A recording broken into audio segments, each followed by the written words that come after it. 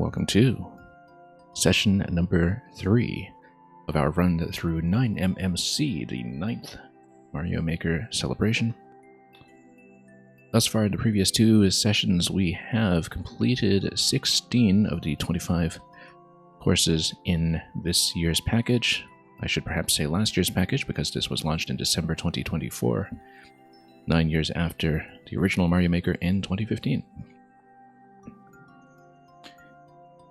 And we have 9 remaining today, kind of a varied set, including a number of makers that I'm less familiar with compared to some of the ones that we saw previously, and some that I'm very familiar with, like B. Suzuki, who's going to start us off today. We are going in the website order, so this is going to be under the list that is marked as the orchestra, beginning with Spine-Chilling Sea Course. We've got a couple of other things coming today, puzzles, trolls, etc.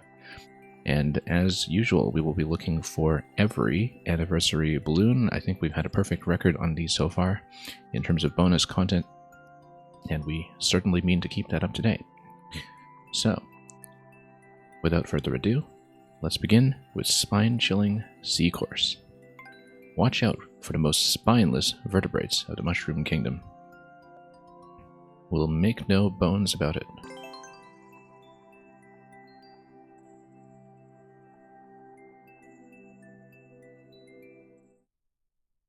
B. Suzuki is a maker, like I said, that I'm fairly familiar with. He's actually recently started uploading on a second profile, after mostly filling out the first, which this course was uploaded on. And we featured his Super World on the stream last year, which I also very highly recommend.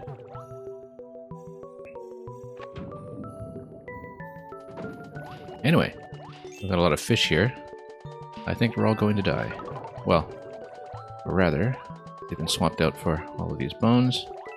There's one that's loading a POW up there. I wonder if we can dislodge it. Certainly we can, and then we just hit the POW immediately. I was trying to grab it, but that's not really necessary. We just need to reposition everything and get them out of the way. And Mr. All Games All Day, you've been watching my VODs during human hours. Human hours? What are those? Mr. All Games All Day, who, as I have previously said while he was not here, took on the tremendous responsibility of being the lead coordinator of this year's edition. And certainly we have a lot to thank him for when it comes to his commitment in making sure that this year's project actually happened, and happened at a pretty reasonable scale, so. Certainly hope you've been doing well. I know you've been playing Can of Wormholes on your stream lately. And here's 9MMC.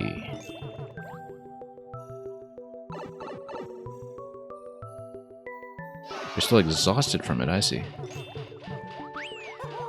All that rolling around and tunneling. Anyway, on-off switch. What's going on with the pokey here? There's a... Oh, I see. No, this is definitely a vertical climb. It's a vertical climb that's going to be released by the on-off switch, breaking the scroll up top. For sure, that's what it is. I'm looking at the setup over here as well, with the POW and the thwomp and everything else. Let's see what happens. It's a fishbone setup, okay. And then, I see, you need the thwomp to eliminate the pokey. Okay.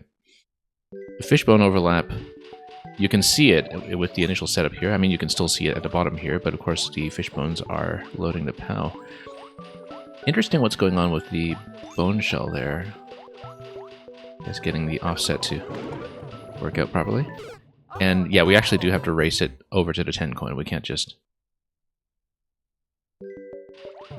tap and go. Yeah, all the offsets kind of make sure you're forced out of here. Just when you think there's no way there's another mechanic, oh, I don't know about that. We see new things on the stream every week, often from makers like B. Suzuki, so. And I'm definitely aware of a lot of mechanics that are still underused, that have been discovered but haven't really been woven into a level yet, particularly Some of the people who are the real tech masters of this game came up with a lot more detector mechanisms than I've actually seen employed.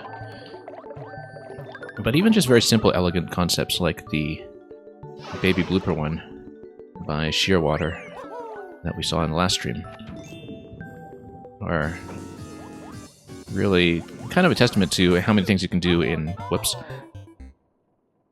a very mechanically simple way, by the looks of it, as in simple to put together, not something Nintendo is likely to take down, but at the same time still conceptually very underused. Whoops. Good thing this is right after the checkpoint, no wonder I'm running into everything. Yeah, I know that you were saying on your stream, Megad, that with Can of Wormholes you were seeing this real density of new concepts that was constantly introduced. What's going on with Ludwig? Oh, that's what's going on with Ludwig. He just zapped me. I'm too busy looking at the whole setup here and not really reading where Mario is. No wonder there's a checkpoint here. Okay, so Ludwig's going to do some zapping. We're just going to try to reposition some bones without getting zapped. Blue over blue can freak me out.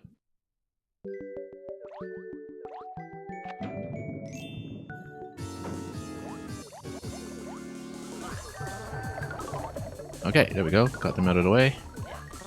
Go for the 10 coin here. That is within range of activating the bones that are loading the POW, so that's the proximity check. We've seen a couple of interesting setups before using fish bones as proximity checks, as, you know, detector trigger systems for when you're going within a certain range, but the idea of using them in conjunction with these POW stacks and bone shell stacks to kind of give yourself a little extra space to develop this fully fledged signal mechanism. That's something that's very unique to what we're seeing here. And so, in terms of being able to actually chain those signals, rather than just having a single fishbone activate and do its thing. So, okay, luckily the scroll stop is going to give me a little bit of room to maneuver here, and then POW is going to dunk that. Lots of things you can do with POWs, of course.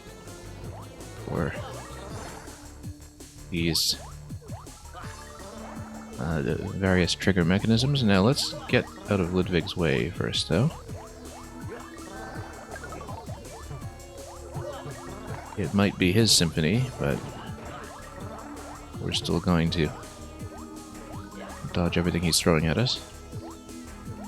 Now let's activate, and yeah, we'll just get the whole cluster out of there, and once again the auto scroll is just going to do a bit of a stop here while we give ourselves a chance to activate what's on the right. Now, we have seen nothing so far that seems to be a clue to a secret or balloon room, so that's something we'll have to check. In the past, one of the things that B. Suzuki has been known for as a player is that he is somebody who also goes for every single secret... Oh, blue pipe on the left.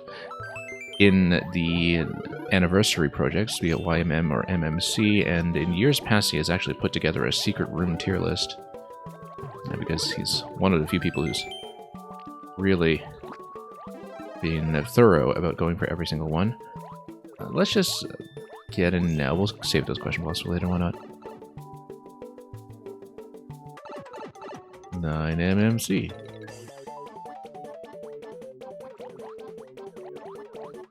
Okay, that's actually a fairly simple balloon room. So it's kind of funny, actually, that we have a balloon room that's so easily detectable like this, where you just really just look out for one pipe at the end and pop this entire detection mechanism here to collect all those 1-ups that you don't need for Endless. But it's kind of ironic because, you know, B. Suzuki is such a noted secret hunter and a very, very thorough one at that he decided to go easy on the rest of us.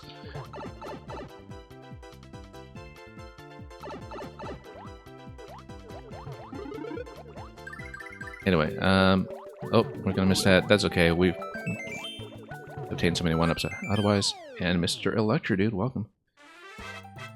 Calling everybody Mr. on the stream today, apparently.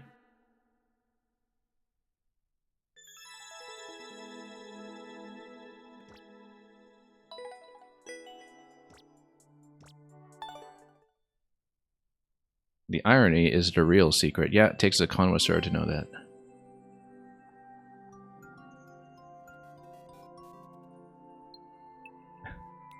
This person does not understand scroll break. Absolutely does not understand scroll break. Oh, finally some comment art. This is something that I'm probably not going to think too hard about, but I'm guessing that the character on the left is Leonardo DiCaprio. And yeah, I mean, you know, I thought they smelled bad on the outside.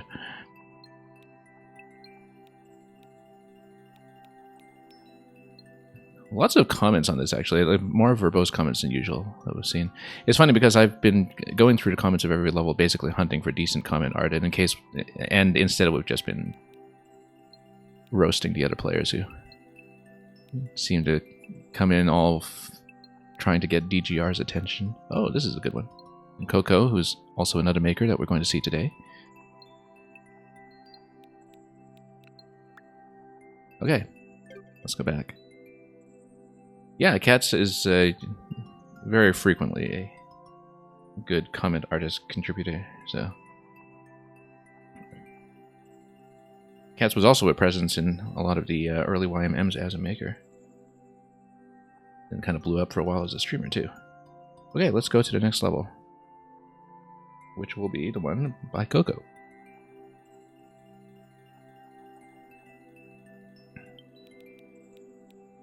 Now, Coco is a maker that I'm actually not too personally familiar with, like a couple of the other makers we'll see today.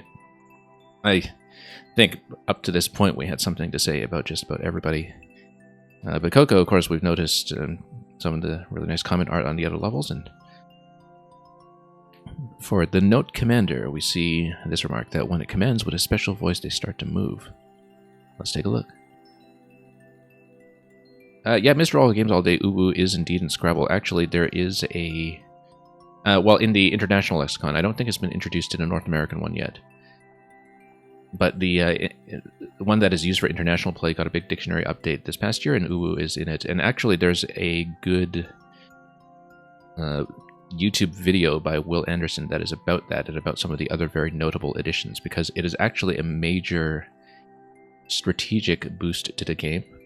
Because W and U are known to be, together, one of the lowest value combinations in the game, and that is really difficult to get rid of them and leave yourself with a high value play going into the next turn, right? So it's a combination that people like absolutely dread, and multiple U's is something that people absolutely dread. And so having Uwu available is a tactical tool in the game that is actually going to be extremely impactful. So, Electrodude, this one was an instant banger that came out of nowhere. Let's take a look.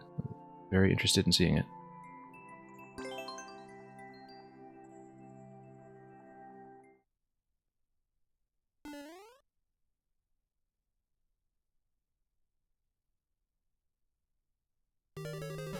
Okay.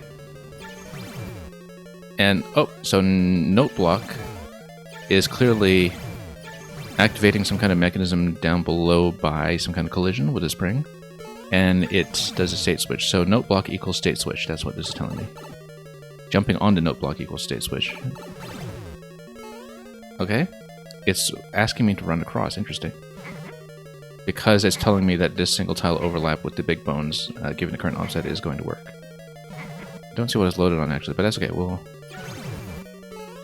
move it. It's conveyor. Yeah, I knew it was conveyor. I just didn't know what kind of stacking was underneath it. But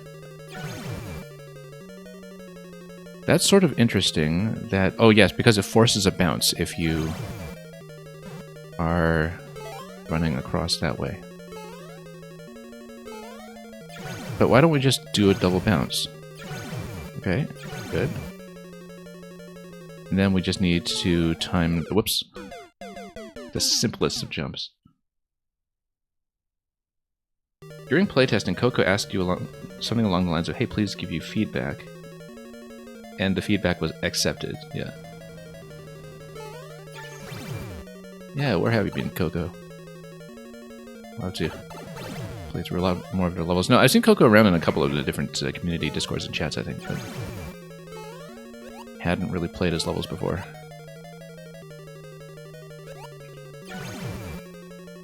But yeah, this is very neat. I wonder if there is any additional offsetting on the bones that is not just directly on the conveyor. I think it might just be directly on the conveyor, but I can't quite tell. It seems to be affixed in place, though. Because I know with a standard sort of... Yeah, no, it definitely is offset if you look at it. But it's an offset that works. Oh yeah, we would need to activate this again. Hang on.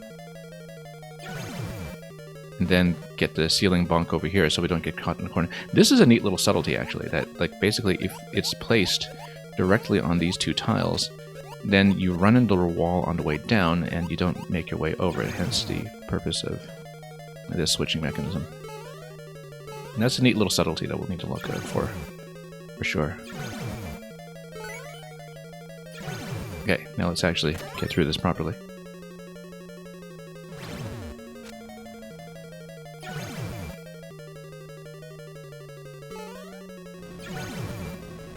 It's like doing a thesis defense with no corrections, right? So, no, I wanted to go over, I just totally backed out of that too soon. There's quite a few subtleties that blew you away, yeah. In general, I've been very impressed with what people continue to find in the game just using offsets. In terms of things that are conceptually possible all of a sudden because you've moved a couple of pixels, you know. And I was thinking that recently with that 3D World Thwomp detector level that Shushiro showed us, that there's still so much to explore with offset specifically. Electro Dude, wouldn't that have been a good description of your thesis? Yeah, if only. Okay, we'll do the double bounce over here. And we just need to double back. Here. I like how you can kind of take this patiently, too. For now, anyhow. So now we have a remote switch trigger. Because this is going to be down below a conveyor segment. Down arrow here. I wonder if that's telling me how far it goes. But obviously we want this to be activated on a delay when the blaster is over here. So we jump here and the blaster pushes us on the way back after the icicle makes its second hit. So wiggle and push. Mr. All Games All Day, you enjoyed watching me examine that thwomp immensely, yeah. Oh, you mean the one in the 9MMC level, yeah. No, it was very visible to me once I actually looked at what was going on. I didn't double check with level view or anything to see if my theory was correct, but I could see the on-off switching mechanism under that. The real trick to that is just how it's disguised from the player, right? No, this is interesting, that you have this floating note block. No, we have to hit the one above, because the one above is the relevant mechanism.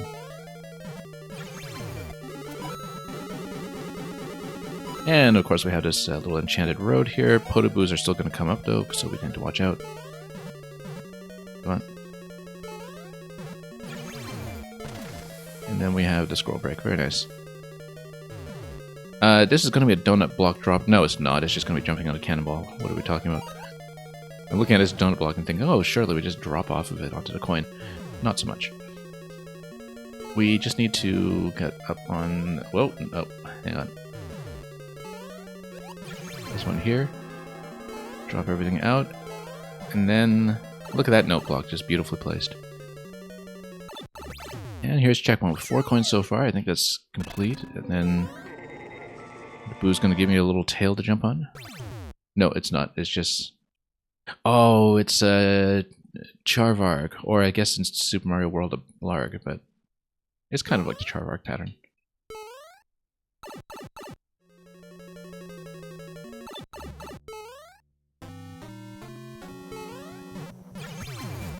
Okay, and you need to do the double bounce here.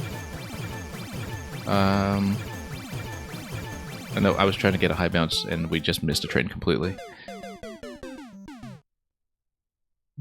I do see another pink coin coming up fairly soon. There will be 2 more before the safety.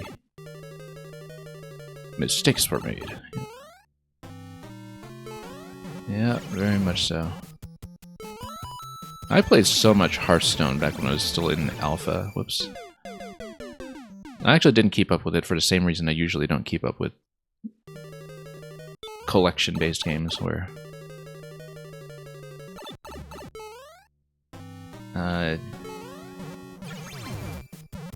Yeah, basically, I enjoyed Arena. I didn't really enjoy Constructed, and that's in keeping with how I am with a lot of things. Look at that. That's just a straight death. Probably because of the collision, actually. That we basically got sliced up by the note blocks. So that actually was a note block squish death because it was slightly offset off of the red block, I think. Slightly offset up top. What are we even doing here? Okay, hang on. No. I just keep missing the high bounce input when I'm bouncing off the note block.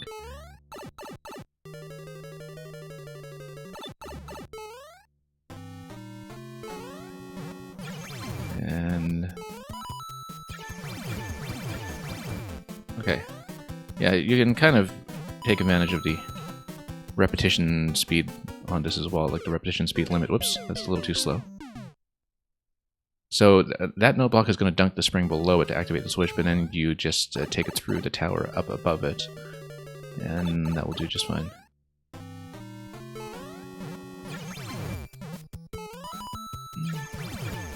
No, whoops. I guess if we get there before the Boo gets there, we are probably just fine. Why are we even toggling that, though? Do we really have to? Yeah, we do, because it's starts out with... there we go. Wow, look at that. Just clean jump through that.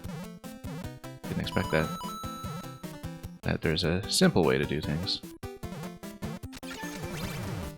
Something that we never really consider. How? Oh, nope. I see there's a bottom right pipe over there with a mushroom. That's only a mushroom. Now, we'll check it in case it is something that can be entered, but obviously not, because Secret Room is very obviously just going to be between, or rather behind pink coins. It's not going to be a secret hunt per se. Yeah, just a full jump off here just gets you through immediately, so we were definitely overcomplicating that. I like short bounce first here just to make sure we've got that right. And then we'll jump all the way over to get the mushroom, and then it allows me to break POW coming back here. Pretty simple. And then, oh, we got intercepted.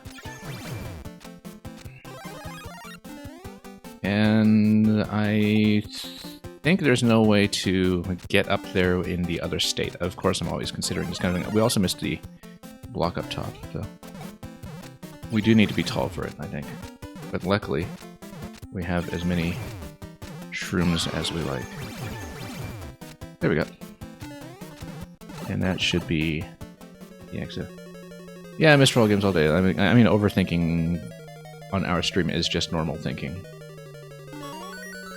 Everything else is underthinking.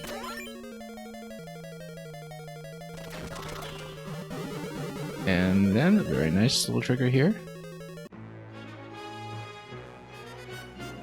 Okay, so this is the Boom Boom Room. And there's a scroll break to the left, obviously. Muncher there, that's interesting. Surely, this has got to be a scroll break either way, right? You're really shocked if it weren't. Maybe there's a state switch that we need to hit somewhere in keeping with the central concept. Nope, we just need to do this. Reveal the cage. And I wonder how we trigger the other side. Oh, oh, I see. It's gonna spit this out at me. That means we'll take this way out. And look at that. We even get a gift. And, well, yeah, that's all there is to it, but, you know, you get fireworks around it, I guess, so works for me. And we'll finish this way.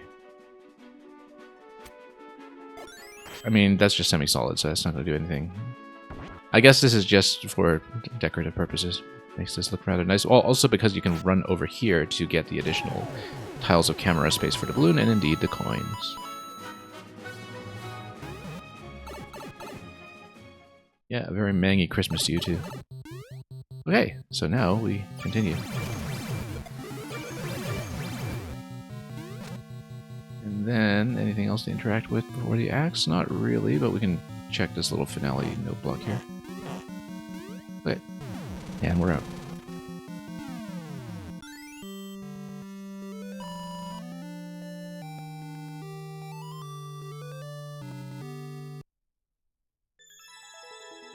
Yeah, very nice, very clean.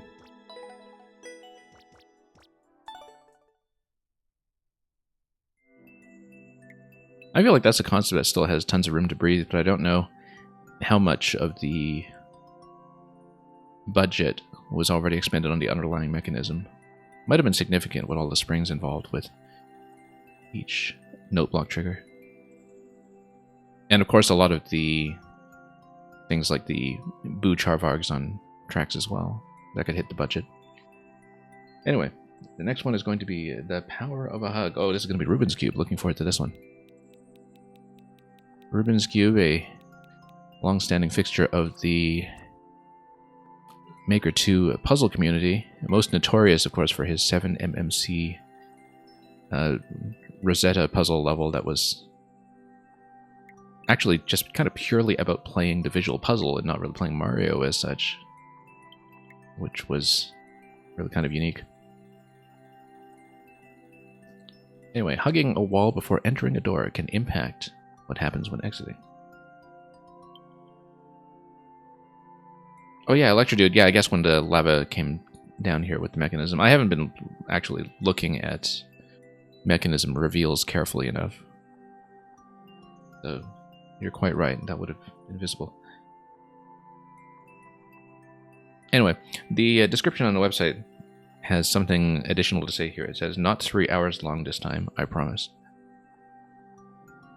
Yeah, we took some time on the 7MMC level that Rubik's Cube contributed.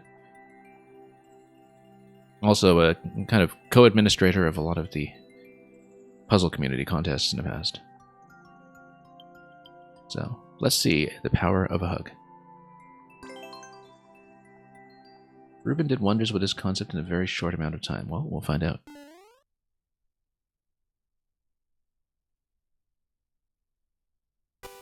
So we need to hug some walls. It says arrow and cloud. Okay. I guess we'll find out what that means. Oh, this is a one-way panel. This is a one-way panel.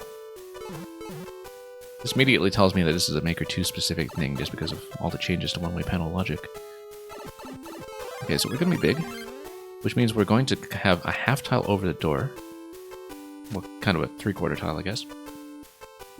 And if we press against, then it bumps you right. Oh, I bet if we press the other way, then it bumps you left, doesn't it?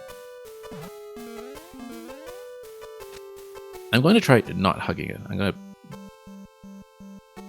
tap a little further over to see what happens when we offset this way.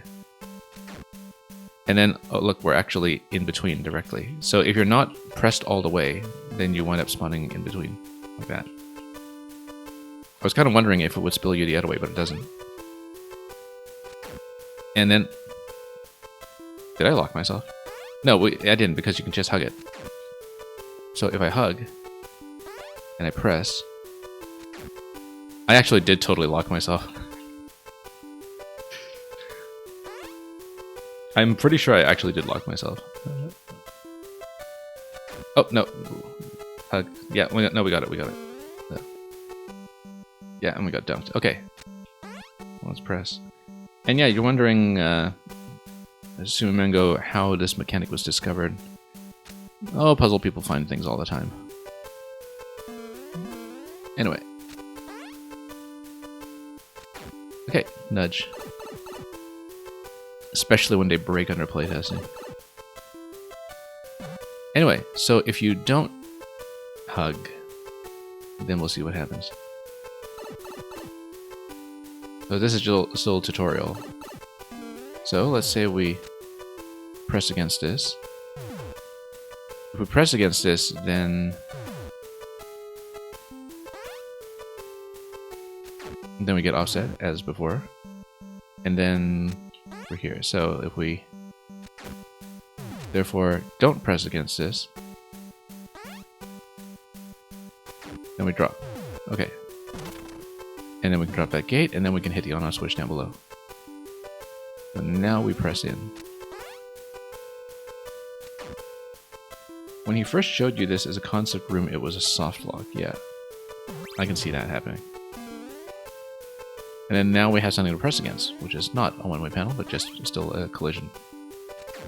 Very nice. Yeah, this is definitely new to me. I wasn't aware of this concept. But I also haven't been keeping up with a lot of the puzzle makers lately, so...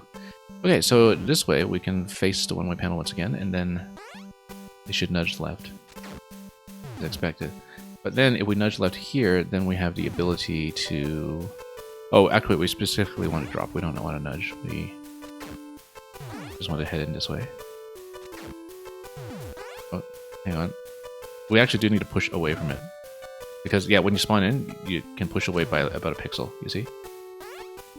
When you push against the blaster. But if you do that, then it's a hug on this side. Okay, so we need to basically make sure that we're not pressed or facing in either direction.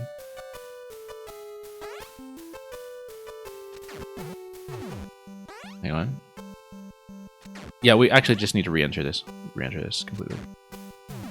And be in a situation where we don't press either way. There we go, yeah.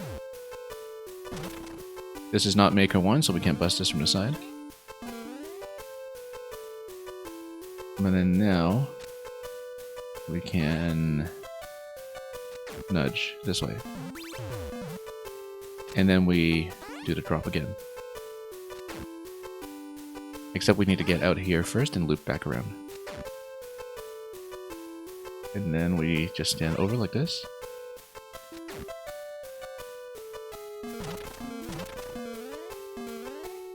And then we activate the switch again. So feels very natural after just a few iterations. When you can just visualize everything, somewhat intuitively. You just kind of point in your intended direction and go, so... oh, no, too far. Yeah. Let's go back. And drop out to the bottom, and whoop. Oh, except we still have this to take care of here. Now, I wonder if... that has to be done from the next room. I don't see a way to do it from this room.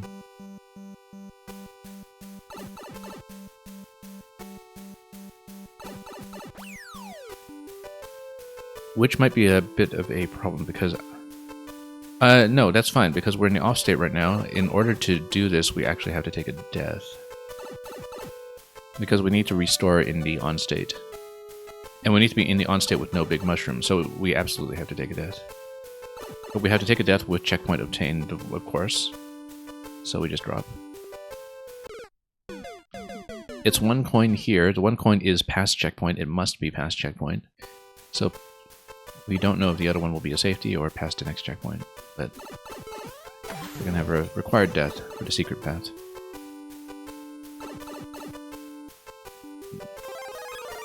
And then we'll continue.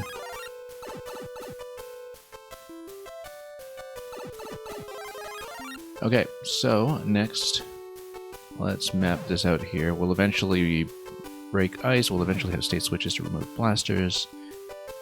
But the first thing we have to do is... now, there are two ice columns there. We can only break the bottom one below the blaster. And why would we want to do that? Well, let's see.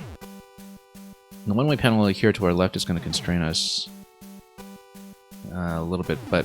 no, you can break it from on top. You can break one ice block from bottom, one from top. So that means that we should do kind of a half offset, not hugging. Break the bottom first, then do the state switch, and then go back and do the rest. Okay, we'll take that out. And then, this is interesting in that we have an offset that's kind of potentially able to send us to the left that we've dropped against the blaster, I think. But we'll nudge this way. Interestingly enough, this lets you head out. And then we face left to get an alignment against the blaster. And then that allows me to... Well, first of all, we need to do this. Oop. Not drop. There's kind of precision player logic here. Oh no, we actually do need to hug against the wall then. Yeah, because that makes sense.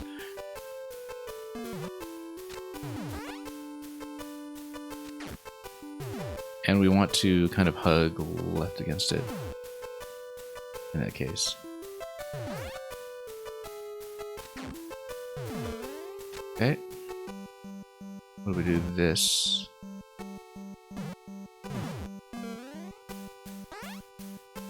Hang on. No, we didn't need to do this. We already had a state switch. We can just hit that thing from the bottom. What am I doing? Let's go back and do that. Okay.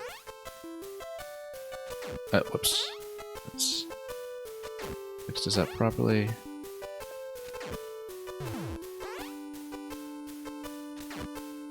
Hang on. Let's jump out of this one. Push. I figured that out faster than most, you're saying. You figured out which part faster than most. You mean the coin? Or something else? Okay, so now we do another state switch, and then we just loop back around.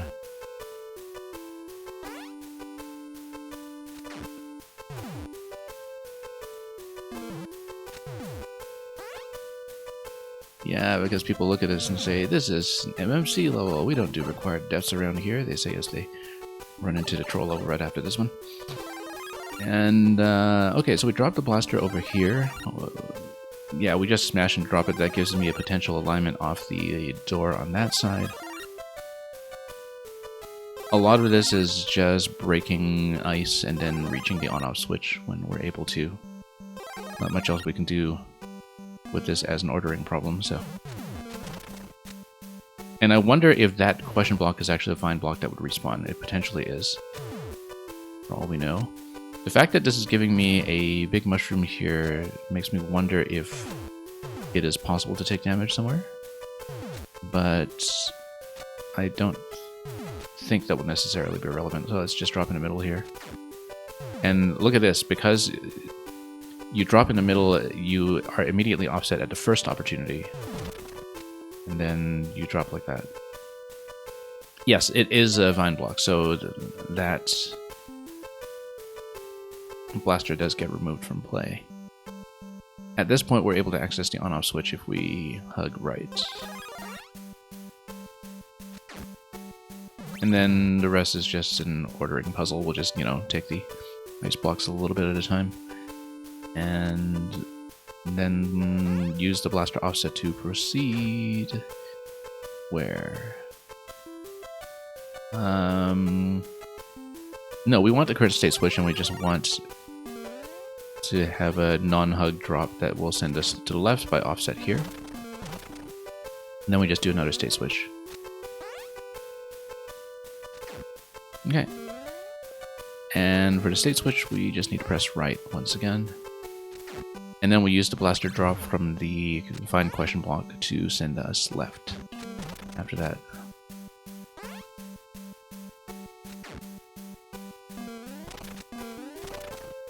Okay, and then after that is just going to be the same kind of sequence for the on-off activation. And we just double back from the bottom. So we drop into the bottom and then when they head out. So we just sort of realign ourselves here. Oh, except we need to drop on the... Oh, okay, no, that's a change.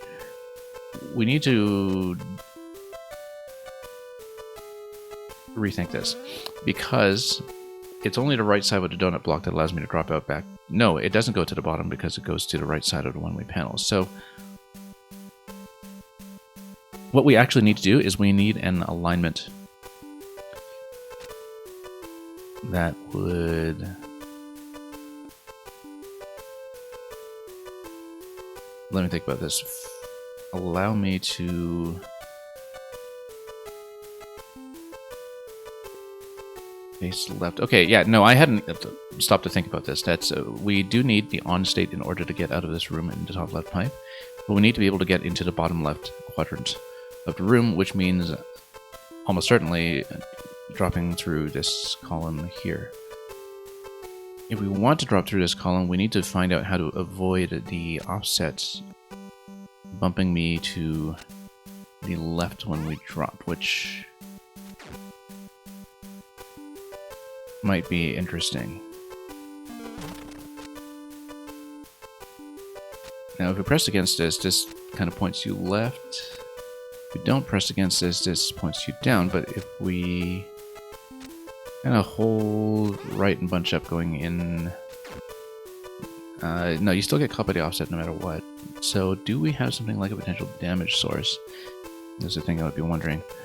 Well, one potential thing is a Blaster Crush, I guess. I mean, that's why there's a mushroom, like we were looking for a potential damage source. Yeah, a half-tall crush. Like, I was trying to figure out, okay, if we do a half-tall crush, how do we ensure that we're on the right side? That's how you ensure you're on the right side. And then we just drop down. The presence of additional mushrooms was a pretty big clue that, whoops, required damage might happen. We just need to drop when this mushroom has gone to the right side, but essentially we have it. Yeah, you hug the panel and you hit up, and then that actually only slices Mario on the left half. That's how you do it. Oh. The problem is getting over this, because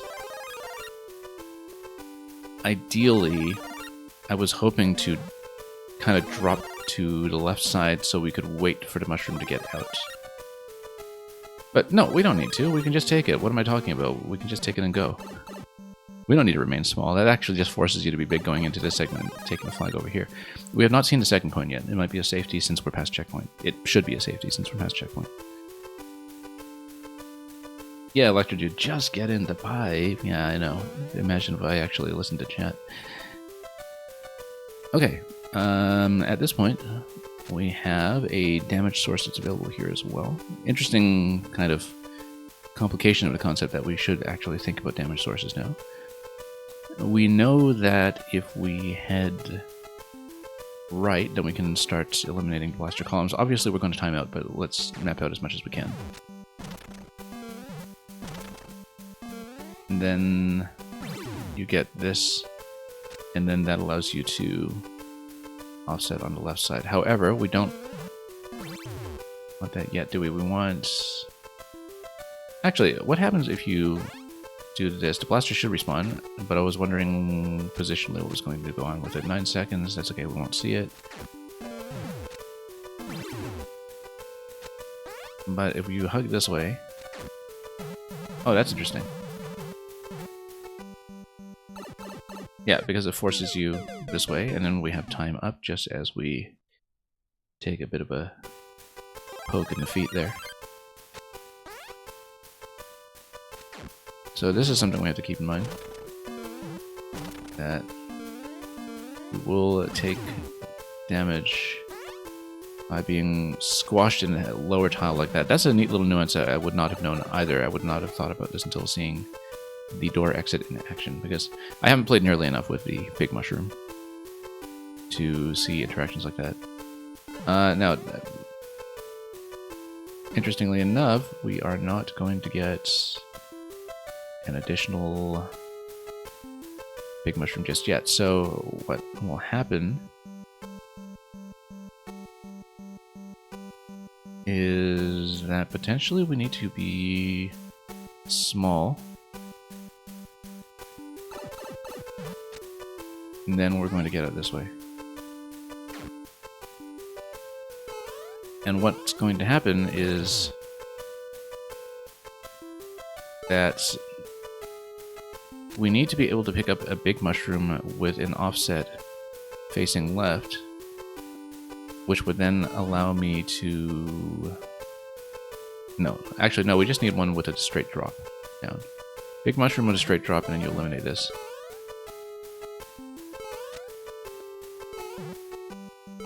So let's. Oops. Come on. Come on. In the door.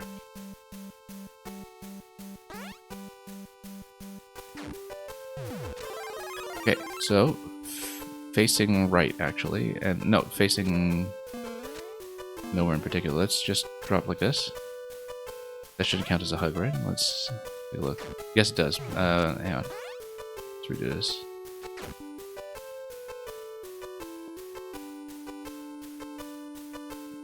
We don't really want to be facing either way with this. Let's see about that, because if you have the big mushroom in this position, then can we... Oh, the ice blocks on the left. We should actually take those out. But I think you're only going to take those out once you wrap around with the red blocks that point back to this segment here, because essentially once you eliminate those ice blocks, then you have potentially a bit of a spacing change here that we have to see.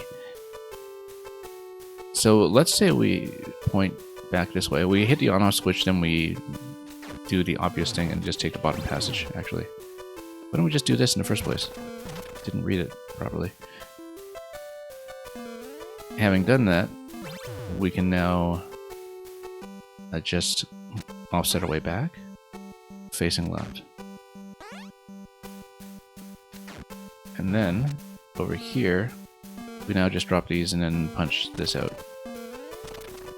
This allows me to touch the big mushroom on this side even after damage, which might be important.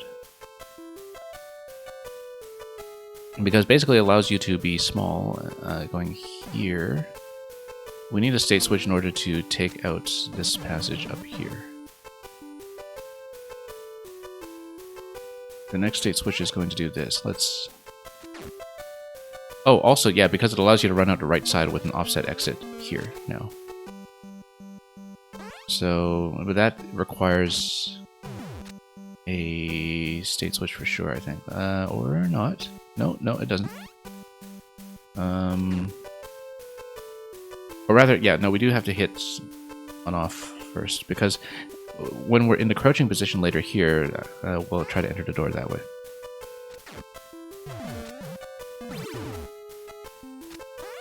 Because then we just hug right again. You can't enter the door in this state. Okay, so that's important to know. So we take a hit.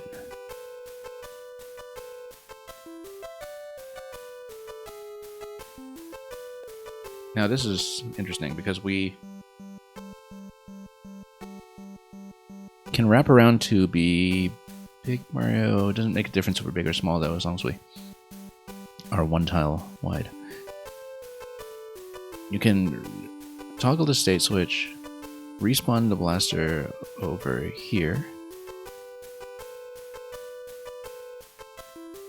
But fundamentally, we need to be in a big state with the off state so we can get here. And the way to do that would be if you have a big mushroom that nevertheless pushes you this way. So basically, if you're facing this way and you have an offset that pushes you right, then you should actually be able to avoid the squat because you're going to be on this side of the one-way panel. You're not forced to the left. You should actually be able to jump out here this way and go like this. So let's redo that. Yeah. If my understanding of this is correct, we should be able to, first of all, get the big mushroom. And then, subsequently, we wrap around this way and hug right, and we should pop out right. There we go. And then we just smash this.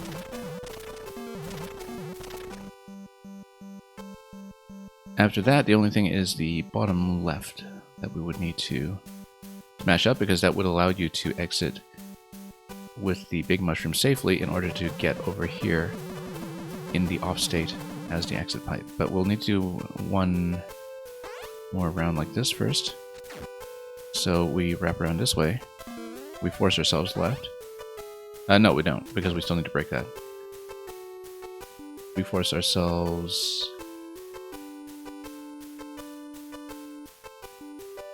in such a way that, okay, we actually need to obtain the big mushroom from the blaster, I think. But we want to obtain the big mushroom from the blaster from the kind of offset position where we jump back out. And no, the blaster would block this though, so we would need to, well, I mean, we've opened this passage. Having opened this passage, what can we do? What we want is we want big mushroom facing this way in the off state. But then we're 2 tiles wide. If we do that, we can't go through here. So in order to break this, we need to figure out where we are coming from with the big mushroom. And to do that, I think we do in fact need the blaster to be in play, but then how do we eliminate it?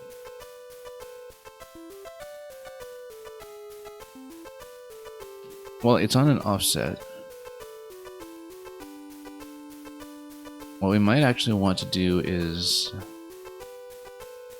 somehow find a way to, I don't know, get on either side of it and lower the donuts?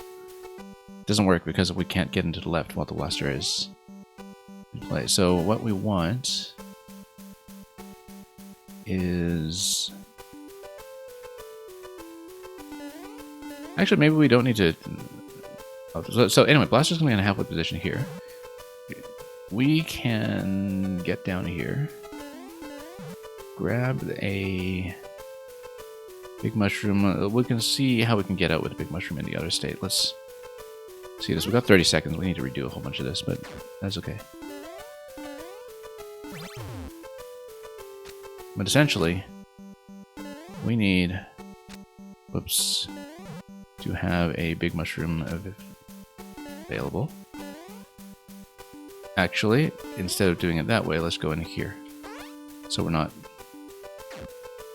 immediately kind of squashed. And then, at this point, we have opened up the passage to go to the on-off switch, and then that's how we drop down below towards... Oh, no, except the mushroom dies.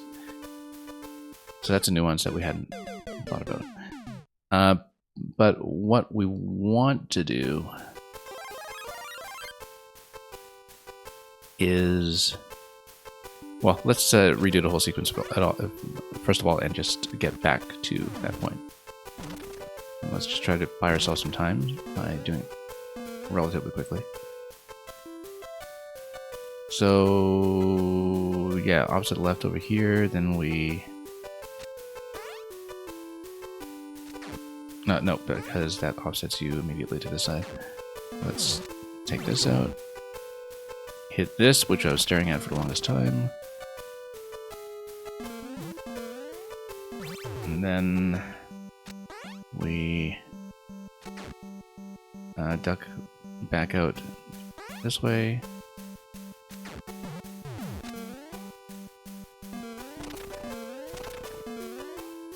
And then back to the right.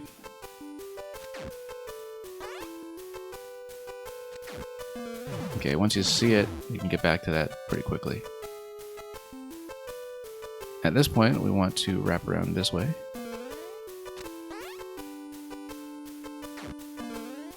Oops. Okay. And then, this is where we were previously, so... The idea now, I think, is to be small, to jump over this way, and... No, we need to find some way to get at that mushroom and get out. Let's take a look at this.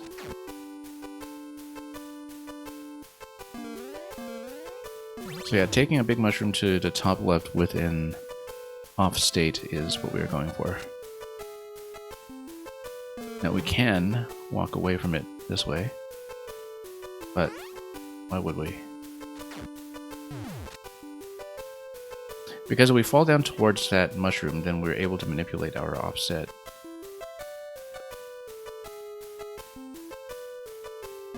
Now, the problem is... Yeah, if we hit the on-off switch, the mushroom gets eliminated, so... Ideally, what should happen is we spawn a mushroom to the left. But then we would need to obtain that mushroom first,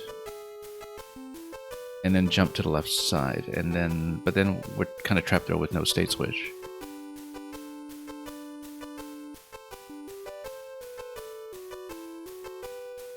So we need to rethink this. Because let's suppose I get this. Suppose I get this, and then... Well, as soon as you hit the on-off switch, the blaster gets taken out, and currently the mushroom gets taken out as well.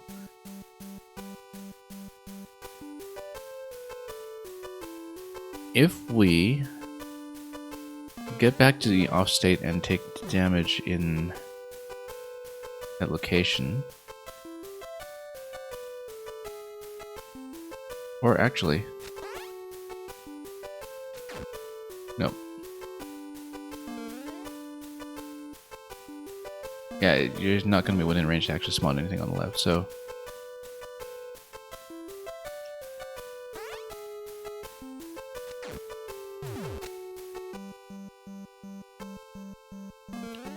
Might be an interesting step here, unless I'm just missing something really, really obvious. But if you have the off state, then you can jump around back to the left and wrap around anytime you want, but... And then what? If you release this...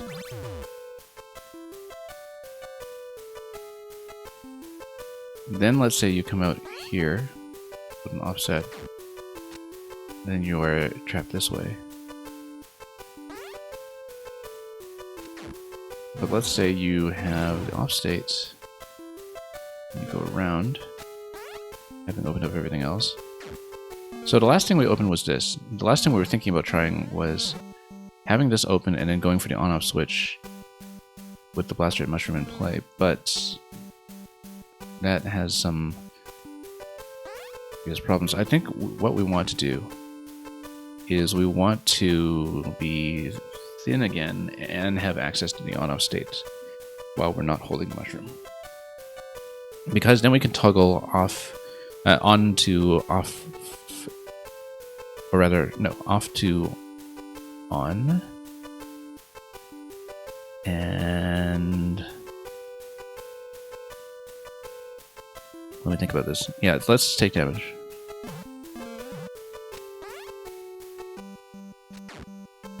This is a neat little twist here.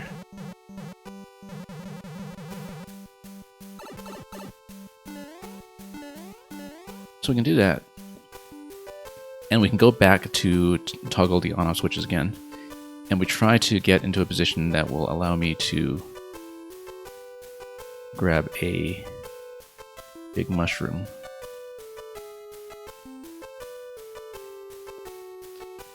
Or... Actually, let's see about the time it takes for a mushroom to spawn. I wonder if we can sort of evade it. Like if we're here...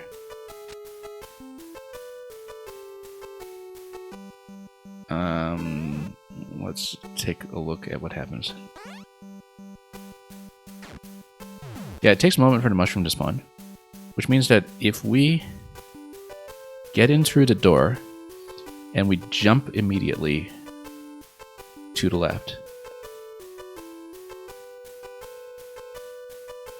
then maybe we can avoid the big mushroom and try to spawn it left, or have it in a different state.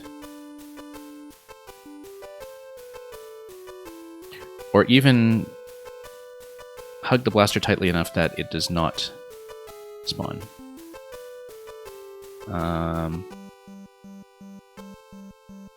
Let's see here. Because let's say we try to offset, well, we can't offset, we're small, but I'm going to try to avoid the mushroom and get it to not spawn there. What? And get it to perhaps spawn left. Oh. So that's totally right, except we need to get out of here. And jump, and have the mushroom land below. No, that doesn't work. That doesn't work at all.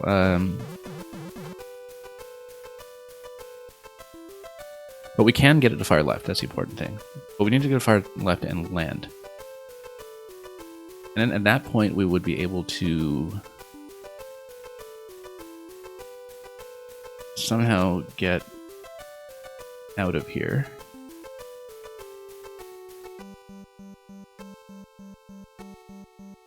Now we needed to not spawn a mushroom until we have had a chance to wrap around the top, right? So how do we do that? We would need to be small. Well, if we're small, then we can spawn here, have a mushroom and wrap around the top, and then... Oh, I'm missing something very obvious, actually. 44 seconds. Yeah, okay. No. We've been massively overthinking this one as well. Let's go small again. The whole point is to be small and wrap around back to the top left. So, what we do is we play like this. We get out. And then in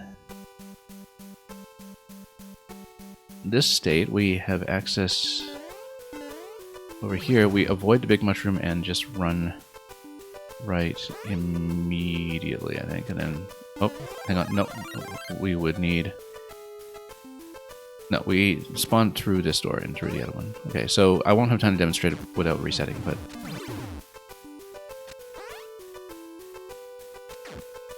essentially, we take damage here. We're going to time out. But then we spawn through this door in the on state.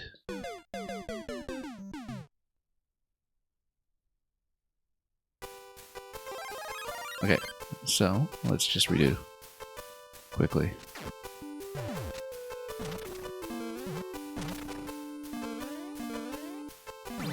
And we'll just do everything in the sequence to kind of get back out and do this first.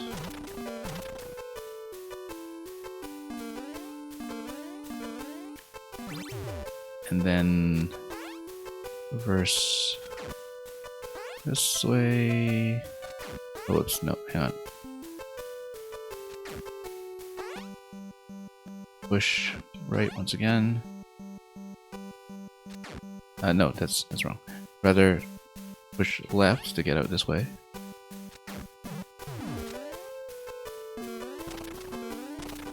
Reverse the switches again.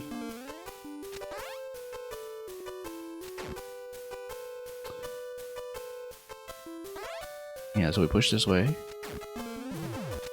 Tap.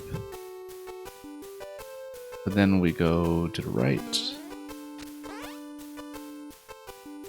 And pop this. And so the next interaction is going to be something involving using this clear passage.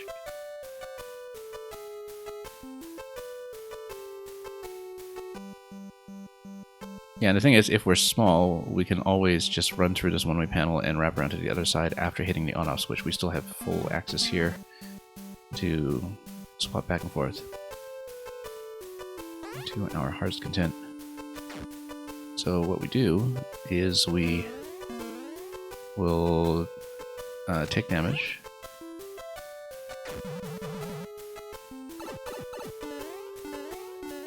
And then, in this state,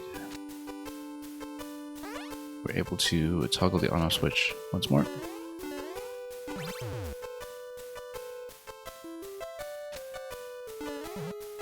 And yeah, then we can toggle this as much as we like. In the on state, we go through this door. And then mushroom's gonna spawn, but then we can wrap around.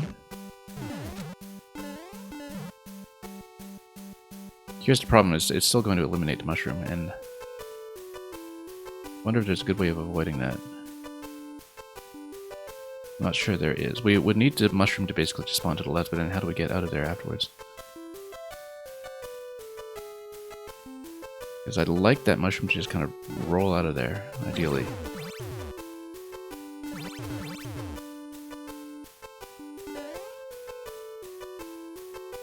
Or we could just...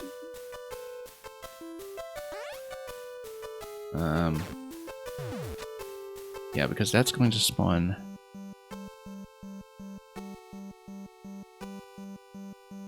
But we don't want it to spawn there. Like, the whole idea is that we need to get Mushroom out of there. I wonder if we drop that one-way panel or something. Or not the one-way panel, drop the donut block. But it's something else that we could do to manipulate the offset.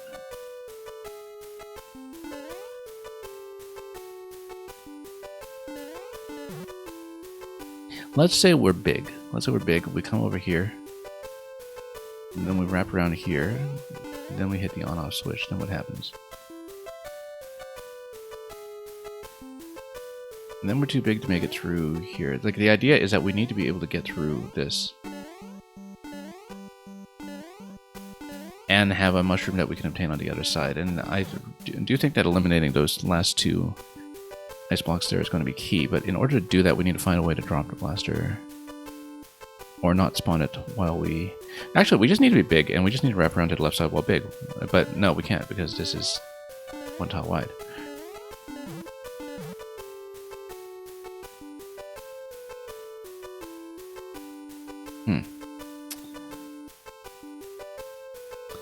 Let's see. So this is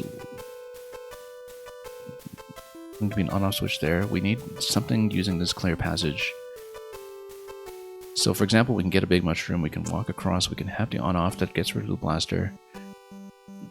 We can kind of double tap it. Or rather... yeah, we just need some way to get that mushroom out of there, essentially. And have it available late. So the other thing I was considering earlier was we sort of drop this donut block immediately, perhaps.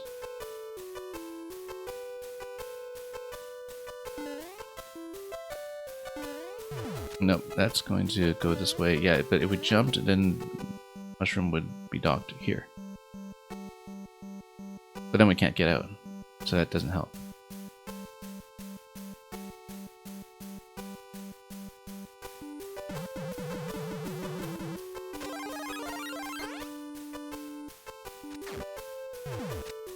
I feel like it's got to be something involving taking damage with the offset.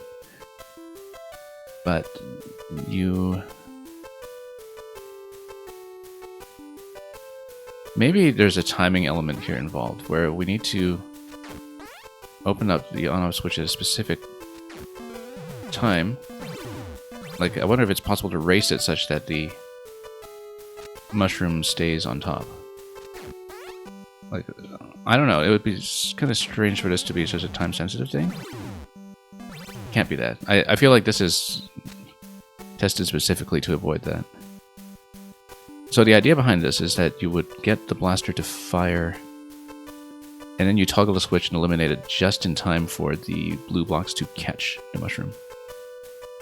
I don't think that works. I don't really think that works at all. Or you find a way to get out of here quickly enough such that you don't get a spawn on the mushroom.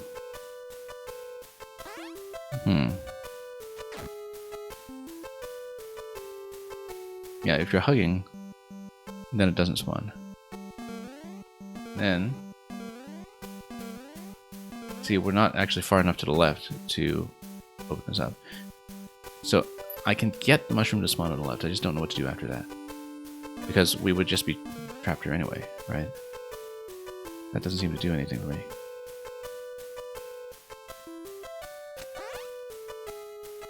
So it could be some kind of edge case here that we're not considering. Let's take damage again to see.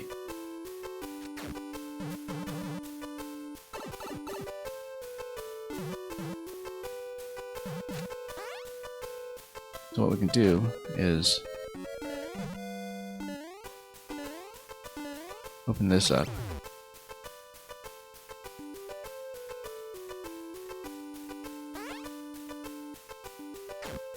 Maybe if you're...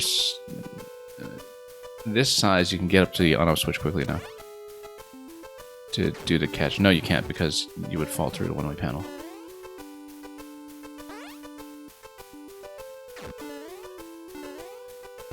Okay, so that's fine, but the thing is, we have a bit of a problem, which is that we can't actually pick it up now.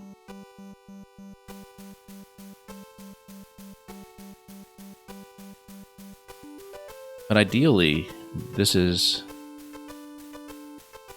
the kind of thing we want just in the other state. Let's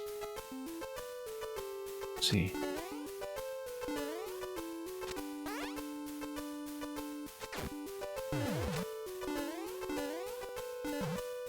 Because let's say we're this size. Then we're able to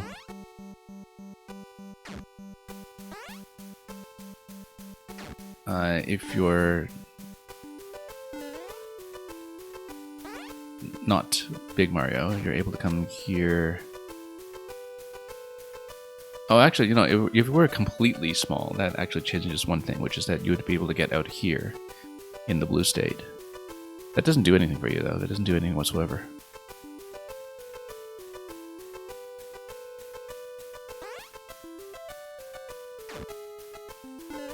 Okay.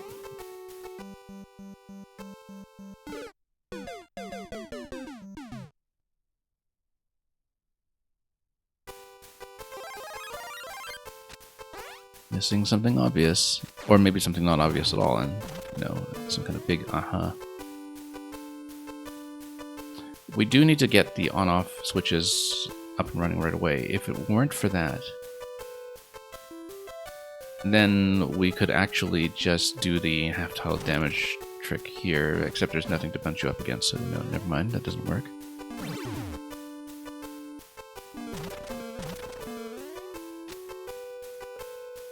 Okay, and then at this point, we double up here again. Oh, whoops, wrong.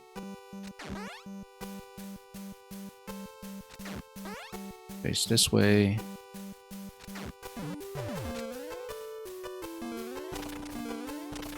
And swap back.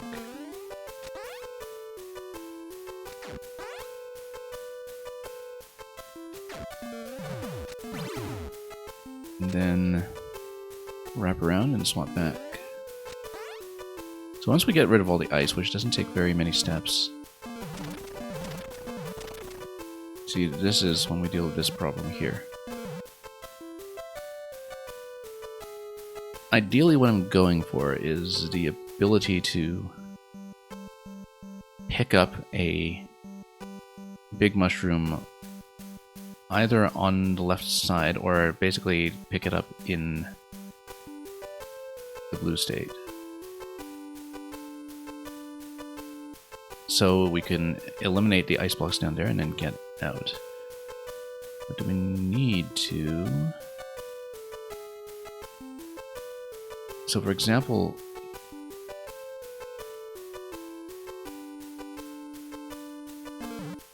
Yeah, because we can't get through here when we're big, but...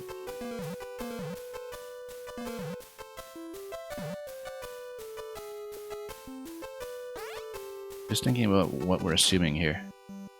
Because it's that kind of blue block squashing you on the left side that is creating some of the issues here.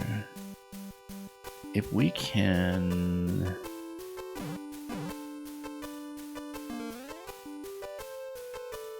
essentially find some way to... yeah, if we go to the on state, then when we're big. What if I do that, and then spawn a big mushroom to the left? No, because the offset doesn't work. Let's see. I need to find some way to manipulate the offsets such that maybe a big mushroom can actually get across that. Like, I wouldn't get across the one-way panel, but... The closest thing I can think of is that sort of timed catch here, where you just kind of time it to catch the big mushroom. But I don't think the timing works. I just don't think we can get up there quickly enough for that to happen. We can try to execute it a few times, but I really doubt it. It's just much too execution sensitive to be plausible, I think. Like if you would just race, no, it doesn't work. See.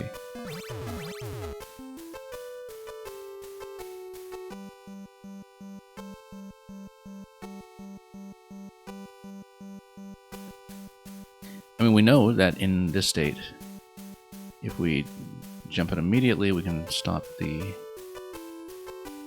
spawn. I wonder if there's a way to offset how the blaster is even coming in the first place. I think it's just placed there as an offset, though, so...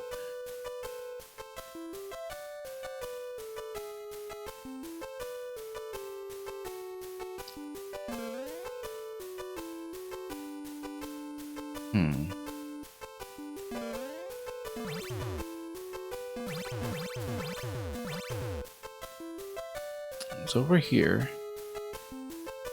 we can get up this way. Actually, there's a little nuance here that maybe we're not seeing, which is that we might actually be able to squeeze out with an appropriate offset without being forced down, if I'm looking at this correctly. So, okay, no, that does force you, but let's say we're sort of overlapped in the middle. Okay, no, there's a bit of a weird overlap that can happen, I think. I saw it momentarily, and I think this is worth trying, which is we open it, take this, and then we're going to do one entry in the off state with no hug. We haven't tried that yet, so let's try to do the interaction with Mario being lodged in the middle. Then is it a forced crouch or not? It is still a forced crouch, okay. Except I think that was detected as facing left, so... But I'm thinking, like, if you're centered against this, then does that change? Let's try this again.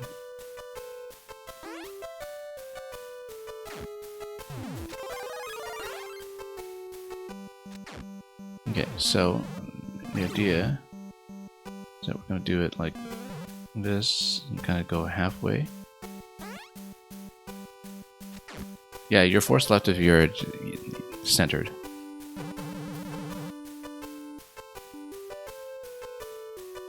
But then if you're tall, then you would be able to come down. Yeah, you see the thing is, I've been looking at this like my objective would be to come down here and smash this stuff on the left. Smash this ice, because that seems to be the natural thing to do. But that's because you would give yourself the opportunity, perhaps, to...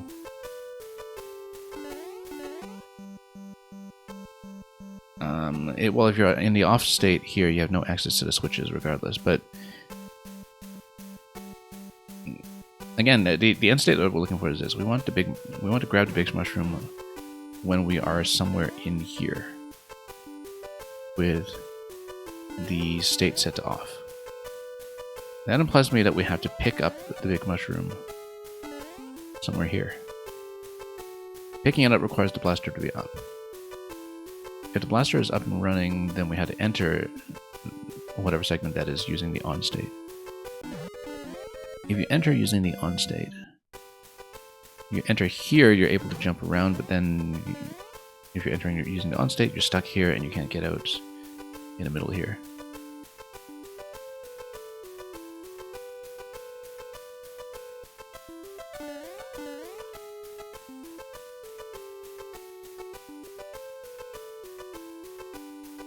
I wonder if there's anything else that we have not remembered to interact with here that might be relevant.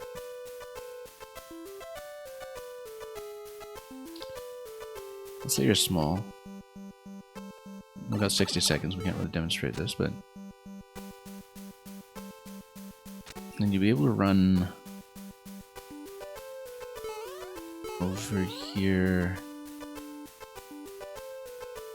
And then what? Can't really do anything. And Gratoffy rating with a party of 10. Welcome.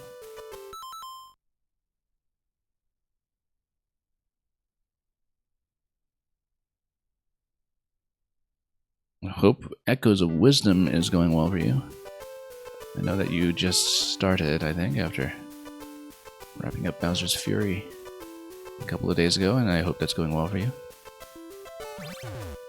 I had a wonderful time getting a full 100% on Echoes a couple of weeks ago.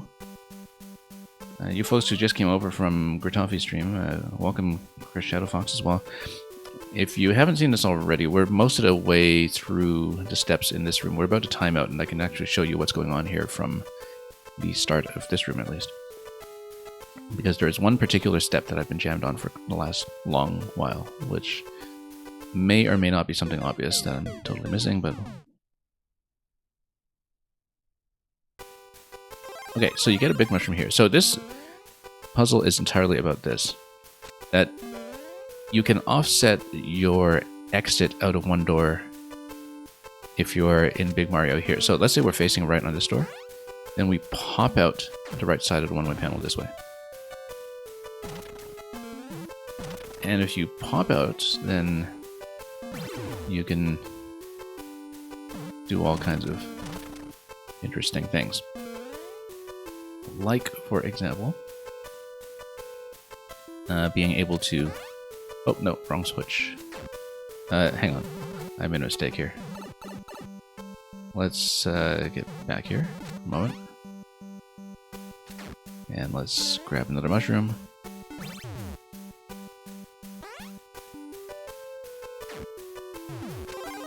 So I'm going to face right, and it offsets me right. If I face left, offsets me left. Face left, offsets me left again. Then I get up this way. And yeah, Chris Shadowfox, welcome. Thank you so much for joining Raid, and you have a good night as well. Thanks for just dropping by to say hello, however briefly. So now we know what to do next here, which is that we will go back to the on-off switch so we can eliminate those other ice blocks.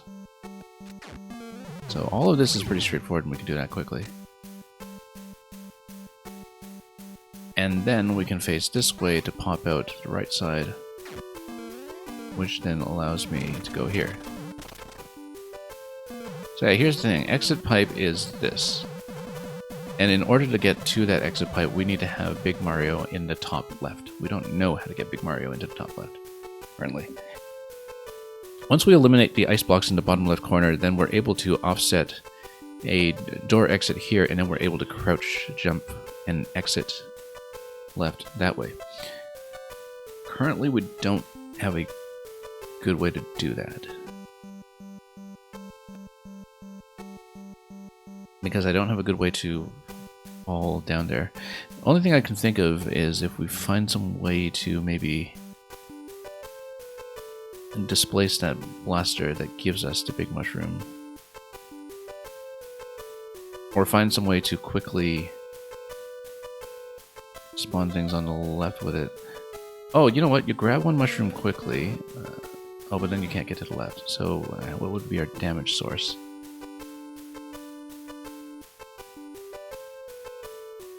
Like, I need to eliminate that mushroom before it spawns. Because it spawns really quickly. Like, if you come up here, you need the... I mean, you need the off state in order to pass over to the left there to begin with. Yeah, so this step has been a big logjam all of a sudden. Because what we can... You know what? Wait a minute. Blasters fall into position because of the ice block there. I wonder if it's possible to take advantage of that and have a crush interaction that would catch me on this blaster, like if I run to the right in time. I don't think so. I think it's going to be too quick, but we need to start trying some rather experimental things, I think. Because let's say we hug right, and then we just hold right and just run across. Can I actually get crushed in time? No, I can't. And then that mushroom falls pretty much immediately. Now we can jump out of there. And if we jump out of there, can we forestall the mushroom? Oh, we can also maybe try to push against here. Well, that prevents the mushroom from spawning because we're bunched up against the blaster with that half-tile offset, but so long as we are here, it doesn't spawn. But we need some way to get access to blowing up the ice blocks on the left, and we just don't see it yet. The one thing I've been thinking about is whether it's possible to actually lower both donuts and get the blaster to spawn lower, maybe, but I don't think so. I think we need to find some way to get it to spawn left. And then at that point, how do we get back to the right side? We don't really have a way to do it. Unless there's some other way to eliminate the blaster that I'm not considering. Okay, this step has been taking me longer than the entire rest of the level combined.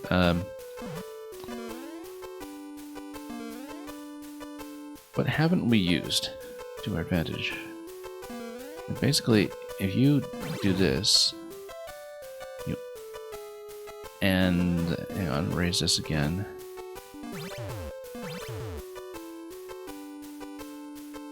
Like, the problem is that if we offset right over here, if you offset left, you lose the mushroom regardless. If you offset right, I think we just need to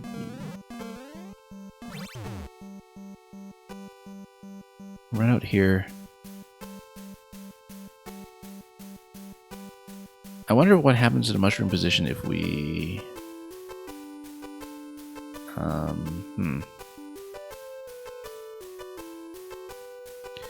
Yeah, I just can't quite map this out. There's one thing I'm not perceiving here. Like, the thing is, if you're big, you can't get through here. If you're small or medium, you can get through there in the other state, so in the off state, but then you don't get a mushroom. If you don't get a mushroom, you can't break the ice. You eliminate... Wait a minute. How did I miss this? How did I miss this? You can just jump on this. Have I really spent the last half an hour not jumping on... Okay. Okay, there's a solution. Okay, the solution is jump on the ice. Because I was thinking the entire time about like doing state switches with this stuff, and anyway, that was just massive tunnel vision on my part. Because okay, that's actually a really easy solution. Whoops. Because now we just go off state. Okay, fine. I just spent half an hour staring at that and just not jumping on the ice. Let's get out of here. We'll probably have to redo it again because of the timeout, because we have more puzzle room here. I cannot believe that was the thing we missed, because I was thinking, oh, it must be something so obvious, and it was. We were right, it was obvious. But it does mean that we're not... Yeah, we're going to hit timeout here for sure before I get through this bit. Let's try to do the offset with no hug, because we should be able to crouch under the right side and then take damage off the cannonball. Here we go. So we should take damage here. Let's take 2 points because it doesn't hurt to be short here. That was unbelievable that was the mistake. So that gives you an offset going right, but that's only going to be relevant once we have the other state here. But that's okay because we do, and then we can punch this way. And do we want to open this up?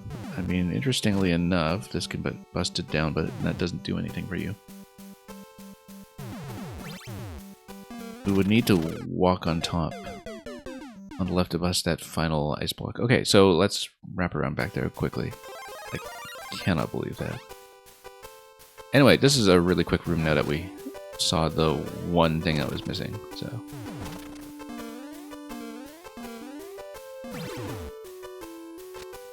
Yeah, what an incredible blind spot.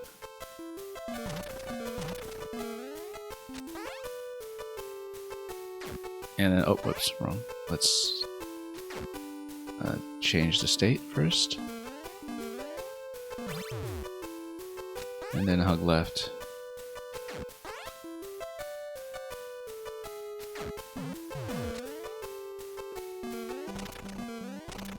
Okay. And then state switch once again. Hug right.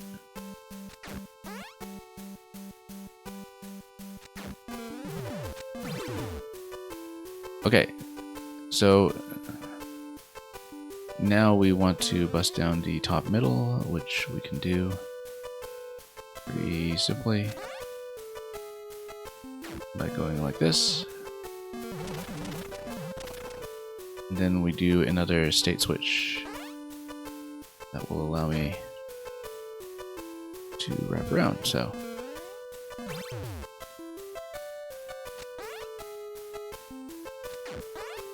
Oh, whoops, no, wrong way.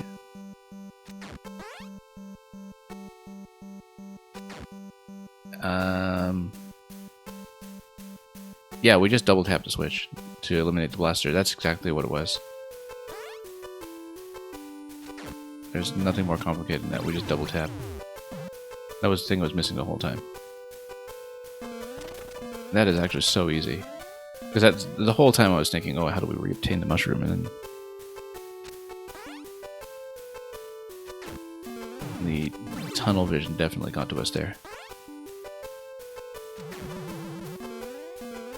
Okay, let's get out. 400 seconds remain, and then we can actually look at this room properly.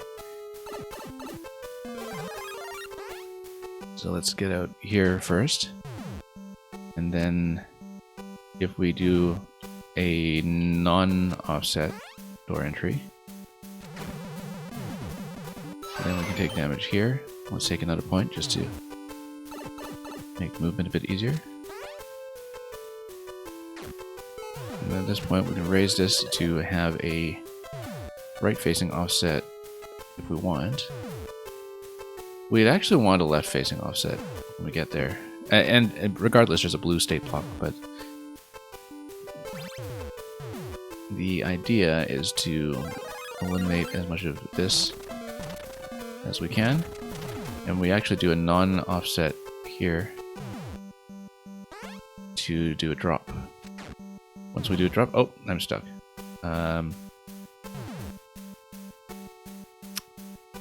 Yeah, no, I didn't think about this. That we would need to drop in from the left side. But then we need to bust the top right. But that's okay. These can be done using just Big Mario. That's why we need to be big, because you can just press down the bricks as bricks. So let's get back here. Take damage. And then if you're big like this, you just bust this way. And then from there, that's fairly simple, because then you can just drop into right side on the offset once again. And the way you would do that is to do this. Push against, hit this. Now we have a single column that we can go through as Big Mario, but then what state do we want to be in for this? We have this which toggle that is available on the left side, but then what needs to happen now is that if we have the offset up top, then we run left in the on state that we currently have access to. So we need to get into the top row, probably by exiting out that door in with the left facing offset, but in the other switch state.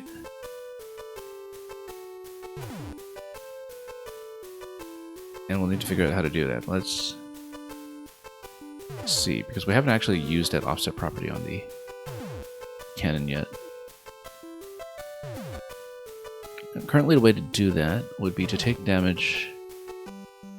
After taking damage, then we can go over to the on-off switch as Big Mario.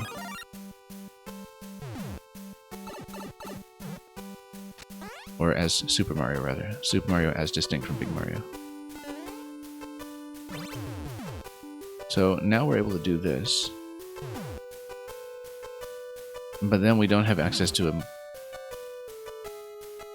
Big Mushroom up top now, do we? Unless we can hit this.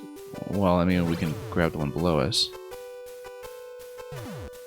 And then that would offset me to the right and kind of force to crouch.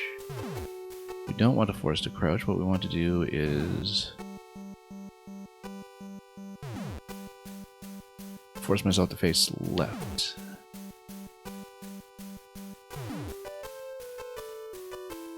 No, we're fine, because we...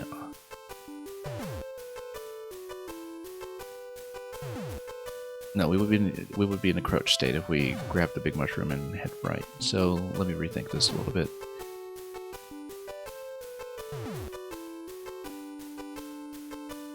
If we get through the door... yeah, basically we can get this Big Mushroom right now. And then we can just hit... That kind of restores us to where we were previously.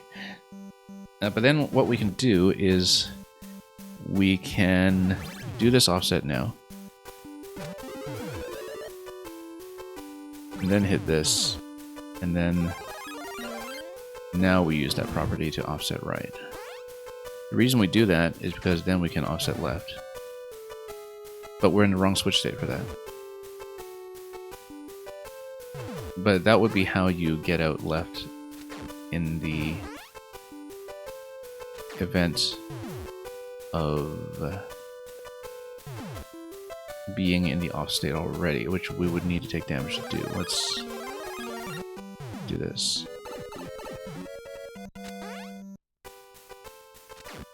So the idea, well, we're kind of back in this state again. You tap that. And then we'd be able to get through the other door, but it doesn't really help. Because we would need it to be in the on state. And we would... So what we need is we need to be in the on state, and we need to take the Big Mushroom, and we need to face left here and pop out to the left.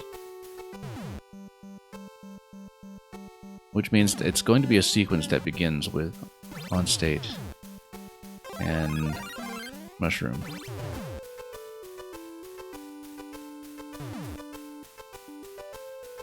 But in order to do that, we would need to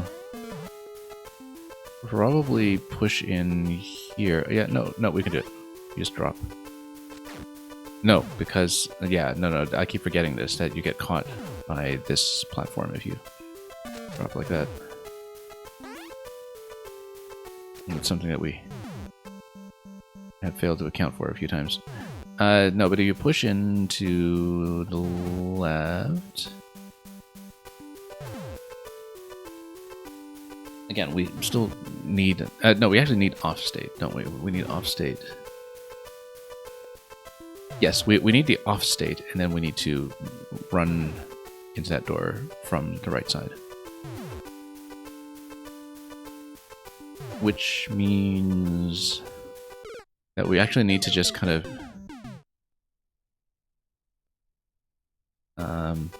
I think I see how to do it. Let's go back and do it again, because I think I see pretty clearly how to do it, in fact. But it'll be tricky to describe until we actually go back to that room, so we should do this again quickly.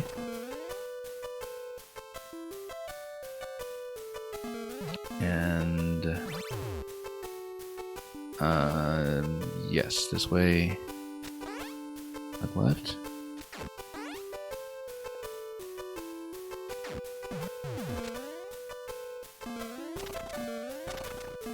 Okay, and then we'll switch things up again.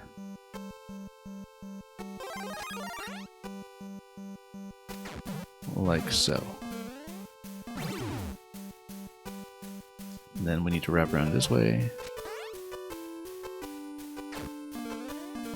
And then the critical operation here is going to be to double tap. Once we get up here. And then, yeah, we need to face right.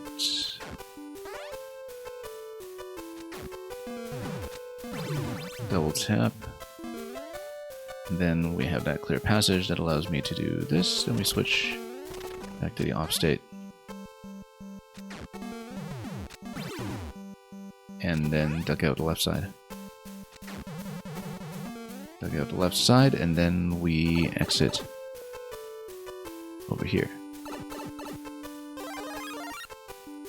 Okay. Now at this point, yeah, again, what we're going for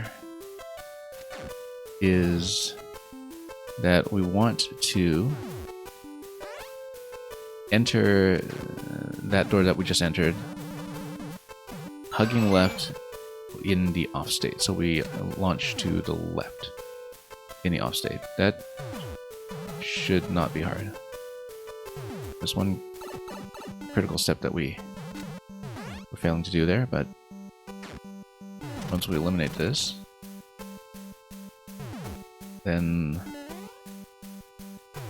we need to think about how we're able to obtain a big mushroom and take it to the bottom right side, but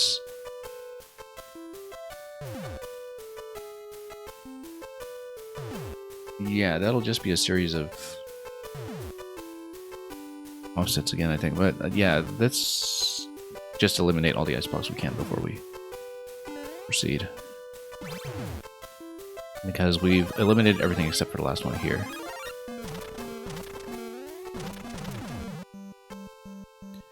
Previously, and so again we just kind of do a straight drop. No, we can't because of the offset here. Also, I never really thought too much about this, which might be something critical, but we'll bunch up against this as a wall. That gives me access to this. So now that gives me access to toggle the on-off state from that side. But then after I toggle the on-off state, do we still have access to the big mushroom? We do, but we have it going this way. And we want to go this way. Which means that we actually need to have a wall to push up against in the off state. So in the off state, we push here, but if you push against it, you kind of get bunched up against the blue block.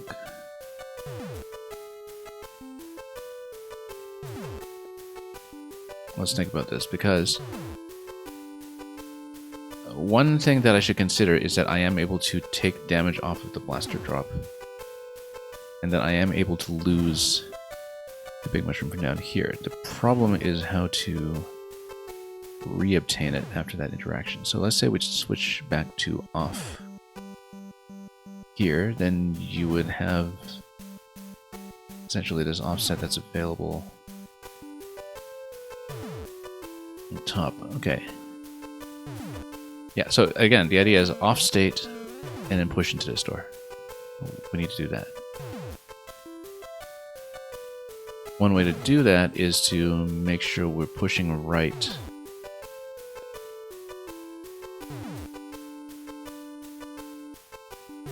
against the top there. So for example, let's see if we can demonstrate this. We know that with this offset, we are able to go right here. That doesn't accomplish anything for me right now, but if we're able to be small and we toggle back to the off state, then we can run right, so we can enter this with the mushroom. We can also sort of enter it centered with it, which might not help because we know that it's going to squash you under the blue block regardless. It squashes you under the blue block and you have to take damage at the end. And so what we've progressed through is we're able to take this passage to the left, so we should maybe think about that. So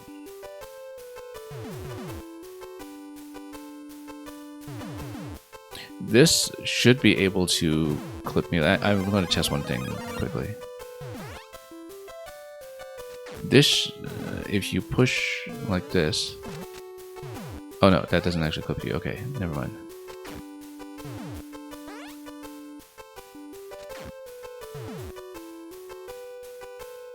In that case, let's make sure we take damage again, quickly.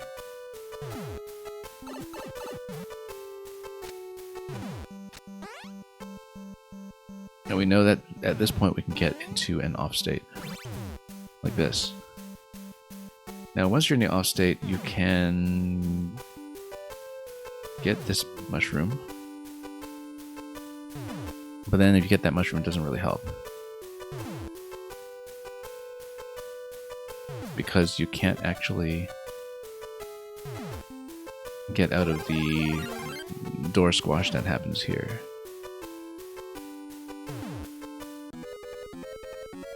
Because let's say you turn away, it still squashes you. Yeah, it does. And so you'd still be required to take damage. And you're back to where you were.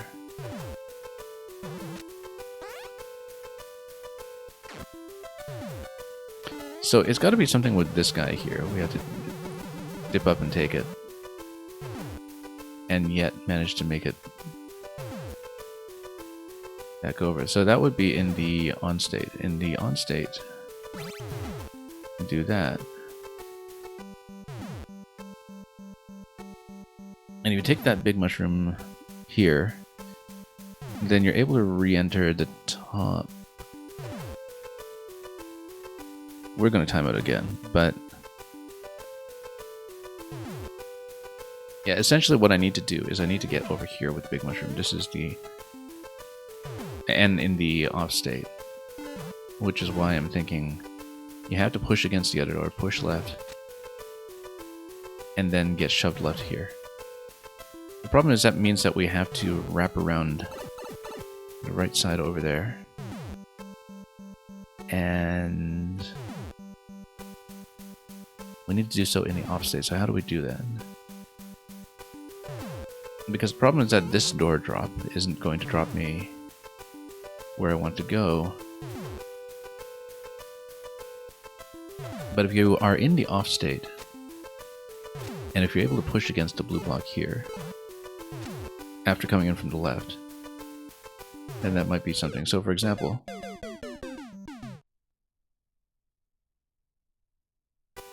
well, never mind. Let's get back there first.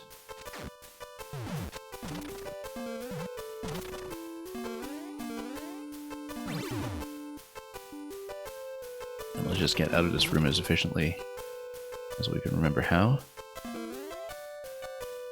And that'll be like this.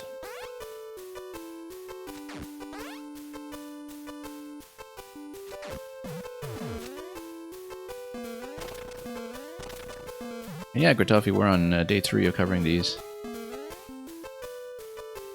This is the first real big puzzle that we've done. There was kind of a tower climb vine puzzle as well, but that was fairly simple. A lot of music levels, music auto-scrollers in particular, in the set this year, since about a third of the project was done in collaboration with Team Music. And okay, so at this point we will go right.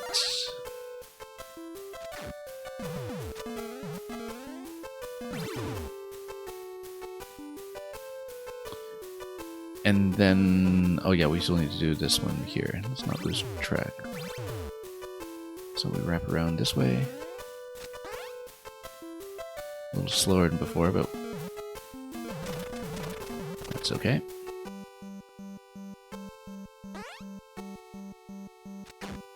And then we want to get the blaster to spawn again.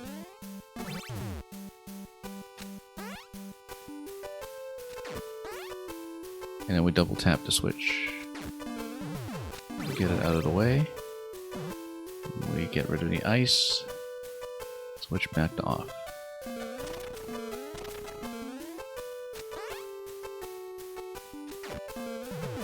And then that more or less does it. Oh, whoops.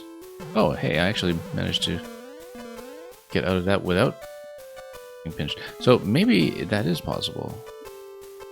That you can have some kind of movement there that doesn't get... Oh, well. Yeah, because the thing is, if we can get that happening here, where you can kind of have a middle spawn where you don't get immediately squashed, and you can kind of, you know, face left and offset left, then that would solve this. Maybe. But let's see. I'm not explaining that very coherently. Also, there's something I'm totally missing here, which is the ability to just slide under and take damage into state in the off state without doing a switch toggle first. Because if we do that, then I can just be in the off state right away, and then let's try that. Because previously we did a state switch first, didn't we? Or not? No, we didn't, I don't think.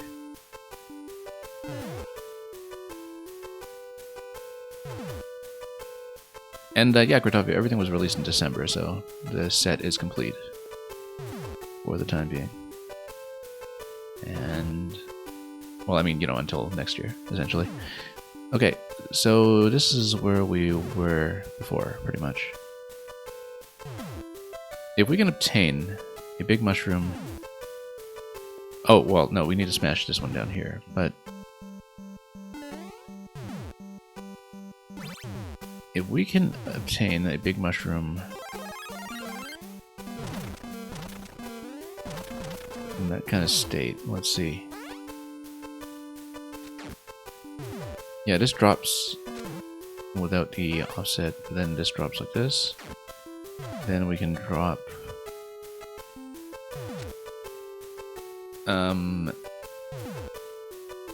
How did I do this? Oh yes, no, we needed to face right with the offset here, that's what it was, so... Hang on, let's redo this. And... yeah, no matter what, if you're not bunched up, then... that creates a problem, so let's offset this way.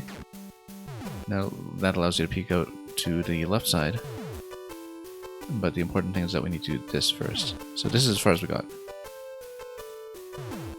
We know that if you're small, you have access to the on-off switch. Small or super, you have access to the on-off switch. But then how do we get a mushroom after we set the state to off? That's the current logical problem that we have. Because we need off state plus mushroom. Now, if you are in the off state, after you toggle the off state, if you're big, the only thing you can do is go through this door. And that potentially offsets you. So... Oh, whoops. Well, let's redo this now.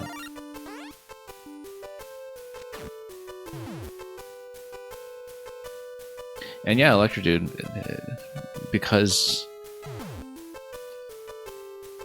in terms of updates, all of the YMMs actually were kind of after the final content patches from Nintendo. Like one YMM was after the last major content updates in Mega 1, and 4 YMM came after the last big patch, like the 3.0 patch. I think, in terms of major content patches. But yeah, good to know that the 10-year will happen. I mean, you know, the 2 and 3 year predicted pretty well for themselves, considering that the Nintendo Switch was already out by that point, and it took a certain dedication for people to still be actively networked on their Wii U's. Okay, so let's say we get back to being small here by taking damage. So one thing that we had talked about just now was being able to take damage in the off state, which we would kind of need to do anyway. If you have the off state and you go over here, then you would be definitely sliding out here in the off state and getting squashed anyway. You take damage, you come back. And then what? You still don't have access to the thing that you need. Let's think about this. 100 seconds.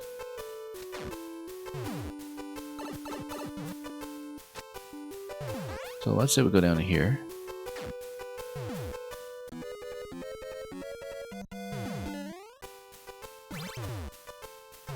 I feel like this blaster drop and the ability to use the big mushroom to bust that open and drop it on yourself is potentially very relevant. Or maybe you can do some kind of displacement with that. That maybe the blaster drop can displace you such that you're able to face left here. That's the only thing I can think of, really. That, what if you're hugging the blaster rather than hugging the... Yeah, because you'd still have a door entry, right? I think that has to be it, in fact. That might be what we're missing here, is you do the blaster drop, and then you enter this way. Yeah, that's it. That's it. That's it. We were staring at it the whole time. And then, at this point, you just do another on-off. While big. While super. Okay, so we actually got it. Yeah, no, I'd done that blaster drop a few times thinking, oh, do we get a crush off of it? And we didn't get a crush off of it. I sort of forgot that you don't just need to press against a one-way panel, you can press against that offset on the blaster and it still works. Which is what we were missing there. I know it's time. Oh, we'll just have to redo it. Yeah, so we can see the bonus room properly, I'm going to time out and I'll redo this interaction. We're not going to rush the bonus room and have a key death and lose the coin. We'll just take the extra attempt. It's kind of neat because you can see that if you complete the bonus room and you go back through the key door, that's what gives you access to the flag, so that's kind of a nice touch in terms of how that's set up. Okay. This level should not have taken me this long. It's entirely because of the bottom left corner here that I just didn't consider the very, very simple step that you do to eliminate that.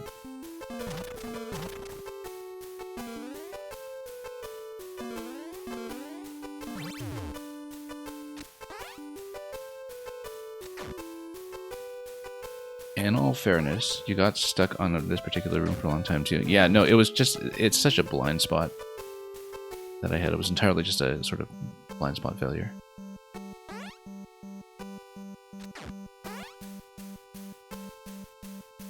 It's not something mechanically hard or even hard to spot. It's just, I just didn't think about a double tap. The whole time I was thinking about how did we preserve a mushroom and obtain one to the left, and that was just the wrong line of thinking.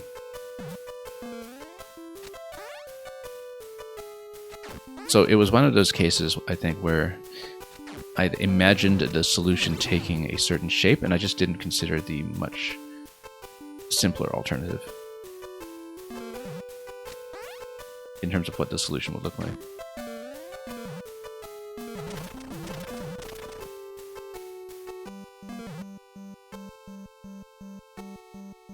Yeah, Gratofi, you're saying you imagine you wouldn't do much better and you struggle to wrap your mind around Mario Maker puzzles. I mean, it takes practice. You know, the more puzzles you do, the more mechanics you see. And of course, a lot of these puzzles by a lot of the best puzzle makers, they all introduce new material that you've never seen before. And so a lot of it is just sort of understanding how to click the pieces together in terms of, you know, taking the central interaction and just treating it as an ordering puzzle, essentially. So we're going to respawn this quickly. I need to just face this way, face right, and so this was the roadblock step. The roadblock step was just double tap. I was so concerned about the fact that I was eliminating that mushroom and didn't seem to have a way to preserve it, that we spent so long trying to solve that problem instead of realizing that it didn't actually need to be solved.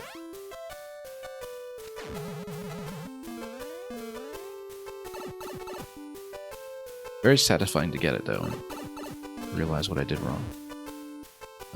Yeah, we can just skip the first toggle and start eliminating stuff. And then we just get over here.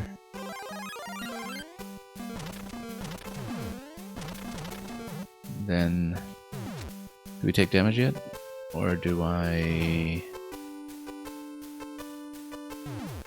Oh, this way we want to offset right. So take damage, we drop.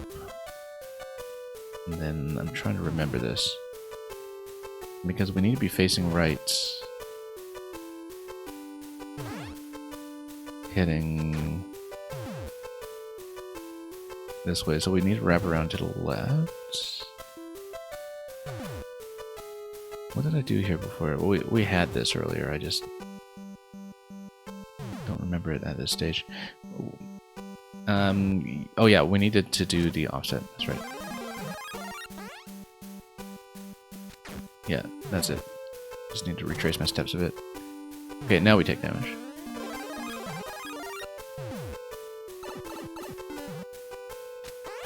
And then we toggle.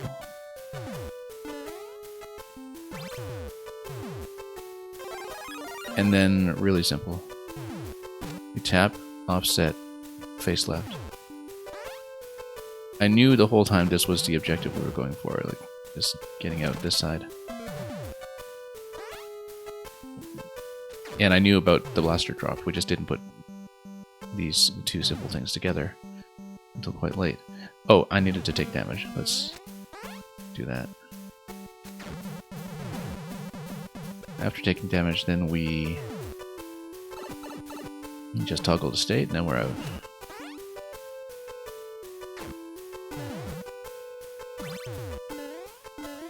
And then we have the key coin from the first bit, which is something I apparently did do efficiently. So let's see, bonus puzzle? Nope, just a balloon room. Balloons. Lots of balloons. They aren't particularly offset, but I guess they do have a pattern that switches back and forth.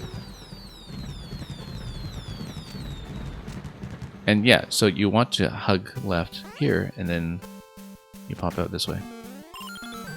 And then we finish. Here we go.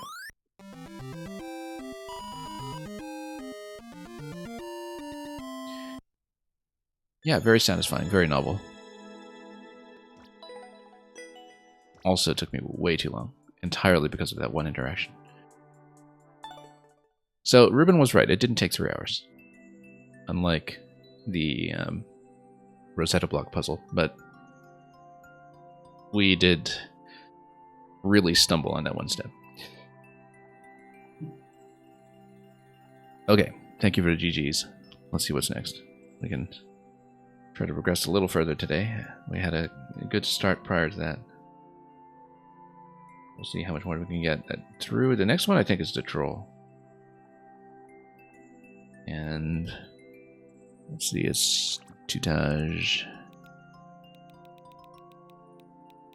It was down here somewhere, I think. Oh, there we go. Who has made a couple of basically gentle introductory trolls for some of the previous MMCs when things were relaxed to permit that kind of thing. And so this is called Misty Mischief, a simple cloudy troll to brighten up your day. Stratisfaction, guaranteed. So let's see what kind of clouds we're in for. And yeah, the description on our website says, today's forecast, cloudy, but a chance of simple trolls. Oh, also, we didn't read the comments on the other one. Let's do that because I bet there's whining.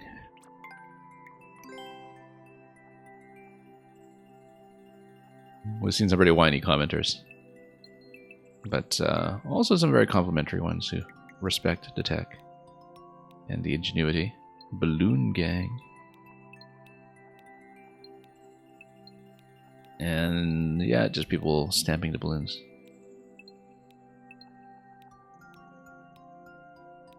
And what even is this?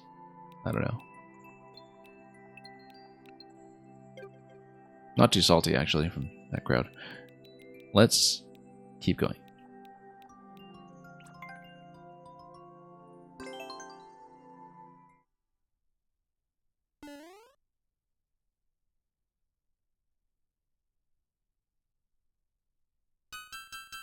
Okay, so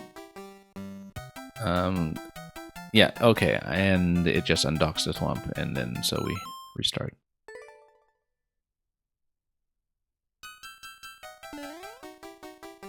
There's got to be something. Yeah, it smashes you. We should check the pipe anyway, but it's important to know. Nope, nothing. And we just need to dodge around that guy. Okay. I mean, we just catch this before the thwomp and lows, we're probably fine. This is going to go through all the way here. And, oh, that's a neat little reversal on that. Where because of the way it bounces, even though it looks like it's on the same row, it actually has this bounce back that happens.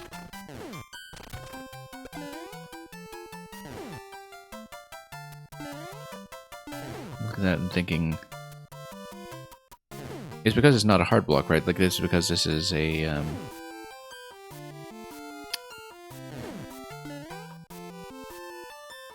Yeah, it's just the solid ground tile that blends in, because that's one of the tricks in this theme.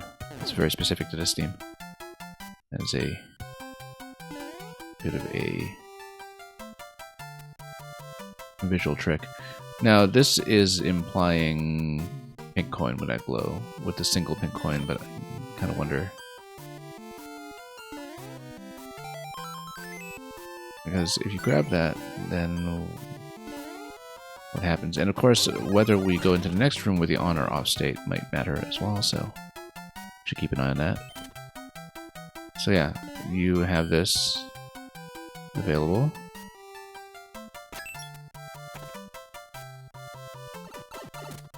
And then you do need the mushroom for that, due to the damage check. Now here is where we're getting the clouds. Then if you take a while, then a mole stops. And then it's going to give you some kind of visual clue to CPU1. Now, why would you want to take that? Because you would need it in order to go up, right? Yeah, and that's why you need to stay on the left, otherwise you don't get a chance to catch that. Okay. Mushroom here, interesting. I feel like, yeah, we needed to catch that a little quicker.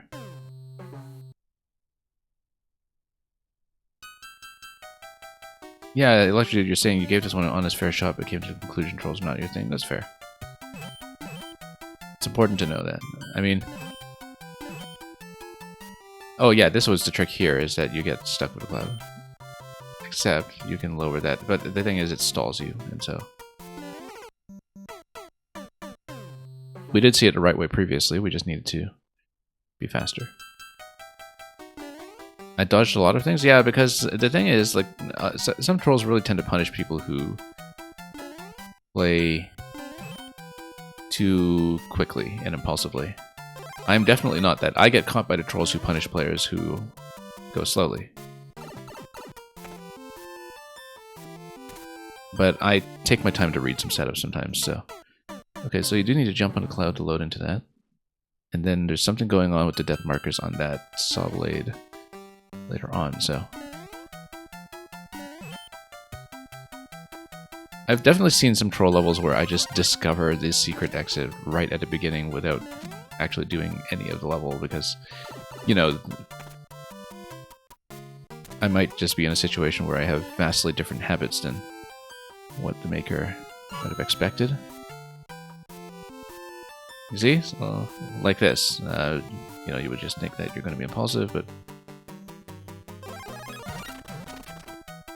Okay, so yeah, you don't want to bounce this because then you lose this, which is why there's a death over here.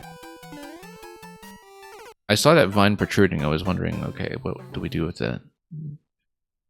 But it is there partly to disguise what's happening.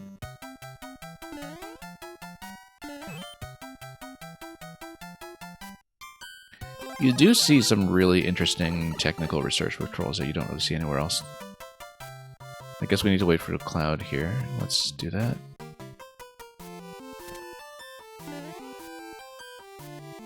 And sometimes it's not obvious how those could be reapplied to real levels, as it were. So it is possible, I think, to maybe tap this without the bounce. Like if you tap up immediately. No, oh no, hang on. I was trying to get out of here without doing that. Without banging into that.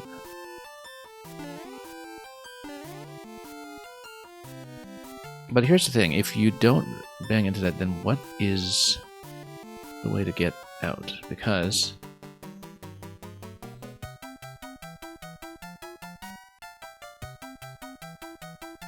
if you're riding in a cloud, perhaps. Wait, no.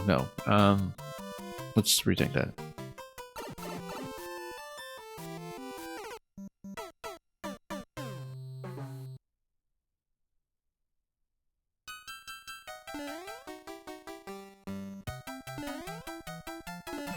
We should be thinking about clouds as much as possible in this one.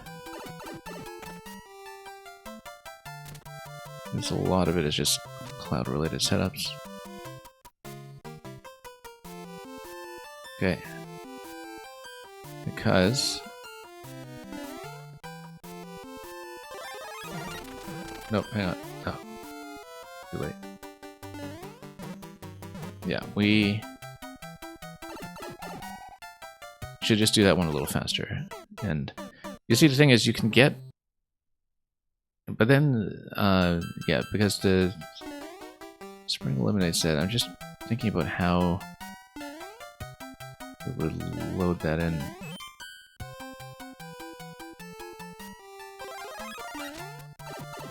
Let's think about this one.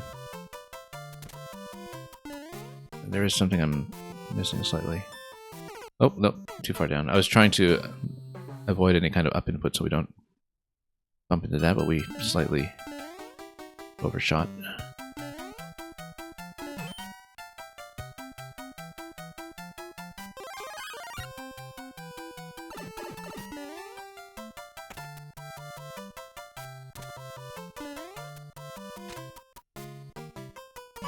Oh, hang on. No, I know that's coming. It's just that we didn't switch the input quickly enough.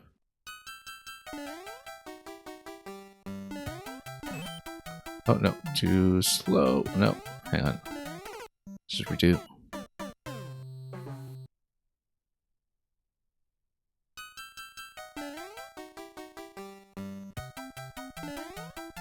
Yeah, often a mark of whether a troll level is going to work well is once you learn the solution, how easy it is to execute repeatedly. This one, fairly easy, it's just that we've still been subject to a couple of goofs.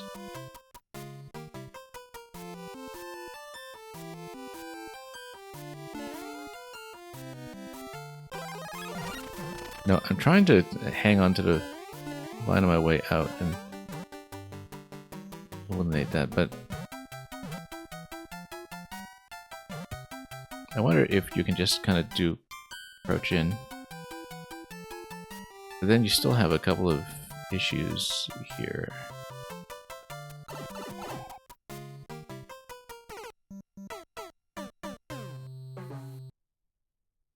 Yeah, we need to be quick about that, and we'll just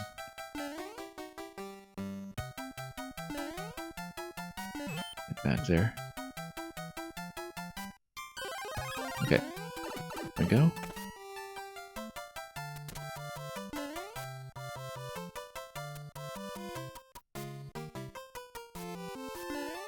You know what? Let's just, yeah. There we go. We just need to be quick. That's literally the whole thing. Low gravity, that's kind of important in case we get caught out by anything. Let's see what kind of thwomp this is. I mean, I think we just need to bonk this and go down. And then, if the thwomp hits... Well, we need to be careful here too, I think, because it'll hit slowly, but we would probably slam into something up top if we overshoot that jump. I'm just thinking about what we might potentially be trying to avoid there.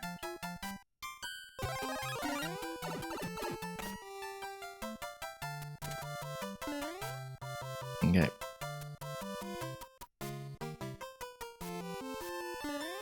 Just to be quick.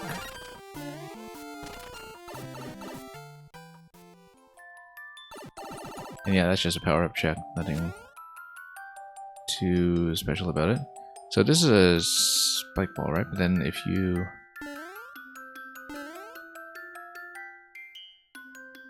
We do kind of need to whack it in order to go down through here.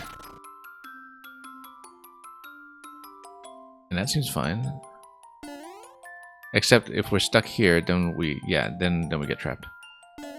We actually have to kind of commit and keep going.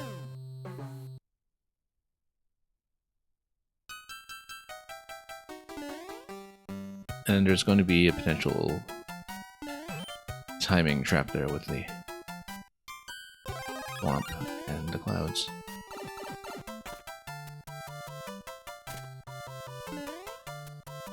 So yeah, here, we'll just go quickly.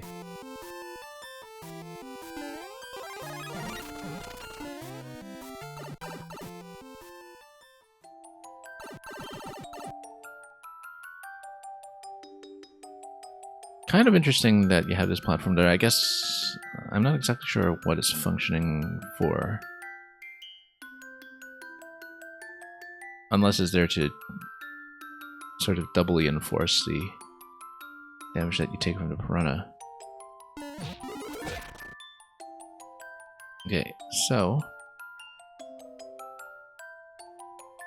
we go up. I feel like we're gonna get dunked by whatever is up there. Oops, no. We don't want to veer that way, obviously. But I feel like it's not just a simple matter of jumping all the way up. That it would probably get blocked and we would need to let the thwomp retract and then... We'll see. Let's actually just play it through and just see what the obstruction is going to be. And we can have out the solution to that afterwards.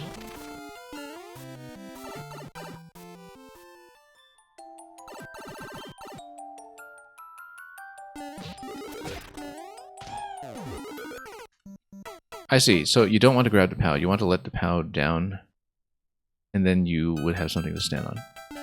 That's what it is. Previously, we just didn't have the opportunity to see that, so...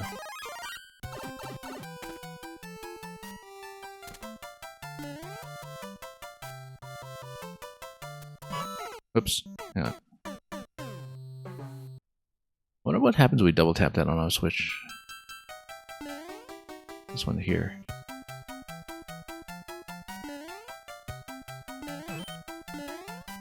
Oh, can't really do it. Apparently. We'll try it again later because I don't see any kind of switch reset right away. I mean, doubtless there will be one with time. Yeah, we kind of need to... I was not pressing up or anything, but the thing is, if you're offset way too far up, then that's going to dunk you anyway. Let's try that, just to see what happens. Just in case there's any change. I doubt there will be. I think it will probably enforce all the necessary switch states when we get to them.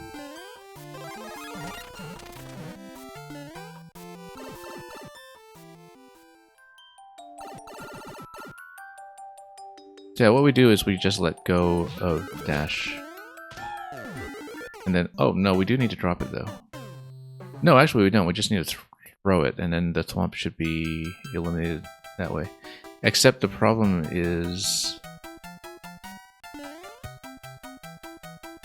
yeah, if we drop it, we have something to stand on. If we hit the thwomp, then we can get on top of the platform where the thwomp is resting, and that should give me enough height. Hang on. Whoops, I could have salvaged that, but... there we go.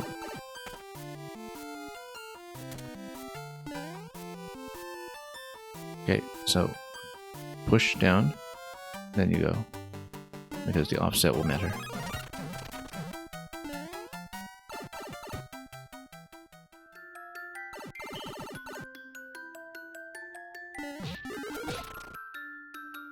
So I think we can fire sooner, or we can soft drop the POW, but I think it's easier to fire sooner. We're just missing it. I know what's going on there, it's just we need to actually figure out the execution. Also, we haven't checked for any balloon room yet. It's the pink coin is already accounted for.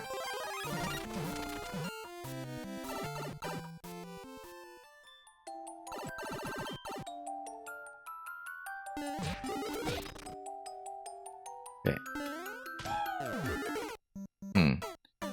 Maybe we do need to soft drop it.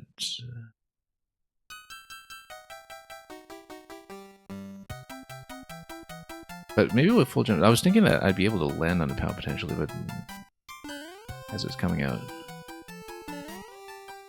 But we'd missed that when I tried it previously. Like, basically you would need to let up on the dash button and not grab it. The question is, does the POW spawn in a position that would give me a foothold?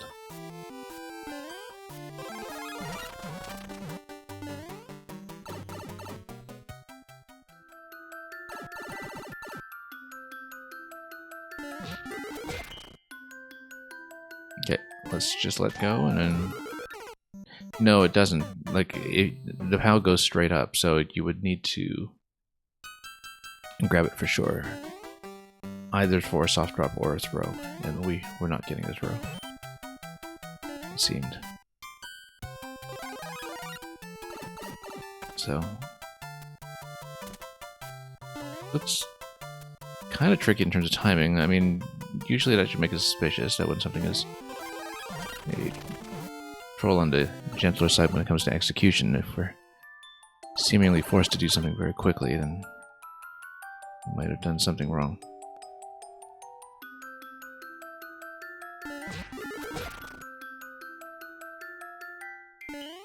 What if we... no, that's not quick enough.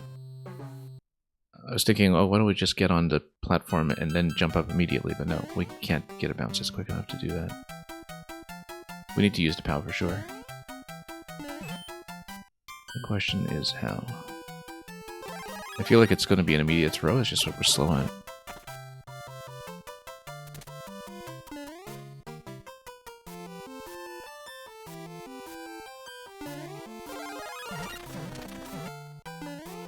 There's, oh, one instance where we might be dying to the execution for a little bit until we really get it sorted out. There we go. That's what I was going for. And now we have something else going on here. So I feel like we're supposed to bounce that up, or at least kick the bomb over to that side.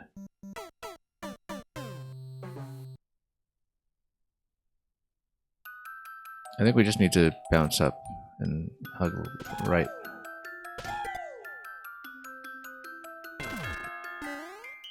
And then, yeah, probably that coin was a trap of some sort. Oh, stretch boos. Don't see those out very often. Okay, and then, yeah, no, that's just a thing that punishes you for going too slowly. So the stretch boo just gives you death.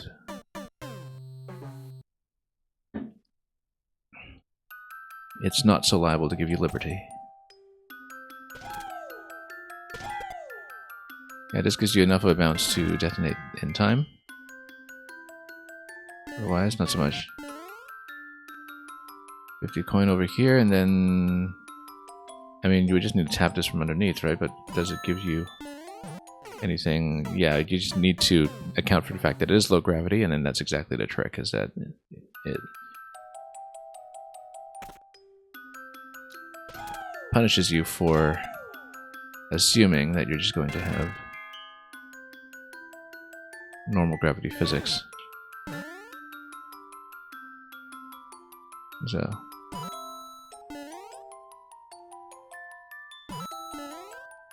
there we go. Oh, I see. And then you just need to get to a certain position, and then having activated that, you would go back. So there's a P-switch trigger in there somewhere. Looks like it's positional. I don't think it's time-based, but I could be wrong. Nope, wrong.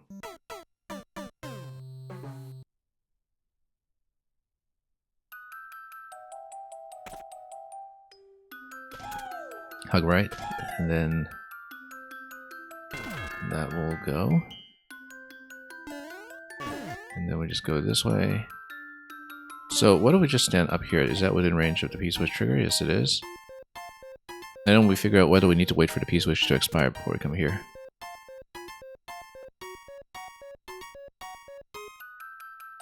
And, oh, they're just coins. They're not blocks. But those are blocks. So. Given that that's trying to trick you into waiting for the P-switch to expire, I assume that we're just going to have to go down quickly while the P-switch is still active. And that we should try to rush through it.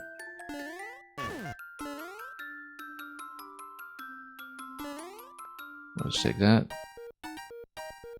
Yeah, we'll go quickly. And see, yep, it's P-switch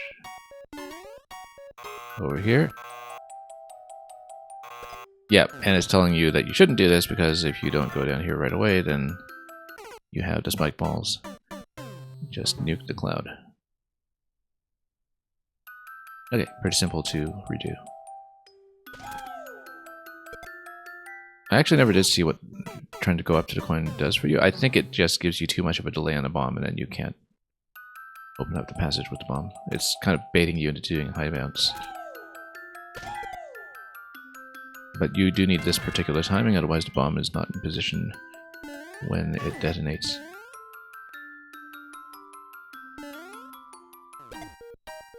Okay, so let's go quickly.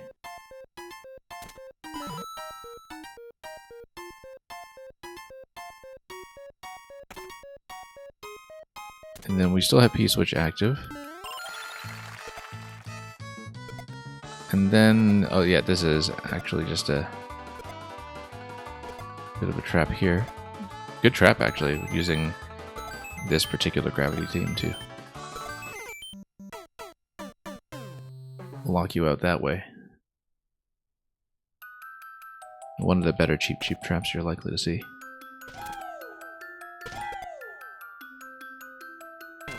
You so often expect them to be dunking you from above.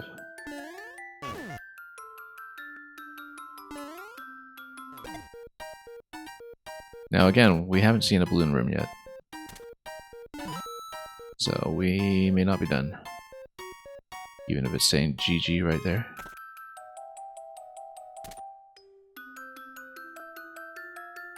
Yeah, it just baits you.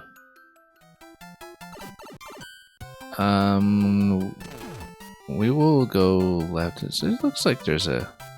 Ooh, lots of clouds up there, actually. I don't know that that's reachable for us. But why would you want to hit room?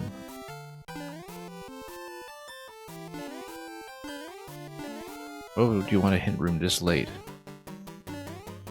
Unless the hint room is itself just the balloon. Oh, balloon hint. Do we want that?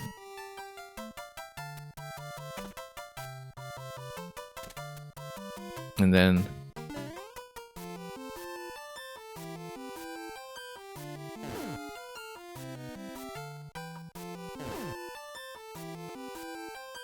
Cannon and no mushroom. This particular corner.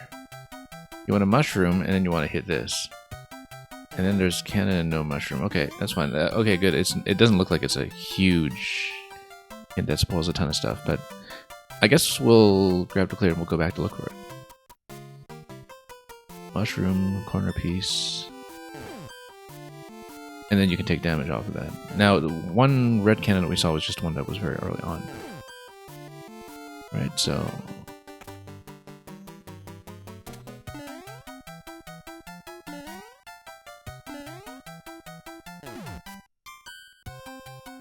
Okay. Let's grab to clear and let's redo it. And we'll look for that. I wonder how visible this would have been without a hint to tell you something, but we'll find out. Oh, hang on.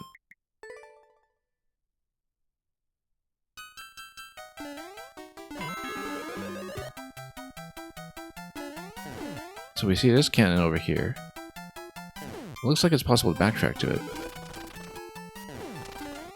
Yeah, but given that it's possible to backtrack far enough to get the cannon to shoot all the way across, that's the thing. And then that way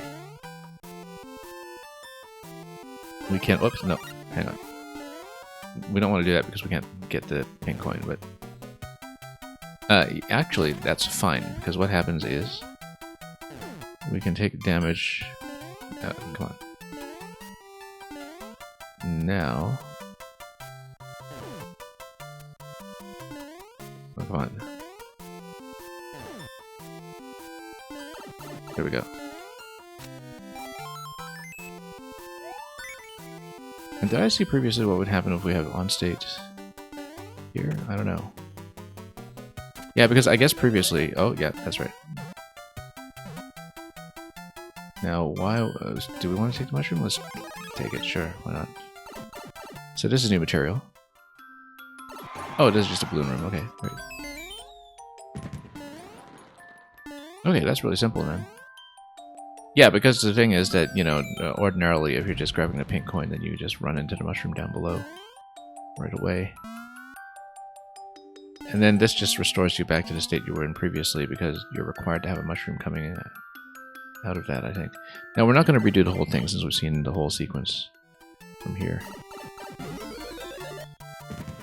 You stumbled across it accidentally, yeah. But let me just check one thing. So yeah, because here you get the mushroom check, which is why it gives you the extra mushroom there. And which is why you might not necessarily think about that. Okay, so we got it. Pretty gentle, as advertised.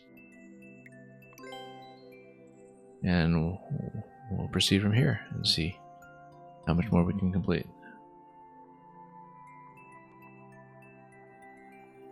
Now, because next up will be 7 Silhouette, and we'll get to that in a moment.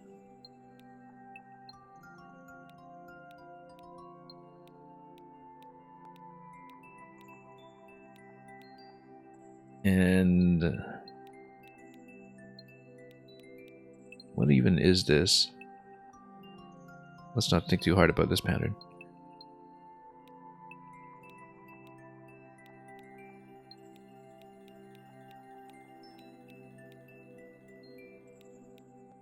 Wonder which one this is referring to. And of course you have people begging for plays as usual.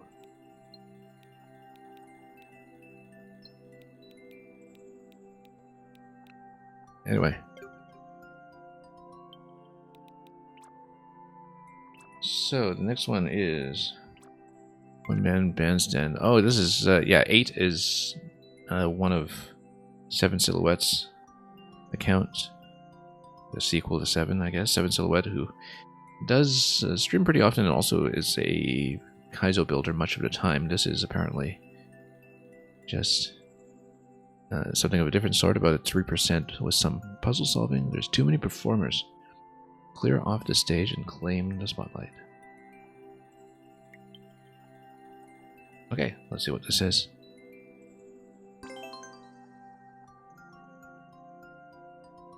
Yeah, 7 Silhouette recently made this Kaizo Super World, I think. I remember. I do drop by his stream every now and then. Oh, it's not a troll anymore. We can actually play now. It's just showing you to spin. Oh, there was actually something in the previous stream as well that we... Hang on. Well, if we die, we can start over. But I thought I saw something in the top left. This looks like it's just doing some spinning here, and it's entity check. Okay. So we just eliminate those. Oh, clear off the stage and then... I see. What's supposed to happen is that it's supposed to give you a vine off the top left if you eliminate this.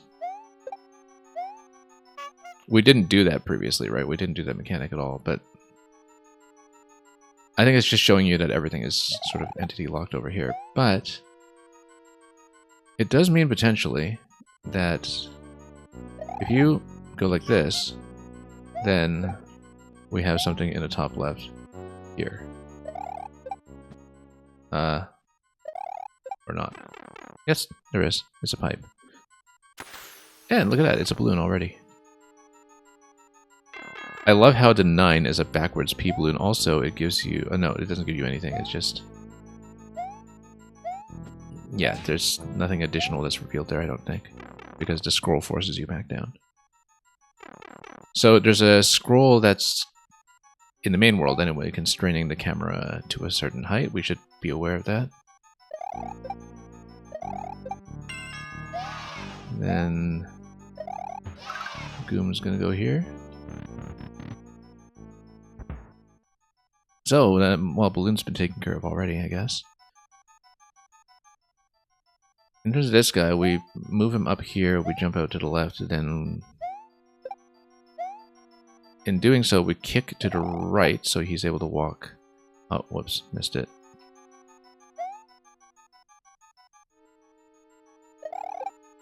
Oh. I was hoping to kick more accurately here. Yeah, we give it about 3 spaces on the kick. And then we can hit the on-off switch down here. And then, after hitting the on-off switch, we can drop him. That's okay, because when we stomp on this guy, he's going to be eliminated. Very nice.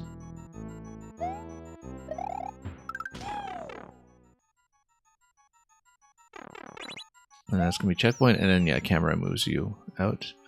Oh, is this an auto-scroll? Yeah, it is, okay. We actually do need to be quick. But we missed whatever this was here, so we just need to solve this quickly. At this point. Because probably something comes off the red pipe, right? Yeah, there we go. And then are spikes going to eliminate anything from me here?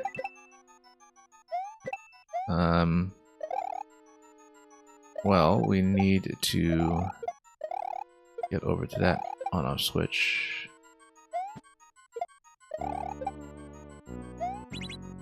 And then we just pop this guy. And then that gives me P-switch. I wonder if I could have caught that P-switch on the way down, but that's okay. we can just hit it and probably a scroll break from what I'm guessing.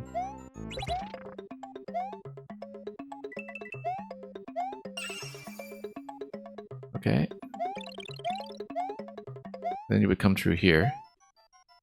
I don't want to hit that on the right just yet, because I feel like with an additional P-switch that would give me a platform. But then, no, it wouldn't lock you like that. I wonder if you could have just gone there quickly enough, though. I mean, we already found a balloon, technically, but... we'll see what this is, because... let's say we drop this. We drop this guy. Then you get a... mecha up there. Now, if you get a mecha up there... I feel like I was waiting for something to drop from the... red pipe. We need to be quicker. Because if we do a really quick double tap, then maybe something drops off the red pipe. I also want to see if the yellow can be entered.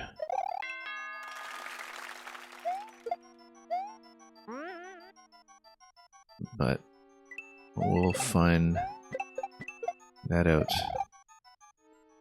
soon enough. Oh, whoops. Let's move them over a bit so I can actually reach. Then, there we go.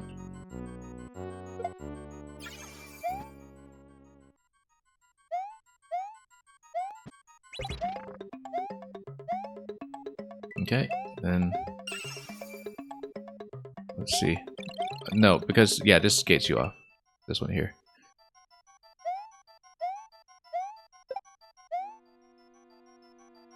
So what we want to do here, I think, is actually double tap. So whatever comes out of the... oh. Red pipe comes first, I was about to say, but no, guess not. Let's see.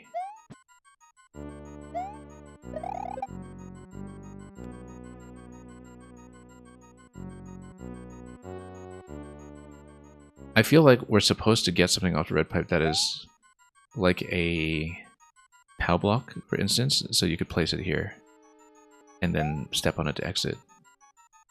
And that's what it would be. But if that's the case, then we need to eliminate the entity limit by taking out the muncher, not taking out the mecha. But then in order to do that, we would need something like a POW to work with.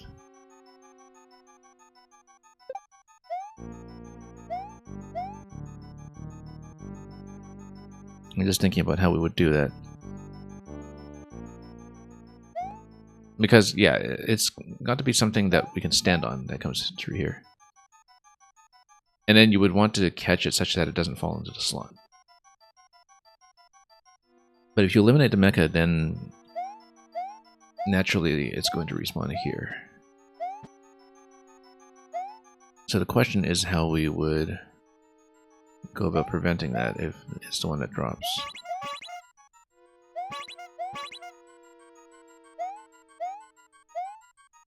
Oh, whoops.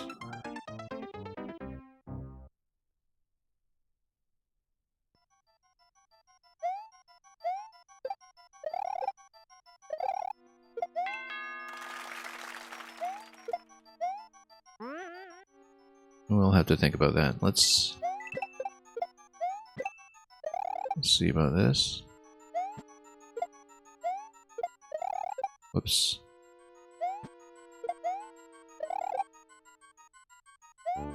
Tap that. Kick him. Get the P-switch.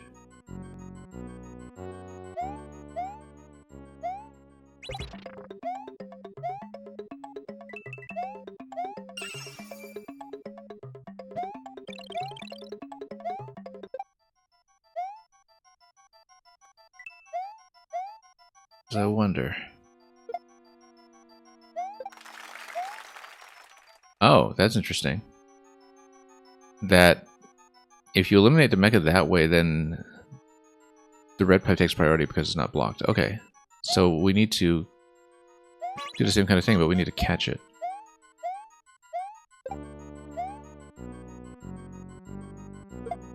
Oh, oops.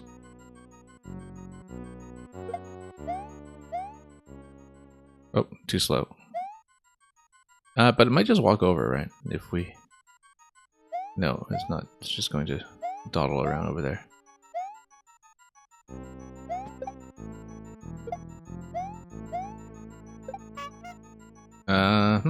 No. Oh, because wrong state. Yeah. We still need it on this state, obviously. We just need to catch it in time. So it is a bit of a race. Unless we just use the POW to... Well... I was about to say, unless we use the POW to just eliminate the Muncher, and then you have extra entity space available, but... Apparently not, so... I don't think we can get there quickly enough, so...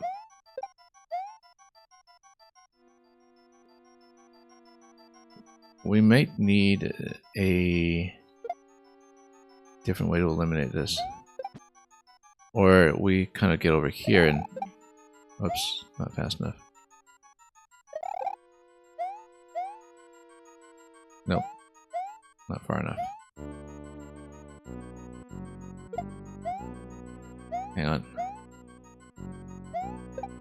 So maybe right as the Muncher goes up, so we maximize the amount of time we... Oh.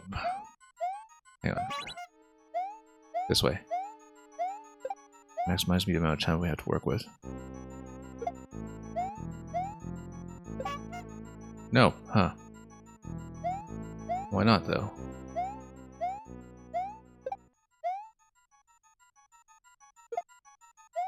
That's interesting that it doesn't always prioritize it like that. I wonder if Mecha has to be active or inactive? Yeah, so it does send it over here, but then how does the prioritization work? Let's take a look at this. Nope, hang on.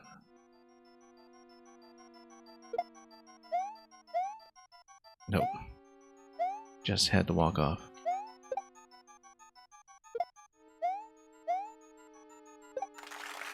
Okay, got it. So I don't know why with that interaction sometimes it gives me a second Mecha even if this is open, but whatever, we'll take it. So interestingly enough, if I'm looking at this properly, if we actually just take out the Muncher, then we would have access to POW and Mecha. I'm going to see if this works. This could go badly. Okay, so what's going to happen is we're going to drop this. And I'll grab another one. And I'm going to see what happens if I take Mecha out with me and smuggle it through.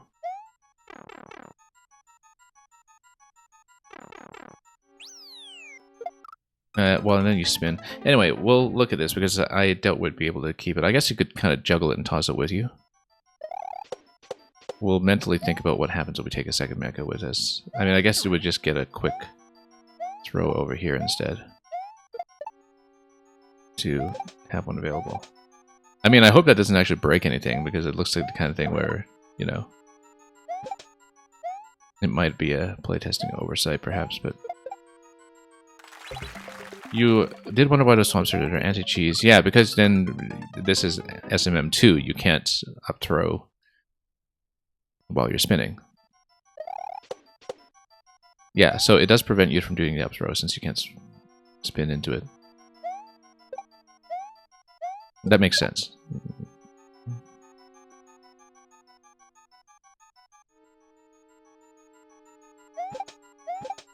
Okay.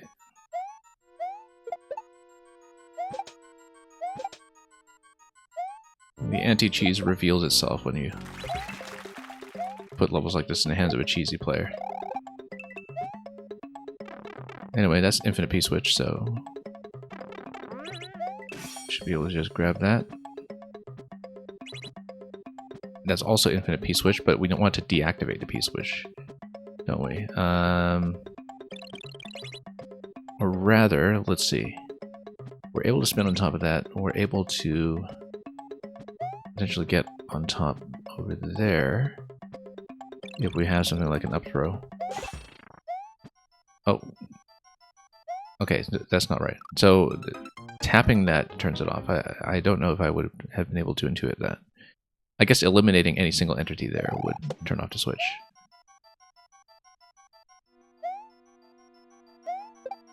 But I wasn't looking at the switch mechanism very carefully, so...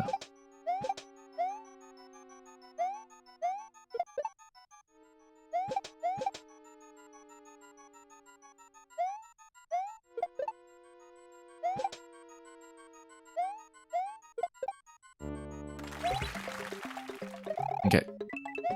Through here. Let's take a look at the mechanism. So... I mean, it goes up to 4 P-switches there, but then... Oh, okay, so it was just a coincidence that... Yeah. Yeah, because once the last P-switch is gone, and then you're out here... Yeah, and then you would need to take out the other one. So yeah, you just need to do this quickly, and then I think maybe if you take out the Pokey on the left side, maybe you get a key or something. Potentially. I feel like that's an optional challenge that you can take that out. So technically we have one little bonus room at the beginning, but there might be another. For all we know. But it does look like that's kind of a time challenge there too. Take out that top left Pokey that's barely off screen as quickly as you can. So yeah, that was just kind of a coincidence that I tapped this earlier and then took off the P-switch. I wonder why that extra helmet is there. I guess in case you lose the first one, but... Oh, in case you lose the first one, like I just did. Yeah, because... you'd want to take that out. So we leave the helmet there in case we need a replacement, perhaps. Well, I'm not sure because there's something going on with the entity count, obviously, that we should be aware of.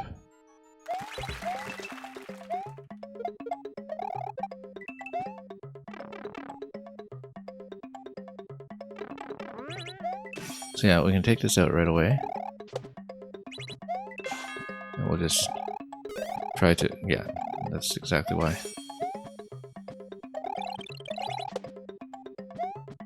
Nope, missed it. We won't be able to get it. But maybe we can tap it and blow the tip to see if we get anything. Huh. So that doesn't do anything. Oh, no, it eliminates maybe enough entities to give you something afterwards, or you need to do that successfully in order to get a required spawn after the fact. I'm just going to assume it is required, because that's the only reason why you would build that section with that kind of timing. That you have to take it out. Otherwise you might be missing a spawn afterwards, with the entity count being what it is.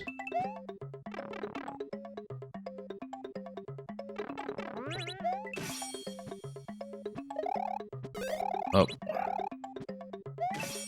Maybe you do need to eliminate both of... ah, come on. Yeah, because as you can see, there is a spawn block on the top right pipe currently. Possibly you would need to get rid of both the extra shell and the Pokey.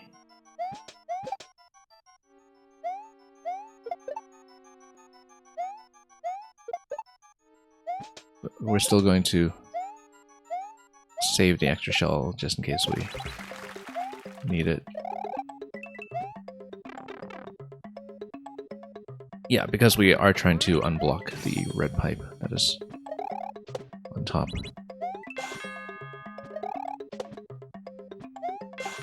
So this is small time challenge here. Let's eliminate this just in case. And then yeah, the next expiry will do it, because once that shell drops out, then it should eliminate enough entities to drop this.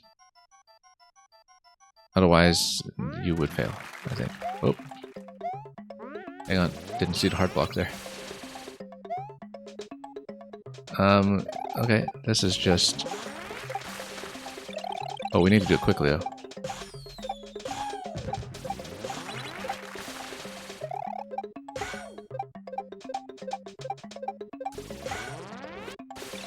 Okay.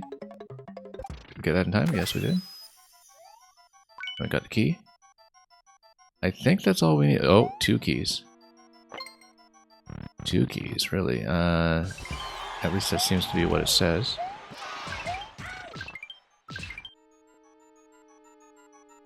Now, that looks like an optional exit on the other side that we didn't get.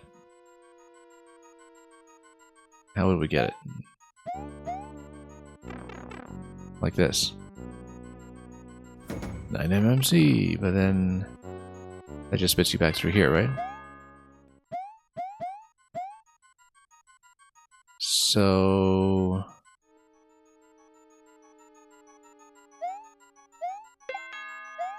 what if we hit this?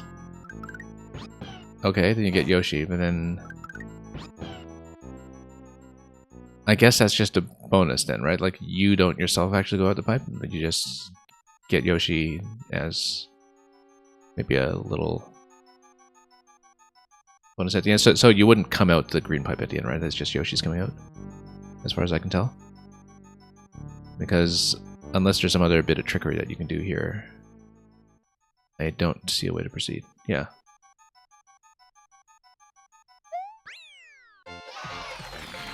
But we saw it. I mean, you have to remember that, you know, this is a Kaizo maker. You don't know if maybe there was a way to item bounce your way up to the top red pipe or something crazy like that. But it seems like we saw what there was to see, so. As far as you know, I got all the secrets in the level. Okay, good, good. We were fairly comprehensive about it. And it's nice that we just got the balloon right away at the beginning. It was fairly easy to see. Thank you for the GGs. Let's do some more.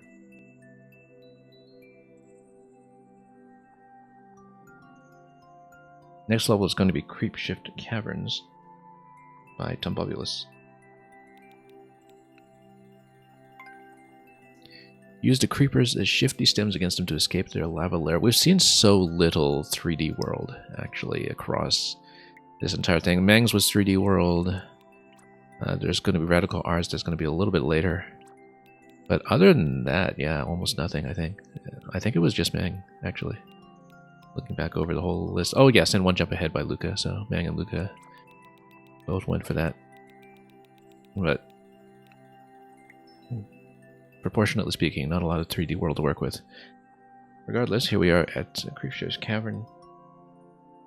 Use the creeper's shifty stems against him to escape their lava lair. The website description is slightly different. It says, exploit the creeper's crazy contraptions and escape their shifty sanctum. Either way, we'll do it. Oh, did we read the comments on the last one? We could actually just see if anyone had something to say, or was that we were down here somewhere? Just curious.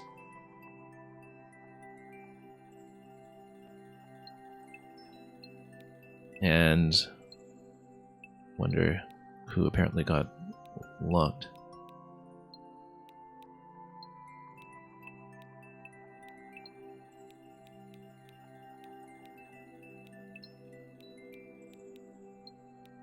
Anyway. Oh. Someone was on a rampage. Okay. Creepshift Cavern, let's see it. For Toffee, STB 6 may launch tomorrow. Yeah, is it a similar website link to last time? I guess when it's ready to share, you'll share it, but that'll be a great time for it then, because then I can do it soon. I don't know if I'll do it right away after 9mmC, because I have Prince of Persia still dangling around to finish that I started way back in November and was severely waylaid by Christmas travel and other things, but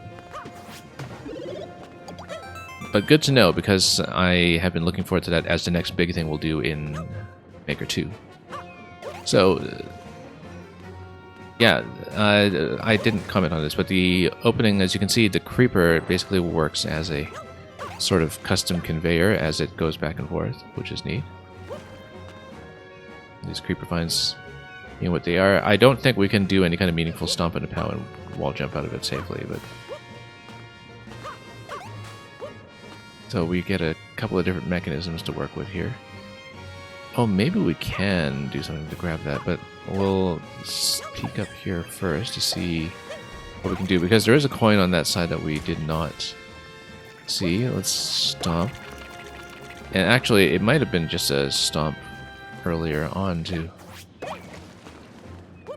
see, because this will retract further, right? And then if it retracts further, then we can load it all the way back here. I like how it teaches you that, or reminds you of that, and gives you a chance to actually do it. So, except we'll... Oh, we should have actually tapped it first. And then come out here. Here we go. That's one coin. And then reset door on this side. Interesting. I mean, I guess you would pop this. It's kind of interesting that the impact just pushes it back. And then you would be able to jump further. That's neat.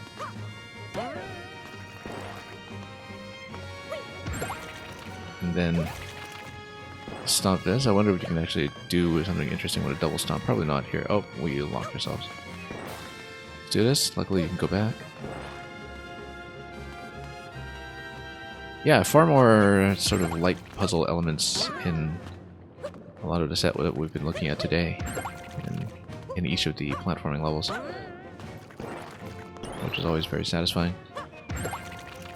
Oh, whoops. Let's just fall into it before we're too late.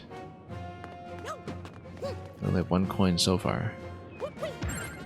But yeah, you'd be able to tap this way and then you load like this. Very neat. Great concept. Now, of course, we want to do something down there. Oh, whoops, not like that. Pokey on the dash panel, interesting.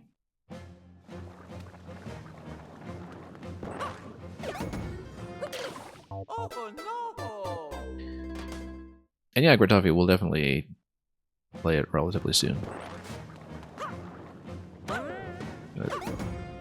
Whoops.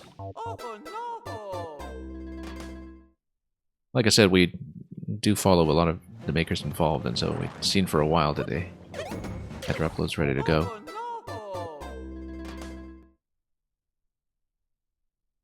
Anyway. As before, so it's kind of interesting that this first part here disguises what is going on exactly with the creeper movement. It doesn't expose the creeper stem. And, well, here we'll stop that and then hopefully load that far enough. And then stop that. We can skip the top left there because I think it's basically a tutorial segment. And then this. We'll just get the jump.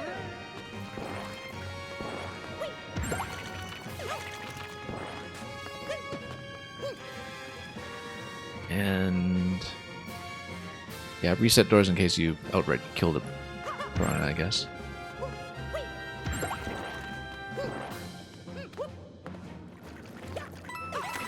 Okay. So this is where we were previously. We don't want to go through the pipe just yet until we've really inspected what's going on with this guy here. I think maybe we're able to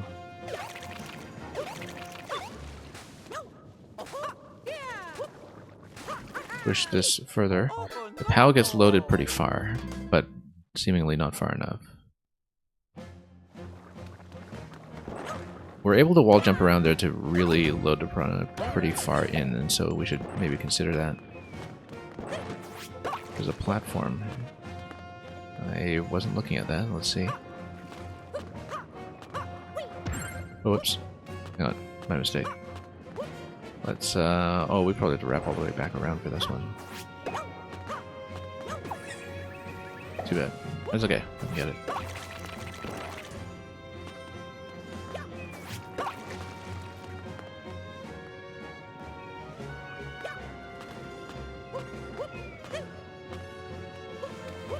Retract and it'll push.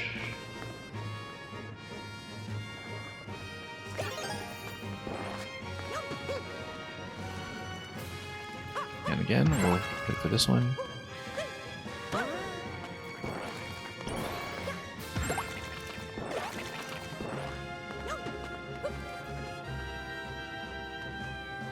And yeah, once again, we'll throw and go.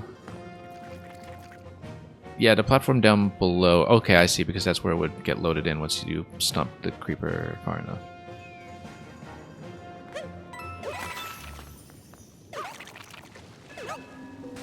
Because then you can just load in here, right? And then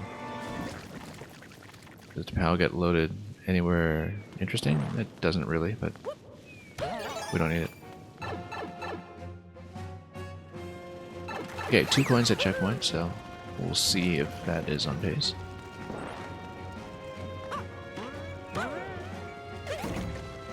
So now that you've been taught the concept, let's expect you to work on this.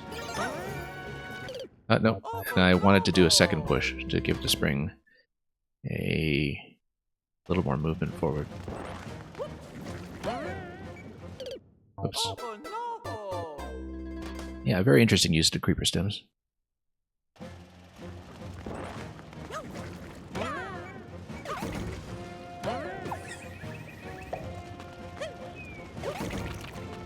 Oops.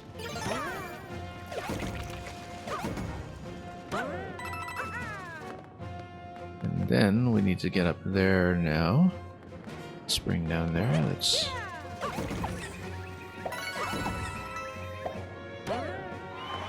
Okay. Successful. And then something's going to come up through here. I guess we just hit the POW from this side. But then creeper will go back here. Oh, no. Probably need to just hit the creeper and then get up there and then drop back to the spring wherever it has been repositioned. Whoops.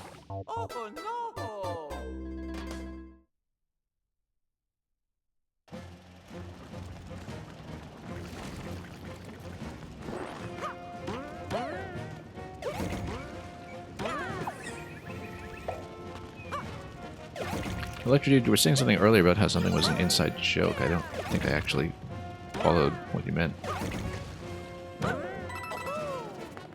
Maybe you meant a particular part of the level. Whoops. Oh. Nope, too slow. Oh, the comment that I looked at, that was your comment. Okay, that was ages ago, yeah.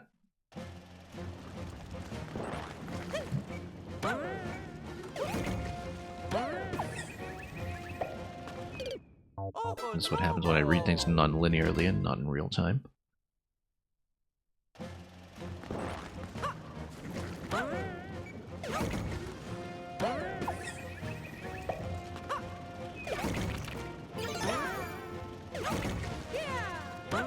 Okay, good. All the way over.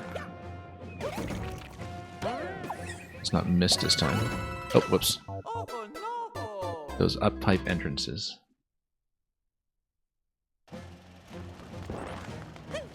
That was dead center too. I just missed the up input for some reason.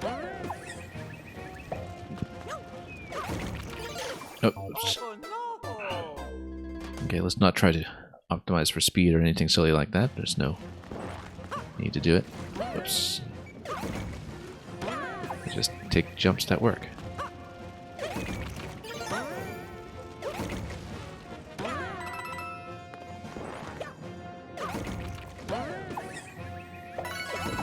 Okay, there we go. And up. 3 coins in tow seems to be on pace. Let's see what's going on here. POWs are chained that way. Whoops, no. I didn't think about that. The blue blocks, of course, just tell you the extent of the movement for the springs, so it's a very clear visual indicator of what to expect, although, of course, sometimes they'll go in multiple steps.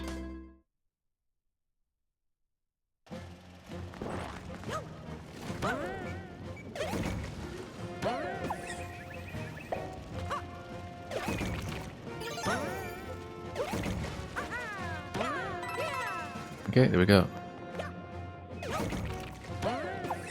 And then back up.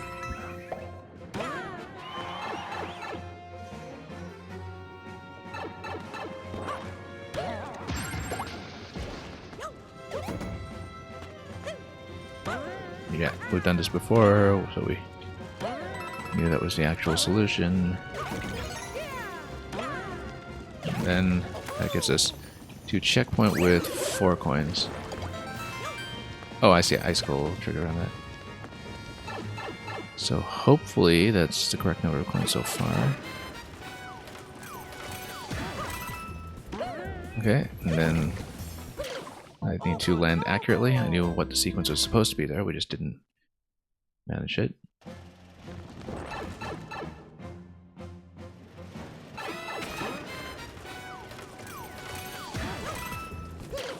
Interesting way of just doing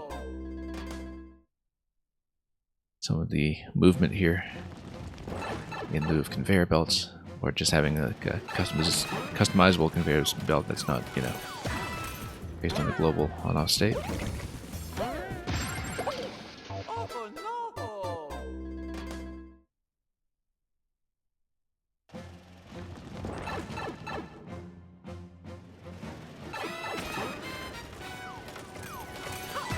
Seems to be a P-switch that was kind of buried underneath here. Oh, whoops. Wasn't exactly sure when that would come up, but I guess we just need to get some airtime and give ourselves a little bit of room to fall accurately to whatever comes up and where.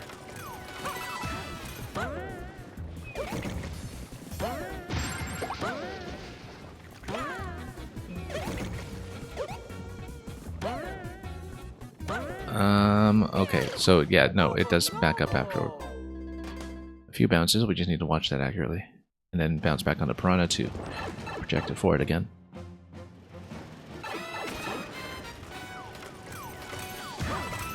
I wonder what's up with the Tetris blocks, the red blocks on the top left.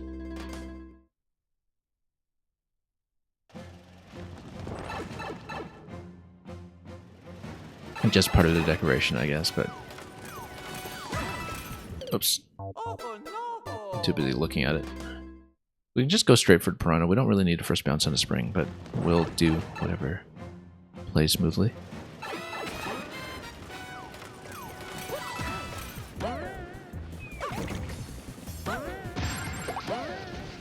No, yeah, once again, we second guess the movement sometimes when I don't see it come back right away, but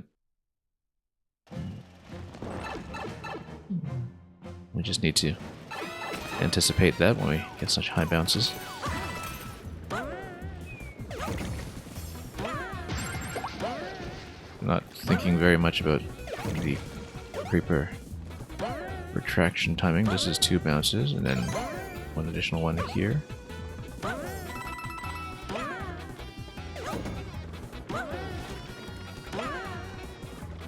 And I knew I had to go left there, so...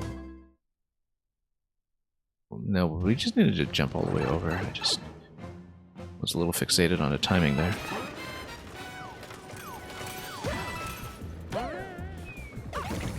But if you get really high bounces, then you match the rhythm of the Piranha retraction pretty well, I think.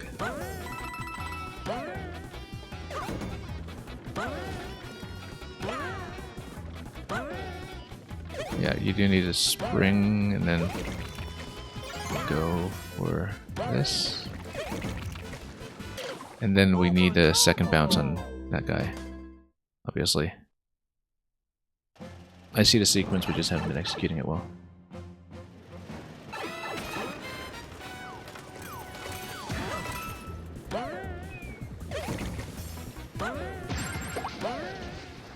Oops. Again, we just need to trust the timing a little bit more than we've been doing.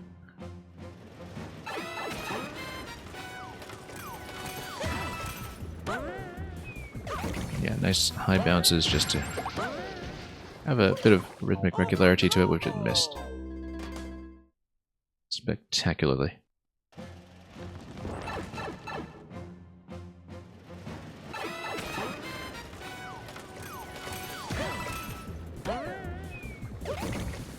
Okay, up we go.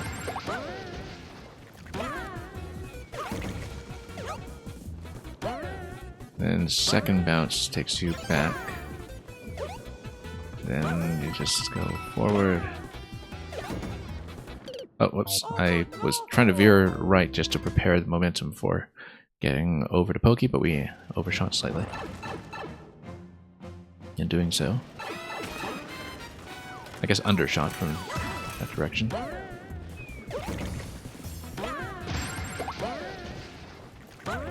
Yeah, always second guess that one a little bit too much, I think. This is 2 bounces. Like I'm kind of doing that by memory, but that's alright. Yeah, no, the thing is, I needed better momentum coming out of that. So that kind of jump doesn't quite work as well as I'd like to. We need to reposition a bit.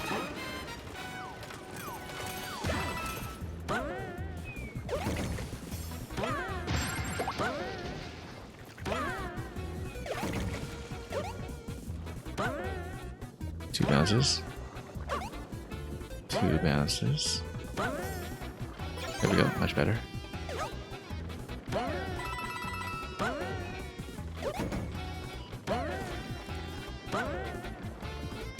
Okay, just get a first bounce, then we can get second bounce that gives us better momentum coming out of this. And then let's read this. Oh, okay, bomb. Yeah, no, I was trying to read this and see what I was interacting with, and I reacted a bit too slowly to the bomb going off.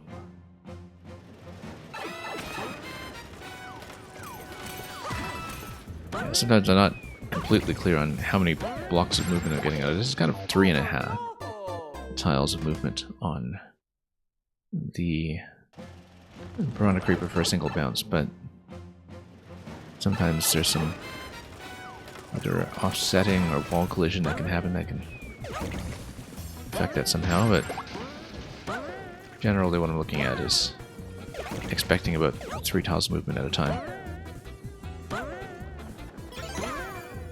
Roughly, it's not always the same. Yeah, it's not always the same because sometimes the springs are constrained by ground tiles in either direction. Nope, not enough momentum.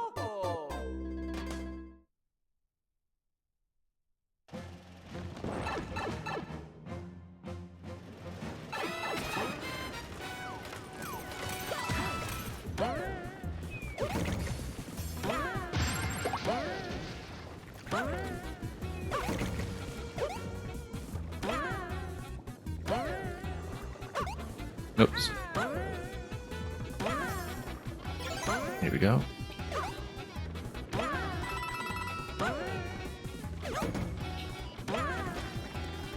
Okay, there we go.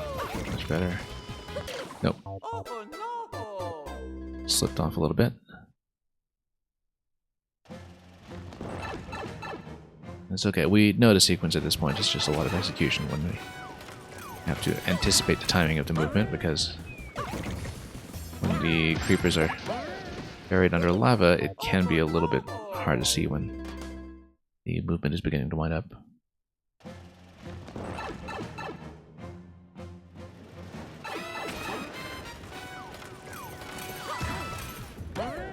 So again, just go by memory somewhat for the timing here.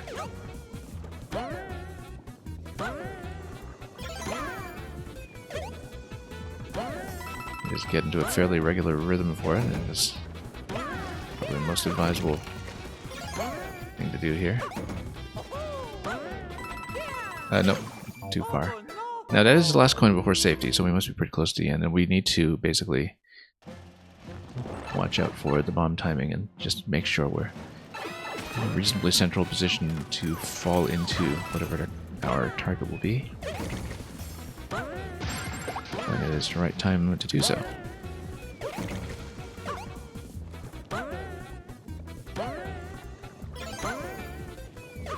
Okay, up we go.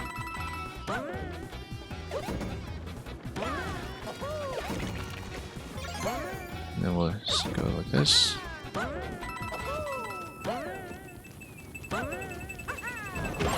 Nope, I was waiting for detonation and the timing just totally didn't work out there.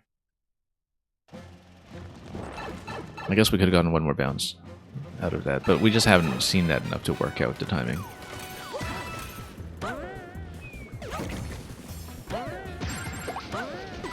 Oh, hang on.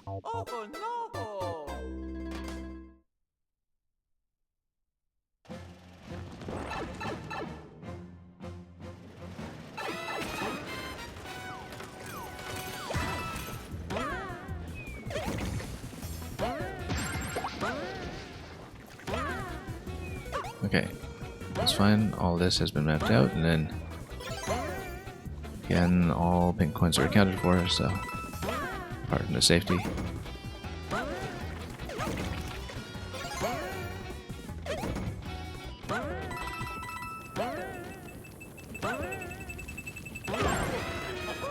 Oh, nope. I was thinking that something would get me to the pink coin, but no, we'll need one additional bump on the creeper to do that. Once it becomes available, the bomb should get the first hit, then we should get a second hit on it to lead it a little bit further.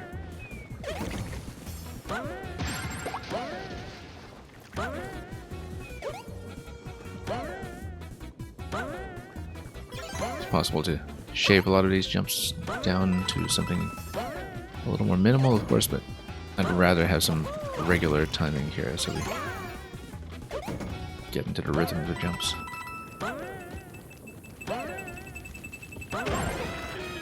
So, one bounce here. No. And then after that, we need to figure out how long we have before we have to get out of that movement.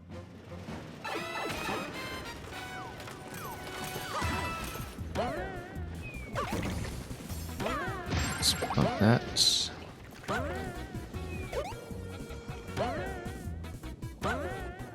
But 2 high bounces seems to do it for the most part.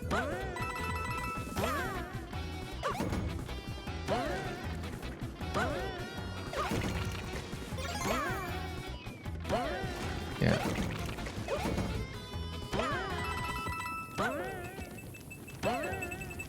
Of course, this is partly dependent on when you spawn in the bomb as well from scrolling in. There shouldn't be too much variance to it, I don't think, because there are only so many ways you're going to jump into that column and land safely, but there's a bit of potential variance there, however infinitesimal, that we should be aware of.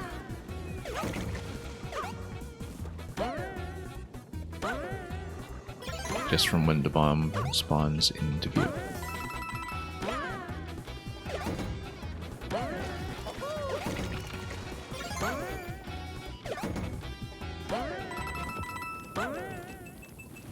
Third bounce here, we'll go for the coins.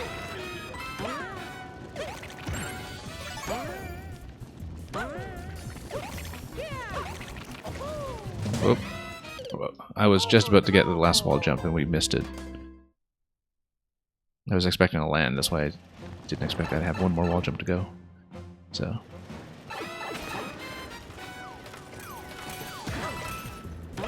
Must be pretty close to the finish though.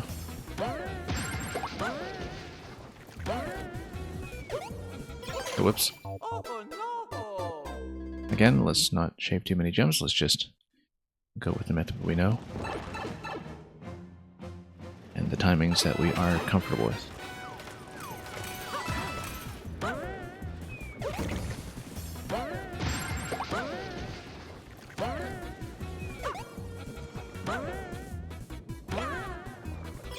Then, yeah, this is getting a little bit more regular at least.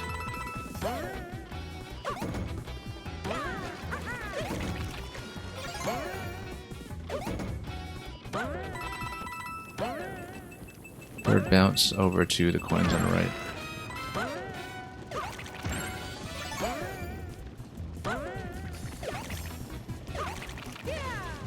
Okay.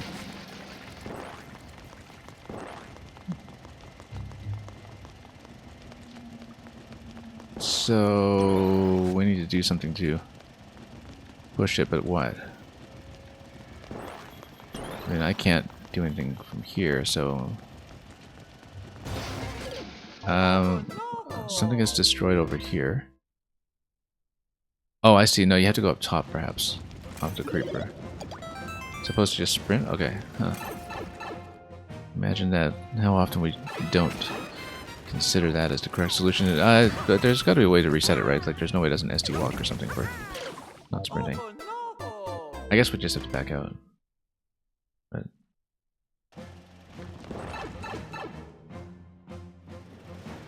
because I was looking at that and wondering if there's some way to go up top, but it did seem out of reach.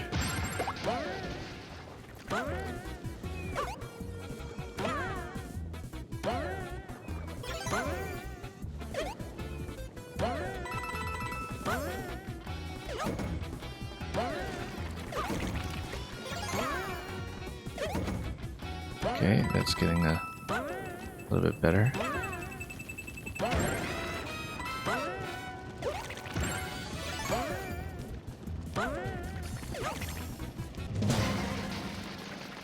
Oh, okay. I mean, if you don't sprint, though, I mean, surely that's not a lock.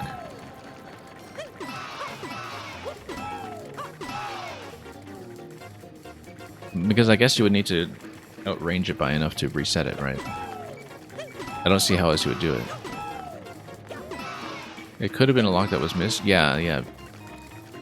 Because I'm looking at that and wondering, I mean, I guess you go far back enough, maybe you can reset the position, but you would have to backtrack quite a bit to do that.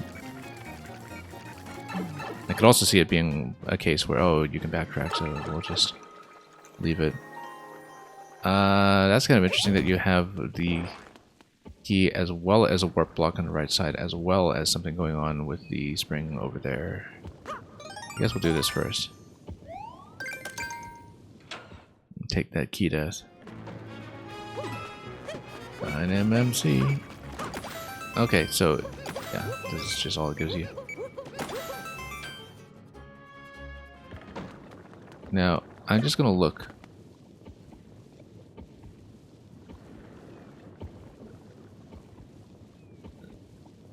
And I guess you would just bop it and long jump it and maybe get over. So we'll obviously try it. GG, and I missed. Okay, that's fine because we had to warp block and we come back. We can try it again.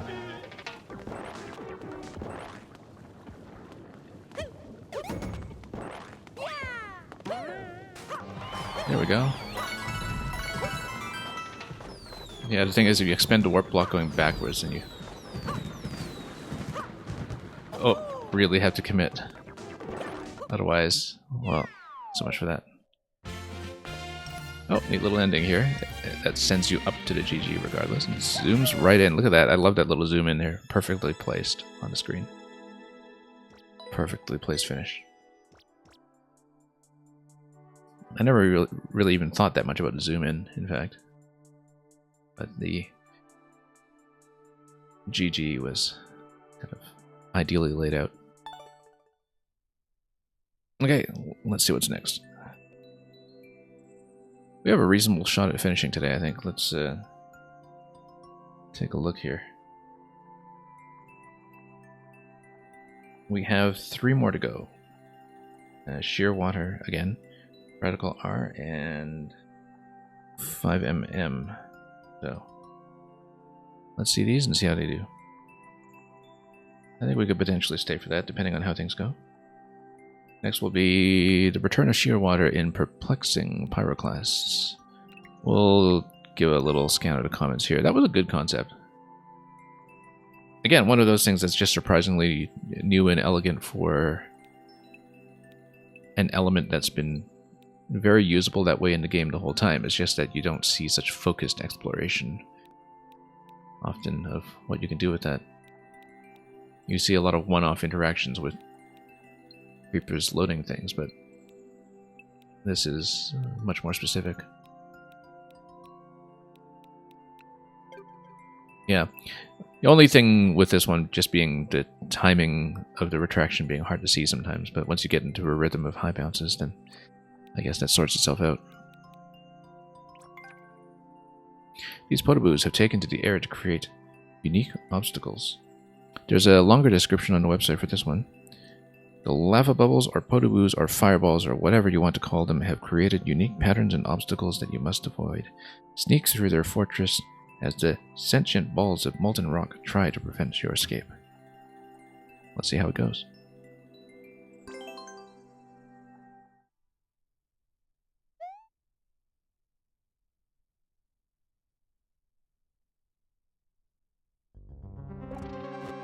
Okay. I guess we just dodge Podoboos. Can't imagine there's much else going on right now. 5 coins total. Key door over here. Yeah, a lot of it is pattern reading, I guess. You always wanted to make a level like this, but never got around to it. Yeah, I guess we'll be in for some fun deflection patterns. A lot of diagonals, whereas we sneak through here before we do any kind of state switch.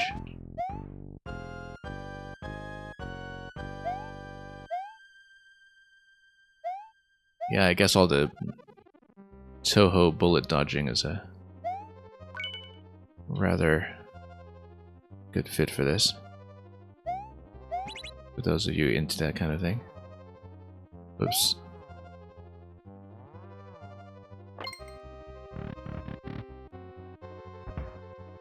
Anyway, now we're able to get across and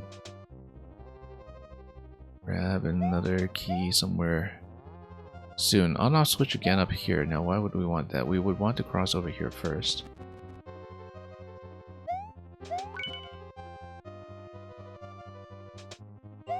And then on-off switch will just drop us down below, but we need to watch our timing here so we don't just set our feet on fire.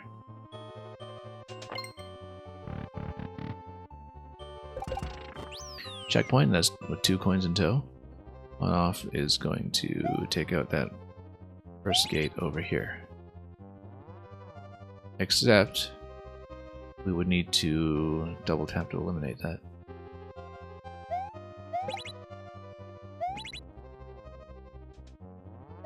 And that's out of reach, which tells me that we missed something that we could potentially do with a blaster, perhaps. We better go down and see if we can progress up to that coin somehow, because I kind of feel like this is blaster related. But on the other hand, no, you just climb up. Yeah, that makes a lot more sense. I didn't really see a way to preserve the blaster otherwise.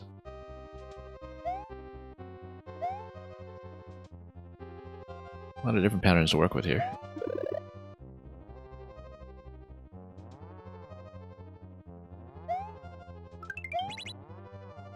Then, bottom left corner is safe. So we just watch the pattern and go.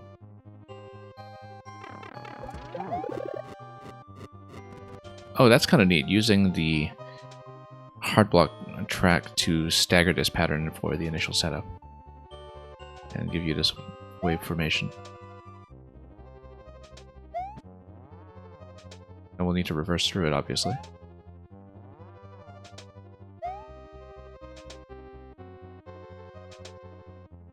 Yeah, some interesting pattern setups all over the place here. Looks like bottom middle is always going to be safe. And so we just wait for this to retract, and then we take this out this way.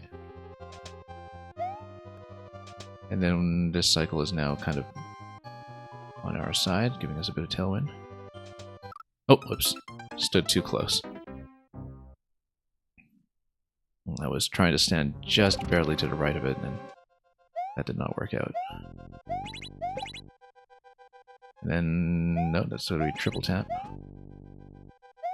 Then, oh, let's be careful. We were so cautious the first time through it.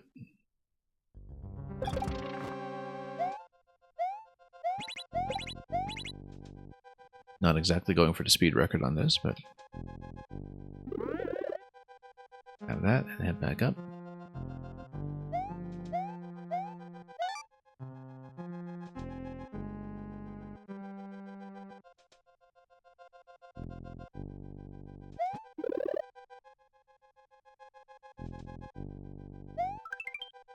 Yeah, in general, the bonus rooms have been very heavy on pink coin collection and such things across this year's whole set.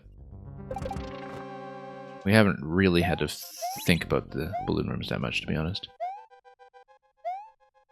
A lot of it is more execution oriented, which is alright, but it was definitely noticeable in terms of the distribution overall of how people were placing their secrets.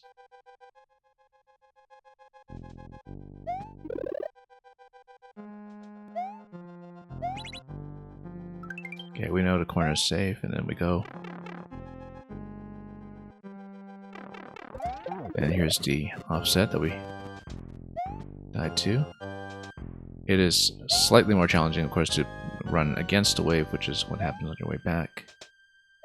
It's marginally so, just something to watch out for.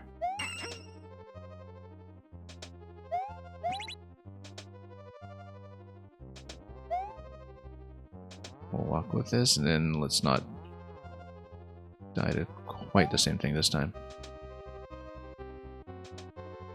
Then, yeah, just watch timing carefully, and then we'll go.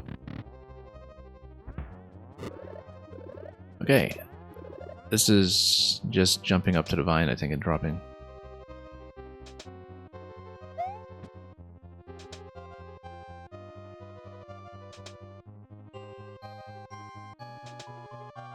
Nope, hang on. Wrong way.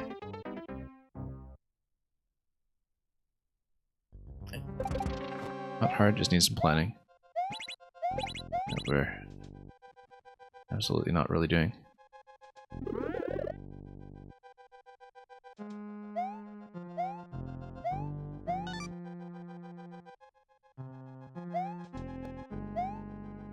There we go, that was too close.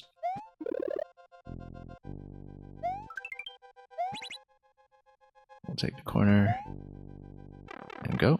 This one's like the people level from previous year. Yeah, yeah. I know which one you mean.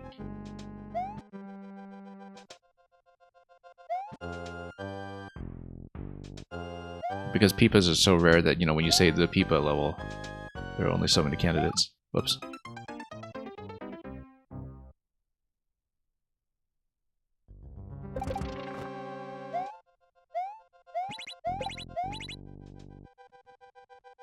Okay. Down we go.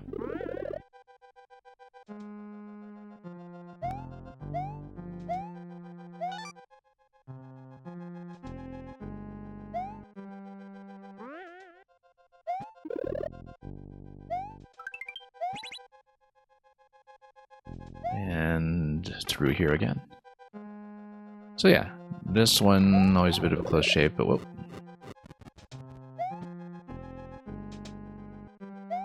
We'll try to take the hitboxes seriously.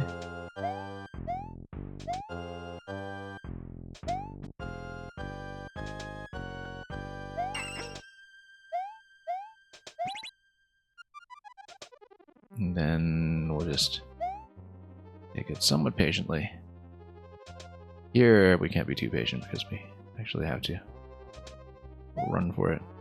But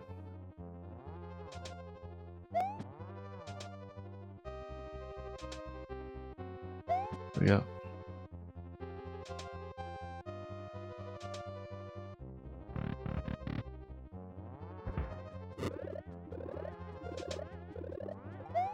So yeah.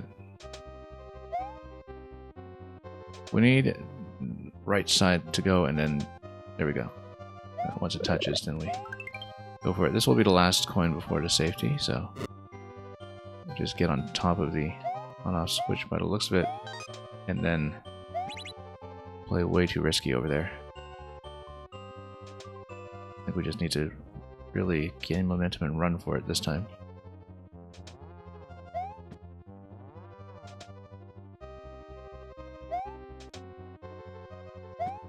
And what is this? One up? Okay.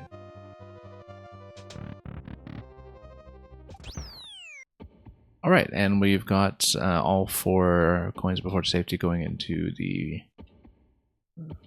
boss room, so we're in good shape.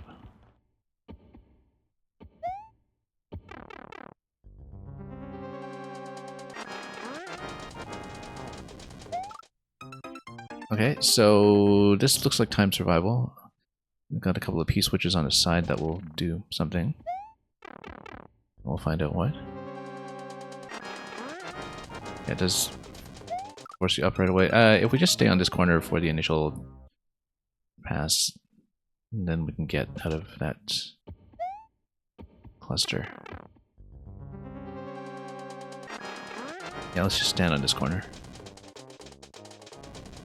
And then this corner.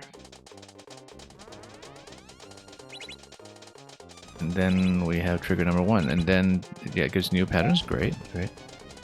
This also reminds me of some other multi-phase pattern level that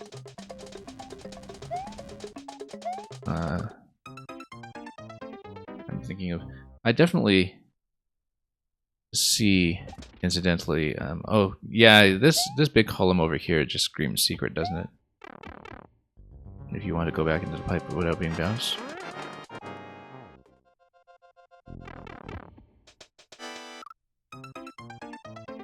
I was totally expecting a vine or something to lead me up, but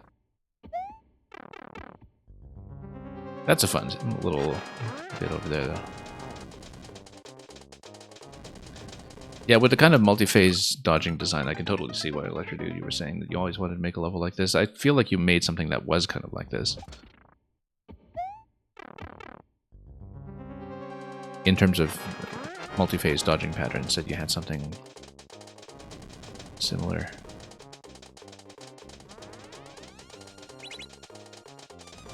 But it just absolutely looks like your kind of thing.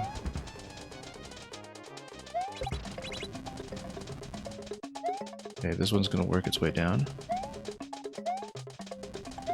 That was maybe a bit riskier than we should have done. I like the way these get eliminated, actually. It's kind of neat.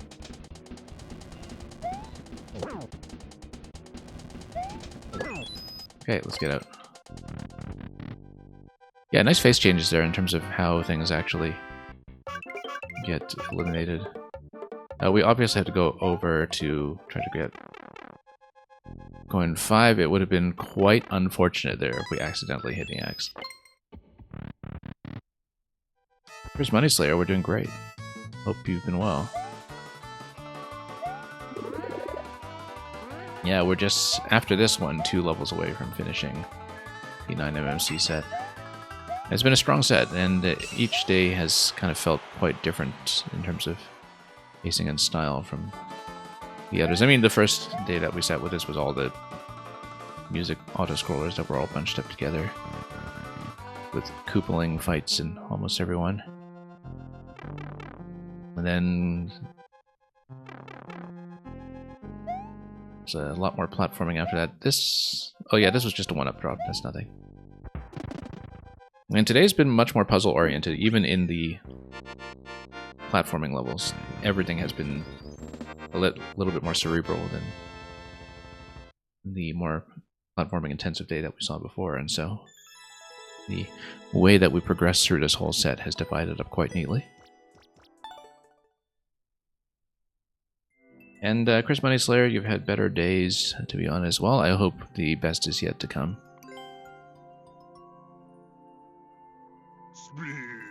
And thank you so much, Crazy Burn, for the follow. And Yeah, try not to dash apparently. Just looking over, seeing if there's anything fun. Full HD 4K apparently. Well, yeah, Electrodude, I'm glad you told me about the Bowser drop. That's something I would not have checked for, even though the left side column there did look rather conspicuous. Did this person just come from Pizza Tower? Maybe.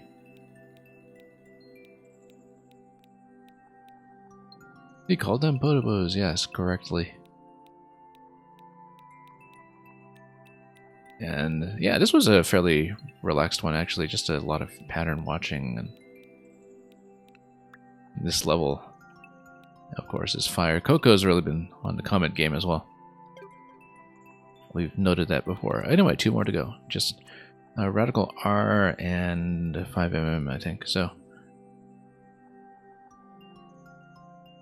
yeah, 2 more levels to go.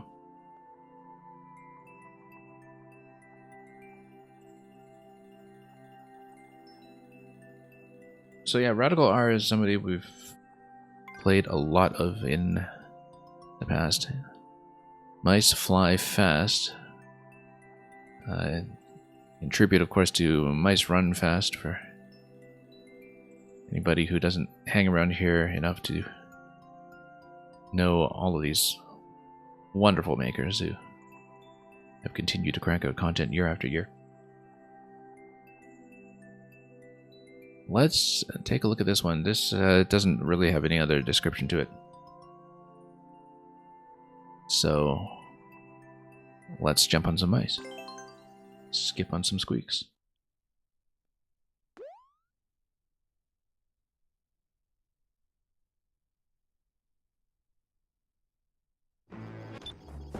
Okay. Well, that one just dropped into the abyss. Tap this, and then, yeah, just a little time intensive. And then we just need to watch carefully here. We're holding a key, notably, which tells me that the secret is potentially going to be just preserving the key from the start, which... oh, we need short bounces here. Yeah, this one's very pure platforming on Mice Flying Fast.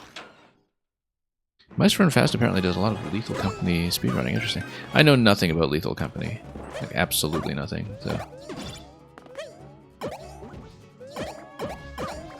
Oh, whoops. I'm trying to get that wall jump. I just overshot.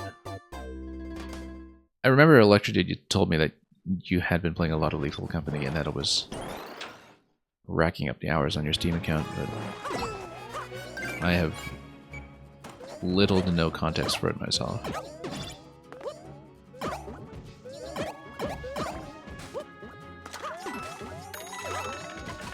Okay, sneak under, and then trying to wrap around to get the on-off switch, and then after the on-off switch you have a lower mouse to fall on.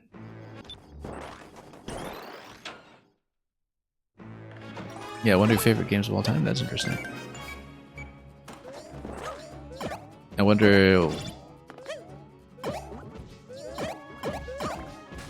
I mean, is it just the two of you, or does it have like an abnormal overlap with Mario Maker in the same way that some other games do, where even some titles that are not most obvious sometimes have a great deal of Maker resonance for some reason? Or is it stylistically like nothing that would obviously have Mario Maker appeal? Okay, through crate. And then, no, I was trying to stop that. I was actually standing too close. I didn't have enough height to pop that. Multiplayer comedy horror game where you have to collect scrap from abandoned moons to meet a quota. Interesting. Yeah. I don't have much multiplayer going on these days, to be honest. But particularly not in co-op.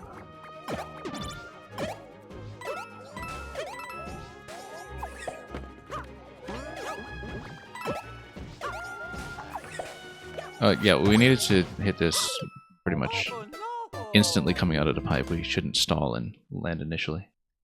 Derbyshire Visor, in short, it's Summoner. Okay, now I can see why Mr. Electrodude plays it a lot. Because he's, you know,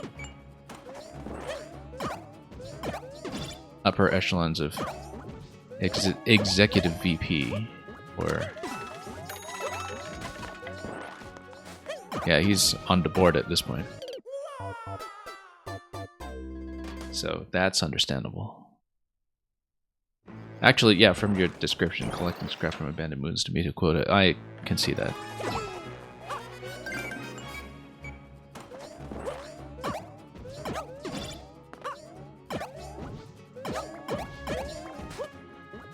Oh, whoops. Yeah, just missed a jump.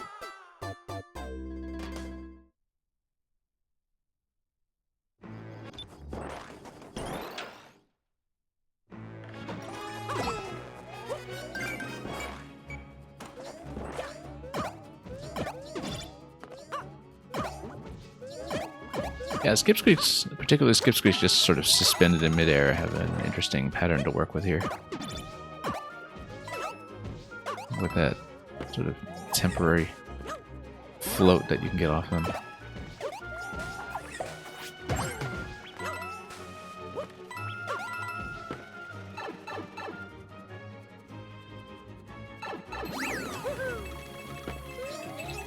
Okay, and then, whoops, totally missed. And yeah, the scroll break does go pretty quickly, so you only have a limited amount of time to do this interaction. Whoops, let's not wrap around so tightly though.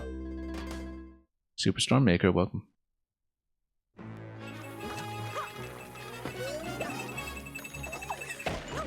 Wall jump up to the Skip Squeak, and then you need to wall jump anyway because it gets you above a cloud after that. I was kind of wondering what the timing would be relative to that small squeak. And that's absolutely what it is. Jump and raise it. And then ride this out. Wall jump up. Also, I will need to redo this because we lost a key. Whoops. And now we lost that too. So we will redo the whole level, but we'll practice the second segment first. Most notable differences is the pacing in combat. In Lethal Company, you mainly just run around and explore to get scrap. Okay. Oh, I see. So, yeah, the objective is more collection-oriented than enemy-oriented. What you're saying. And the Prashad Visor, you're saying they have very much the same appeal.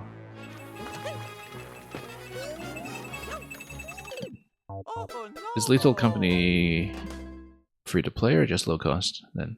If you're talking about price. Or, I mean, I guess, you know, with Nintendo's first-party offerings always being full price nowadays, that is naturally going to be a barrier to entry.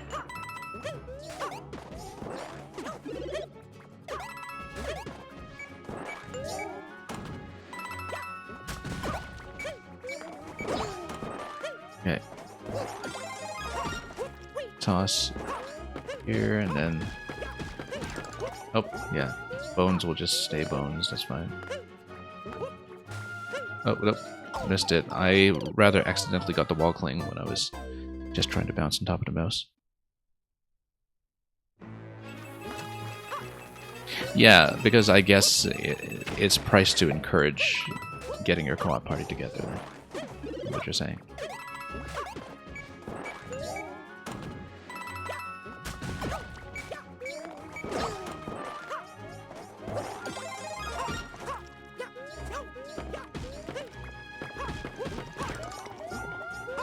Okay, we're still relatively on pace here. Let's be careful with... Oh, no. I was trying to backing off on that one that time to not get the wall cling, but then we just ended up missing the bounce completely. 06i, I have played Luigi's Mansion. I played all of them. Except for the remake, or rather the port of 2. I played 2 on the 3DS originally. It was one of 2 games to basically break my circle pad. The other one being Samus Returns.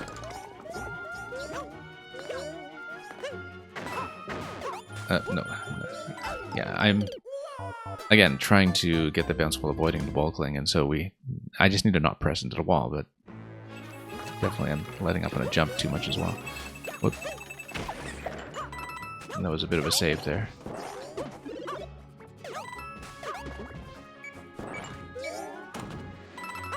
Okay.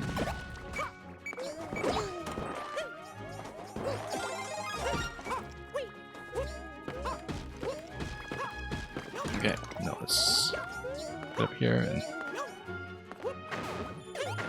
there we go. Oh. Probably wall jump off the right. I was looking at the coin trail and thinking that the level was just going to give me something to land on, but that was not the case. You're saying Lethal Company has a massive modding scene that kicked off around the halfway point of last year. I see. It's interesting that would have that much of a modding community as a co-op. Okay, first of all, double raid in very quick succession. Let me give a shout out first of all to a goodly sum and then to Kozumi Kaito.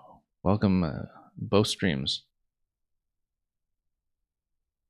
And oh yeah, Electro Dude, you beat me to it. That's okay. Great. Whoa. And thank you so much for dropping everybody in here. And let me just give the sort of official shoutouts out as well. Sploosh. Okay. Yeah, welcome everybody coming in. And a goodly sum, I hope you also had a fun time with Mario Maker. Oh, no. And Kozumi Kaito, good to see you around as well. I guess, hang on just a minute here. Did I actually manage to get that one in as well? Let me see.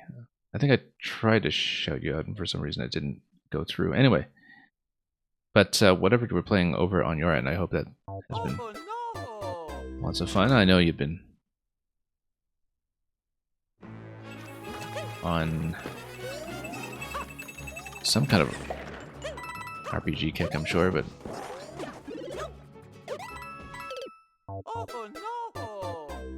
so yeah, we're playing the 9-year anniversary levels. Package of 25 levels that was released at the end of December. We're pretty close to the end now. This is the second last one. Oh, whoops. Let's not rush this too quickly. Oh, okay, so you've been on Yakuza Kiwami 2. Okay. Yeah, that's a series that I have not played at all, actually. I know it's really taken off in the past few years. Not a lot of people are on it now, but and I'm aware the first one was recently ported to Switch. But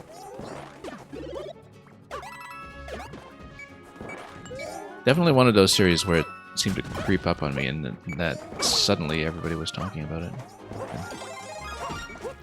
It's very long running, of course, I just never really had any kind of context for it. But everybody has their own blind spots when it comes to just how big the whole video game industry is. No, it's got to be a wall jump off the left side, unless there's something here with the crate being loaded down, where we have to wait for the crate to be loaded down like that, perhaps? I'm not exactly sure, because if you look at the crate pattern, if you wait for it to drop off the purple skip squeak, it actually does kind of match where the coin trail is going to go, and then you have a jump coming out of that, but it wasn't quite clear to me there, so let's go back and see. Yeah, and of course we'll be redoing this level for the key run from the beginning after some of this. Yeah, I feel like it is something that you're supposed to ride, and then you ride it, it nudges you down, then you jump off. And a goodly sum, sorry to raid and run. Yeah, no worries. I mean, you know, we're all streamers here, we know how it goes. And thank you so much, regardless, for dropping your audience in, and I hope your raid was an enjoyable one and that you saw lots of great content today. We see, still to this day, really interesting content in Mario Maker week after week, and so I hope you've also been having that experience. Okay, let's load this up, and then let's let it load down. Yeah, that's right. It's kind of nice, actually. Yeah, I think that icicle is forced. You have to just wall jump your way up here at this point, and then P-switch expires, and then what do we do after that? I think that might be it. Neat little emoticon up top. Checkpoint 2, so again, we'll have to finish everything from the start. We just bounce this properly and get into the wall jumps after that. Yeah, Kojima Kaido, it has been my first week back in Mario Maker in quite a few weeks, since late November, I think. I didn't get to stream nearly as much as I thought I would back in December. And I've been much more encouraged to stream now because we made a couple of technical fixes to things like my sound problems. And then, okay, so you have to load the crate here. We missed it. And then there's an exit out of this segment here. There's a crate in the top right that's going to be displaced somehow by the exclamation mark block.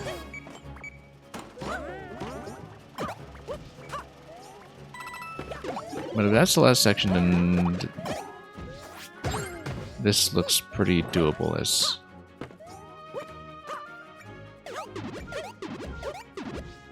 Okay.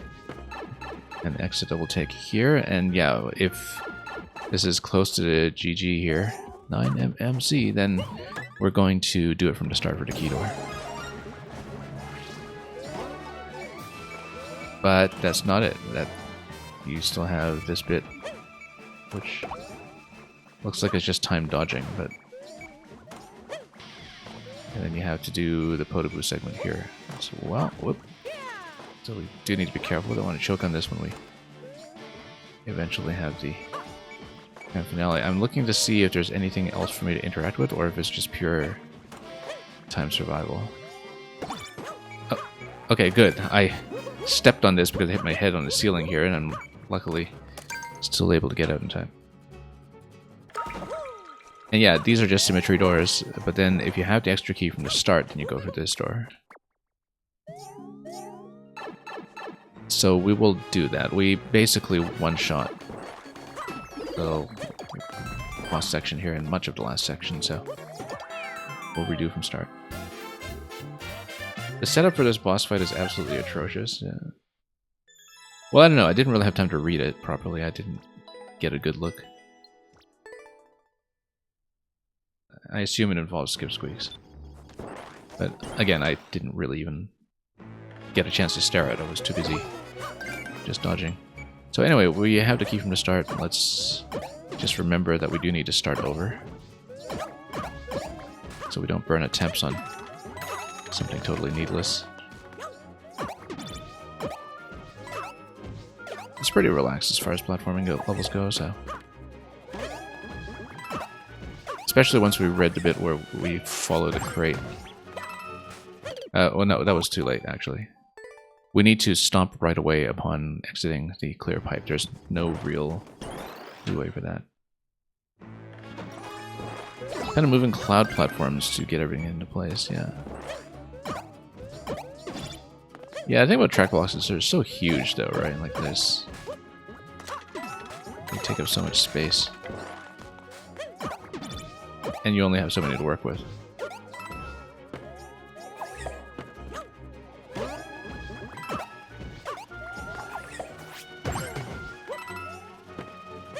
When I talk about some of the tech in this game still being underused, definitely there's a lot of track block tech that has been underexploited.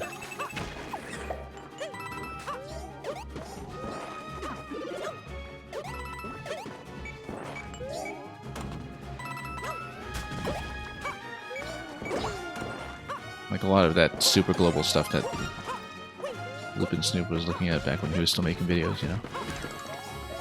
A lot of that involved track block logic.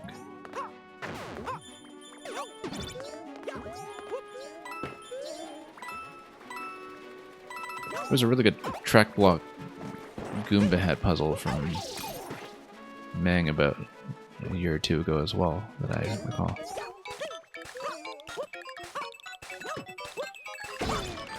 Okay.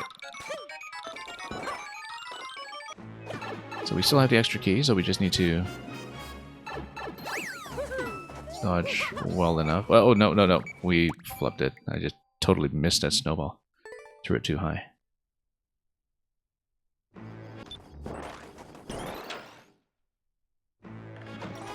Okay, up.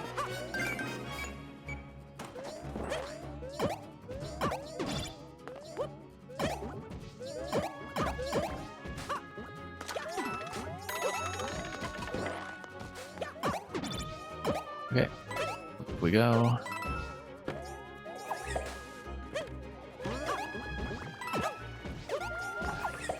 Stomp immediately.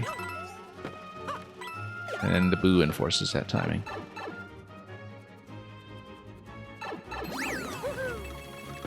I can also just run into the mouse with a snowball. Yeah, I know, that's the kind of thing I never think about. Proper item handling technique.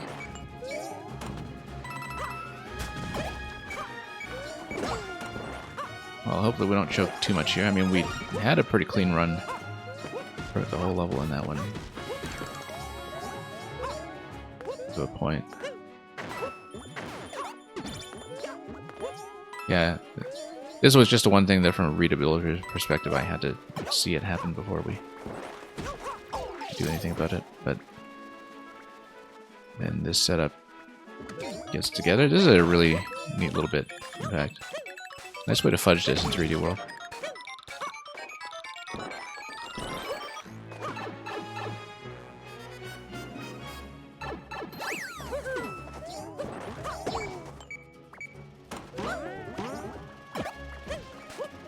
Okay.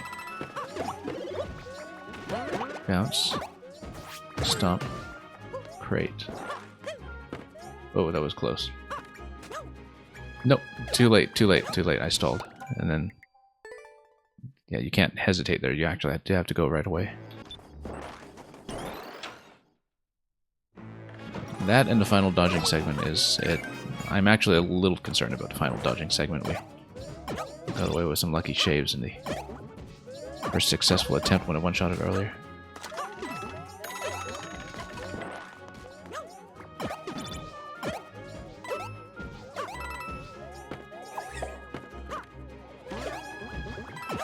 Okay, there we go.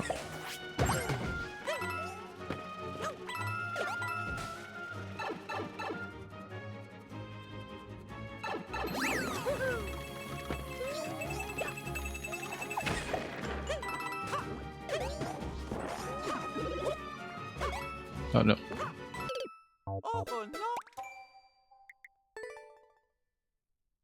I don't know why I thought I could wall jump off the screen edge or something. I think I was mentally trying to do that.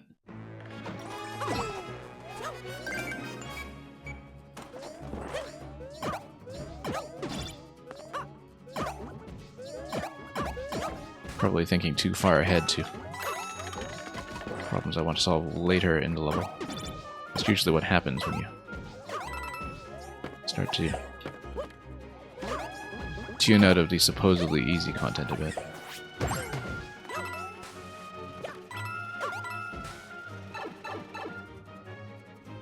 Shouldn't take too many attempts, though. I think these runs have generally gone pretty smoothly.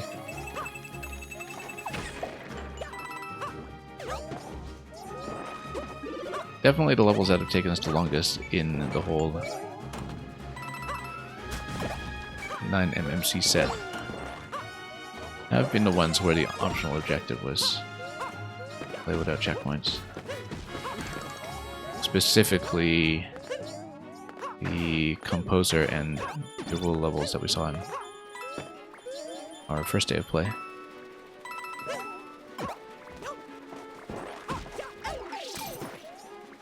But I always talk about how this is my favorite kind of hard mode, doing things with no checkpoints. Like in Tropical Freeze or the Celeste Golden Strawberries. Tropical Freeze being a bit of a standout example because, you know, those levels, thematically, they are built to be explored and experienced in one go. It's really how you get the most out of how exquisite the level design is. And nope, I missed one bounce. It was right at the end too.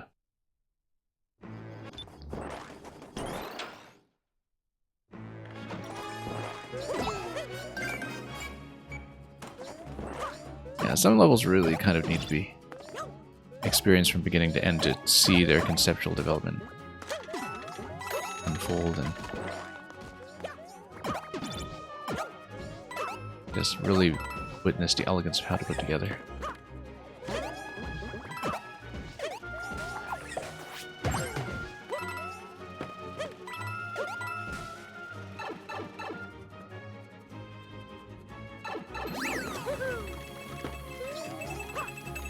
Okay, there we go. Get a little wrap around over there. Then we're back in business up here.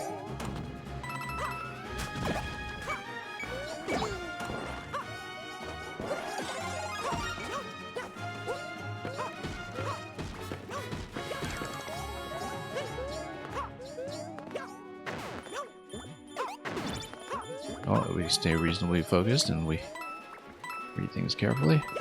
We'll be out of here soon. Again, things are time sensitive before the skip squeaks drop back down into the world below.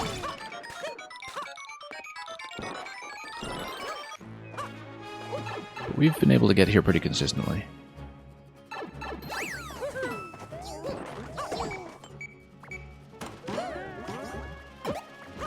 You just hold into all this. Okay, let's focus on this so we get the... no. I don't know why I veered right. We were supposed to wall jump to the left. Again, I was thinking too many steps ahead. It's funny because we one-shot this segment the first time I saw it, and this whole finale bit with the exclamation block, which was pretty obvious to me from the start, but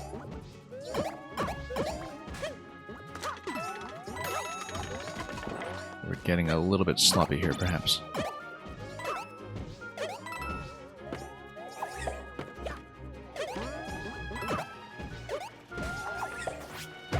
Okay, slam it. Then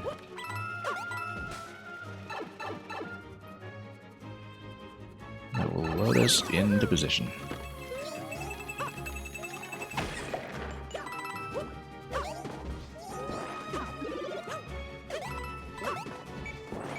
So a lot can go wrong.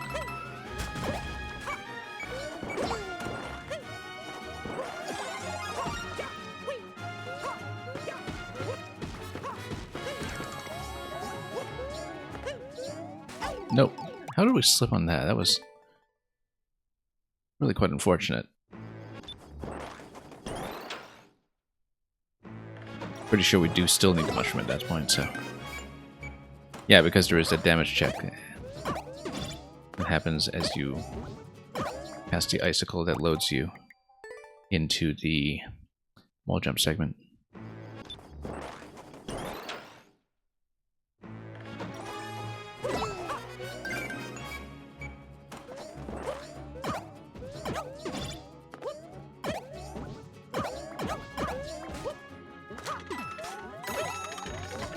Okay.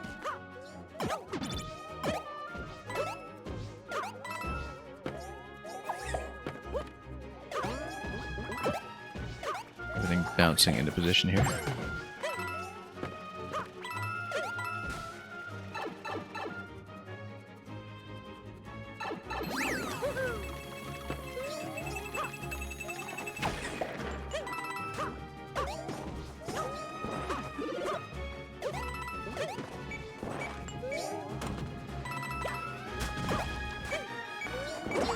Yeah, it would be interesting to look at the setup for this. Because there's so much subtle height manipulation going on with how the skip squeaks are jumping.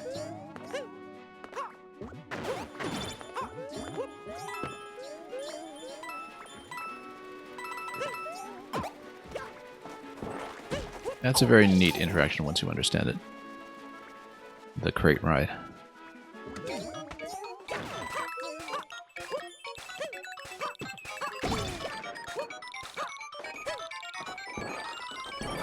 Okay, next section.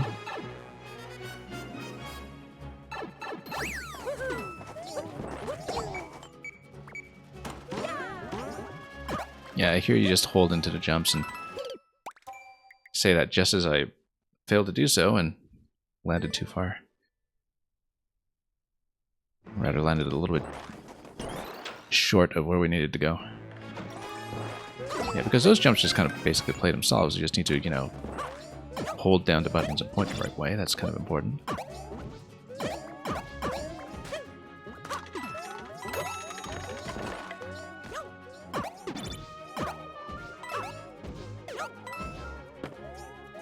Well, we'll find every way to choke on this by the time we're through it, I'm sure.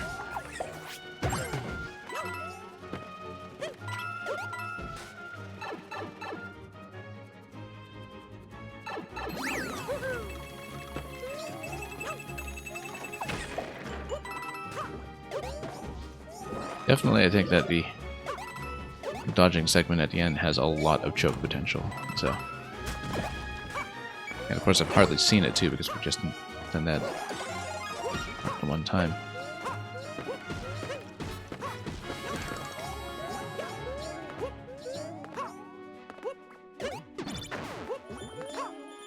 Oh, no, how did I? Okay, I fell short. That also caught me by surprise. That's a mistake we ordinarily would not make. Which is why it's important not to just be on autopilot here.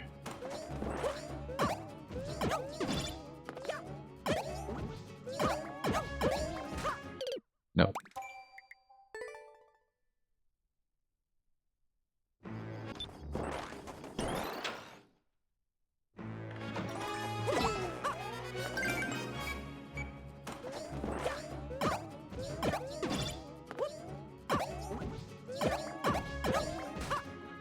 Okay, that's doing alright. I don't know how we love the timing so badly on this next area.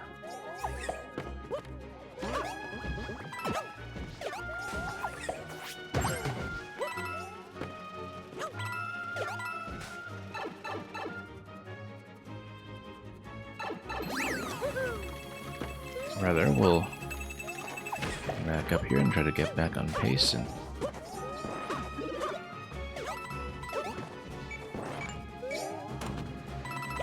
not lose too much to the easy jumps, I hope.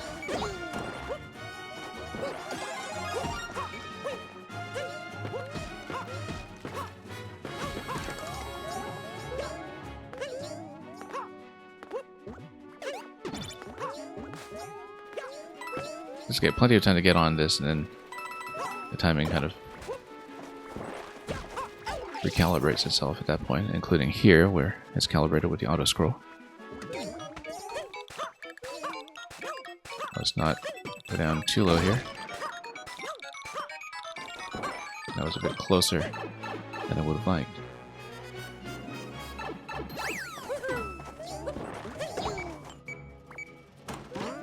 Oh, whoa. Oh, no. Okay, that was a flub bounce for some reason. Yeah, you see, we're starting to lose to things that I never even consider risk factors. We're just starting to choke a little bit. But I guess that's, in some ways, the whole point of doing the no checkpoint hard Moses. That they are very much more about consistency than it is about the difficulty of anything individual. And like I said, I actually do favor that as a school of design. Medium hard difficulty, but with consistency over long stretches. I do find that satisfying. I think sometimes people are excessively averse to repeating content. And it's important to prove that it's not just a fluke. You really can do this quite consistently.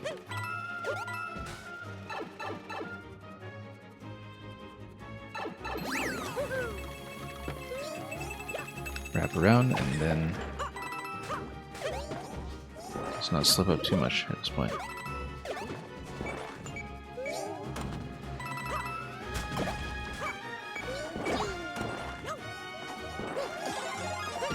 Toss this over here.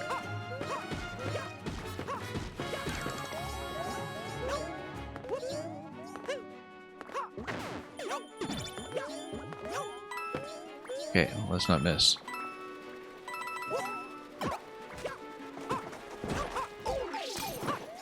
Load up into the P's, and then we are kind of back on prescribed track.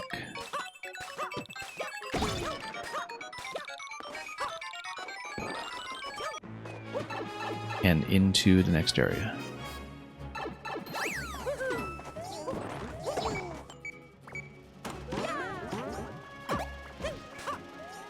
Fall all the way. Now, stop. Okay, now let's not miss the bounces. There we go, that's exit, and then we now have to do the survival challenge.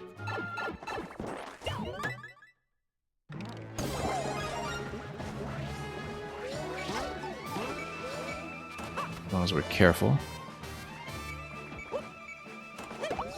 and precise about our landings. Oh, watch that Podoboo. I totally wasn't watching it.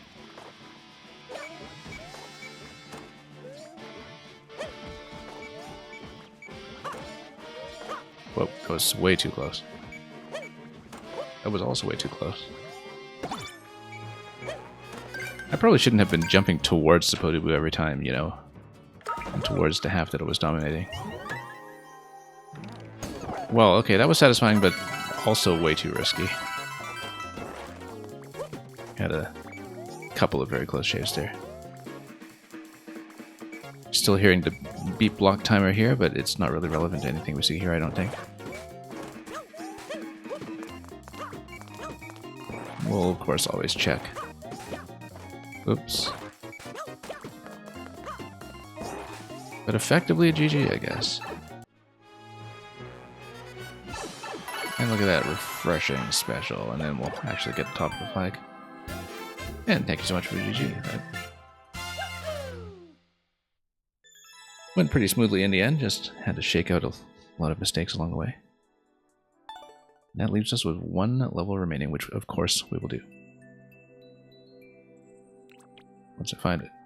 Let's, oops. Tap into some comments. Why am I not pointing at this accurately? Here we go. And before we get into Perfect Cherry Blossom, which will be the last level. Just seeing if there's anything interesting in here. Sometimes there is, sometimes there isn't. But yeah, we've been playing Radical Arts levels since you got him back in, I think, 7 MMC, and he's got quite a popular profile nowadays, I think, when it comes to a lot of pure platforming. 9 MMP, really? 9th Mario Maker Party, I guess. Okay. Okay, this is the last one of the whole set of 25. This is by 5MM, who's another maker from Japan that I'm not really familiar with. This level almost didn't get in, but you're very glad it did. That's good. Let's find out what it's going to do. Stop Ludwig from stealing spring to bloom a cursed cherry blossom mushroom. Very promising cover art here for cherry blossom season. And yeah, Mang, hope you're doing well.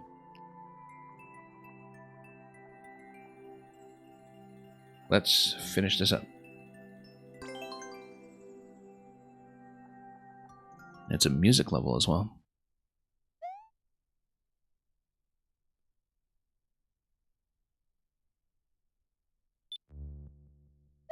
So we'll have the looping track come in, and then that's a lot of music load in, actually.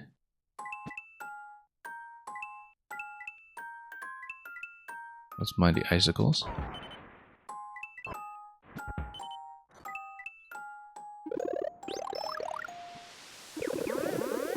I'm not sure I recognize the music, but we'll enjoy the jam anyway as we switch into this part of the track here. But yeah, not one of those super fast auto-scrollers that we've been doing, but rather one that's much more about this methodical bullet dodging. That's quite a lot to work with here. Hang on. Ludwig's little BJ effort here. I'm trying to pick up the POW so I can actually throw it, but I guess that's not the point. I guess we should just try it this way. The mushroom back here, okay. I feel like we need the mecha missile to blow it up for me.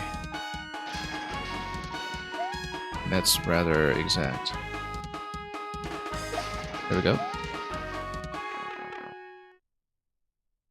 It's the final boss room from Touhou 7. I'm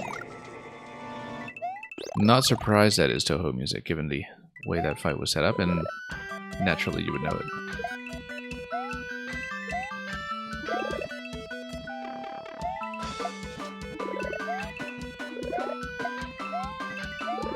See, because, you know, speaking of things that have heavy Mario Maker overlap, definitely Touhou is on that list.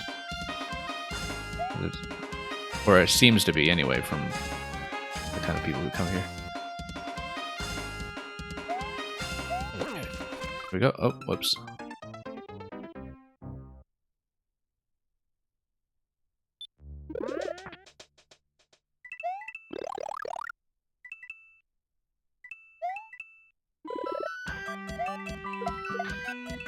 Yeah, one of those things where, you know, you're playing Mario Maker and you realize that it always seems like everybody here knows Touhou and knows it well.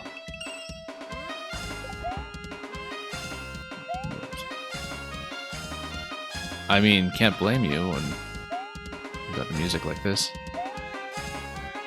Okay, let's just try to get a hit in edgewise if we can. I mean, Ludwig missiles are never quite as big as they look, but we should still be careful. I wonder if we needed to retain the mushroom for true ending. I guess we'll find out. Whoops. I guess we won't find out yet.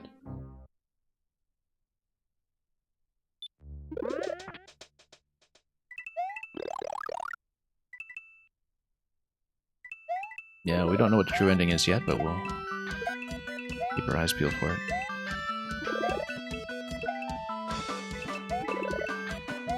Nope, just ran straight into that wheeler. But we're kind of at a disadvantage already coming here. Nope, I was trying to sneak around there and we just got totally zoned out.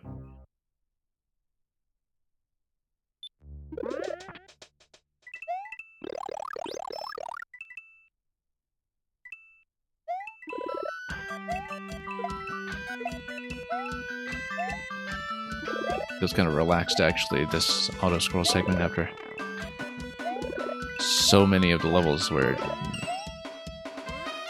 all about holding right. This one you actually do need to kind of pace your way back and forward. I think we do need to just lead Ludwig out to get him to fire the other way and fire behind us if we can. Oh, almost got him there.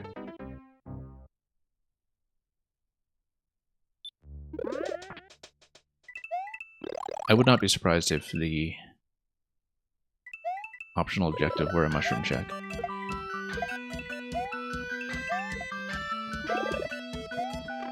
Oops.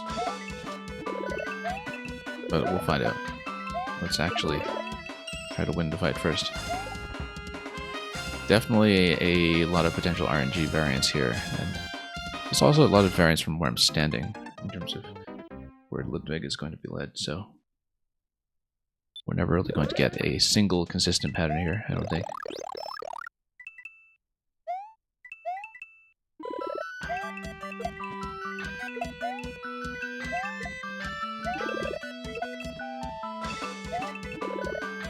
Nope, nope. This guy just jumped us in the face.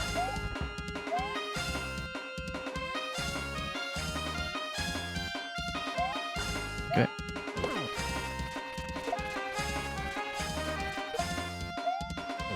Okay. Gotta get them quickly between cycles. That seems to be the ideal way to do it. Where's my key? Oh, no, phase 2. Phase 2. Yeah, I mean, it plays as a key door for you there, like it is telling you to expect a key, but no, we have a multi-phase fight, and each of these pairs of doors just seem decorative for now. So, this looks like a survival segment. I don't see anything I can hit yet.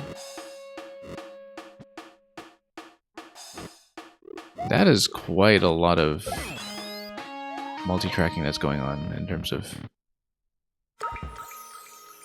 how much there is to look at. So we've got 3 keys, which might be promising, but let's see what's going on here. Can we actually get up there? Yes, we can, but nothing to look at here, though, other than grabbing the 1-ups.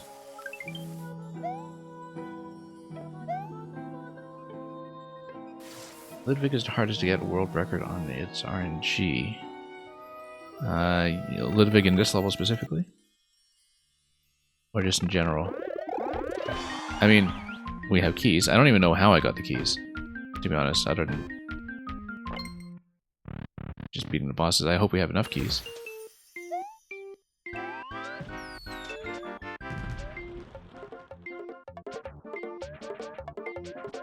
Okay, we should bump this question block just to see what it does.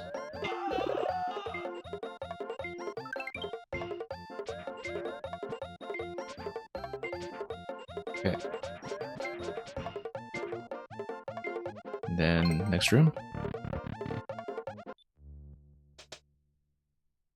And is that it? Then how can we have this extra key? I guess there were a lot of extra doors, essentially, that because you have 4 doors. With two pairs of doors that are going to have extraneous keys because the level can give them to you. I just don't know what we got them from. Whoop, hang on. So I think that might be the extent of the bonuses that we can see here, but I don't really know. I mean, yeah, because all the doors are paired, right? So. But if we have the P-balloon here, I wonder if we can actually backtrack and do anything interesting. Not really. I mean, we tapped that additional one, but other than that, we just go back through the pipe. Oh, sure, let's get that. Because we can. We got it the hard way anyway, the other ones. The other 1-ups in this set.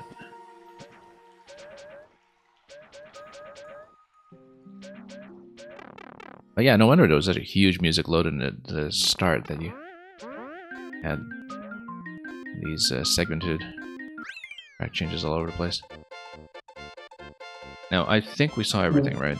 I don't see anything else we could have potentially uncovered. But yeah, great way to finish, actually. Kind of a nice little boss fight finale to work with there, and wonderful to listen to, of course.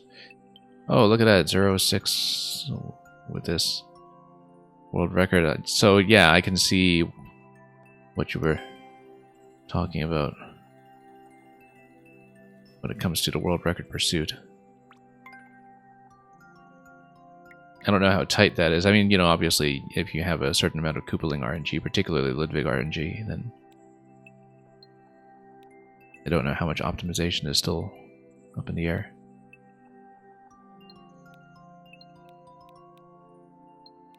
And yeah, we found secrets. And yeah, having the entities to work with for that much going on with that much music is certainly great. A lot of it taking advantage of the fact that you can just have so much on the screen from the Koopaling projectiles themselves, of course. And yeah, I guess there is some Touhou context here that I was not personally picking up on, in terms of perhaps resembling some of the original fights, but if you have anything to explain to me about that, that's certainly quite welcome. And Okay. So that is it for 9MMC. Got it done in 3 sittings, which was about what I expected. And yeah, really fun set all around this time. And it's kind of nice to see one that came out so vibrantly. Lots of variety to it this time around. Like I said, maybe one thing was that the secrets on the whole seemed like they were much more about execution and less about hunting, but that's just because I think the makers all anomalously trended that way this time around. But conceptually, just a great deal of diversity, lots of new ideas, which is something that the Anniversary projects have always been proud of featuring. That there were a lot of simple and elegant concepts that nevertheless had not really been done in a very focused manner before that I had seen. And lots of music, obviously. So, once again, thank you to all the makers, the ones who did manage to come here live and anybody who didn't, and also to the people who coordinated this, and particularly Mr. All Games All Day, who we talked to at the beginning of the stream. The playlist code here, credit goes to Der Bescheidwisser for stringing these together. But of course, at the end of the day, the stars of the show are the people who put these levels together and had them tested, and sometimes in very, very short order, and managed to get the package out before the end of 2024. And it was certainly my pleasure to run through all of these in their finished form. So thank you so much for that. We will have lots more content coming.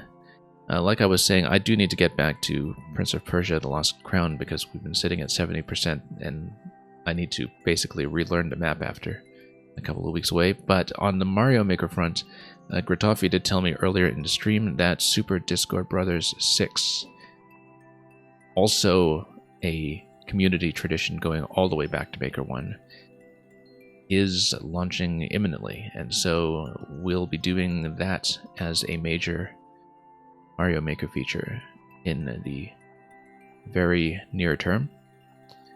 And I've got a whole other list of things that I want to look at in this game as well, and so lots more platforming to come.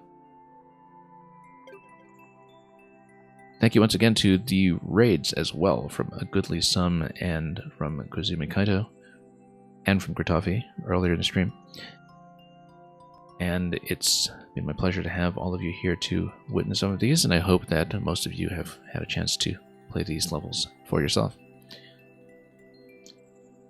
So, we will send you on to a raid very shortly, and I'll just scan around to determine what a good candidate for that may be. Thank you for watching. Thank you for joining me once again for so much of this. And I think to some extent with Mario Maker as well, perhaps the best is still to come.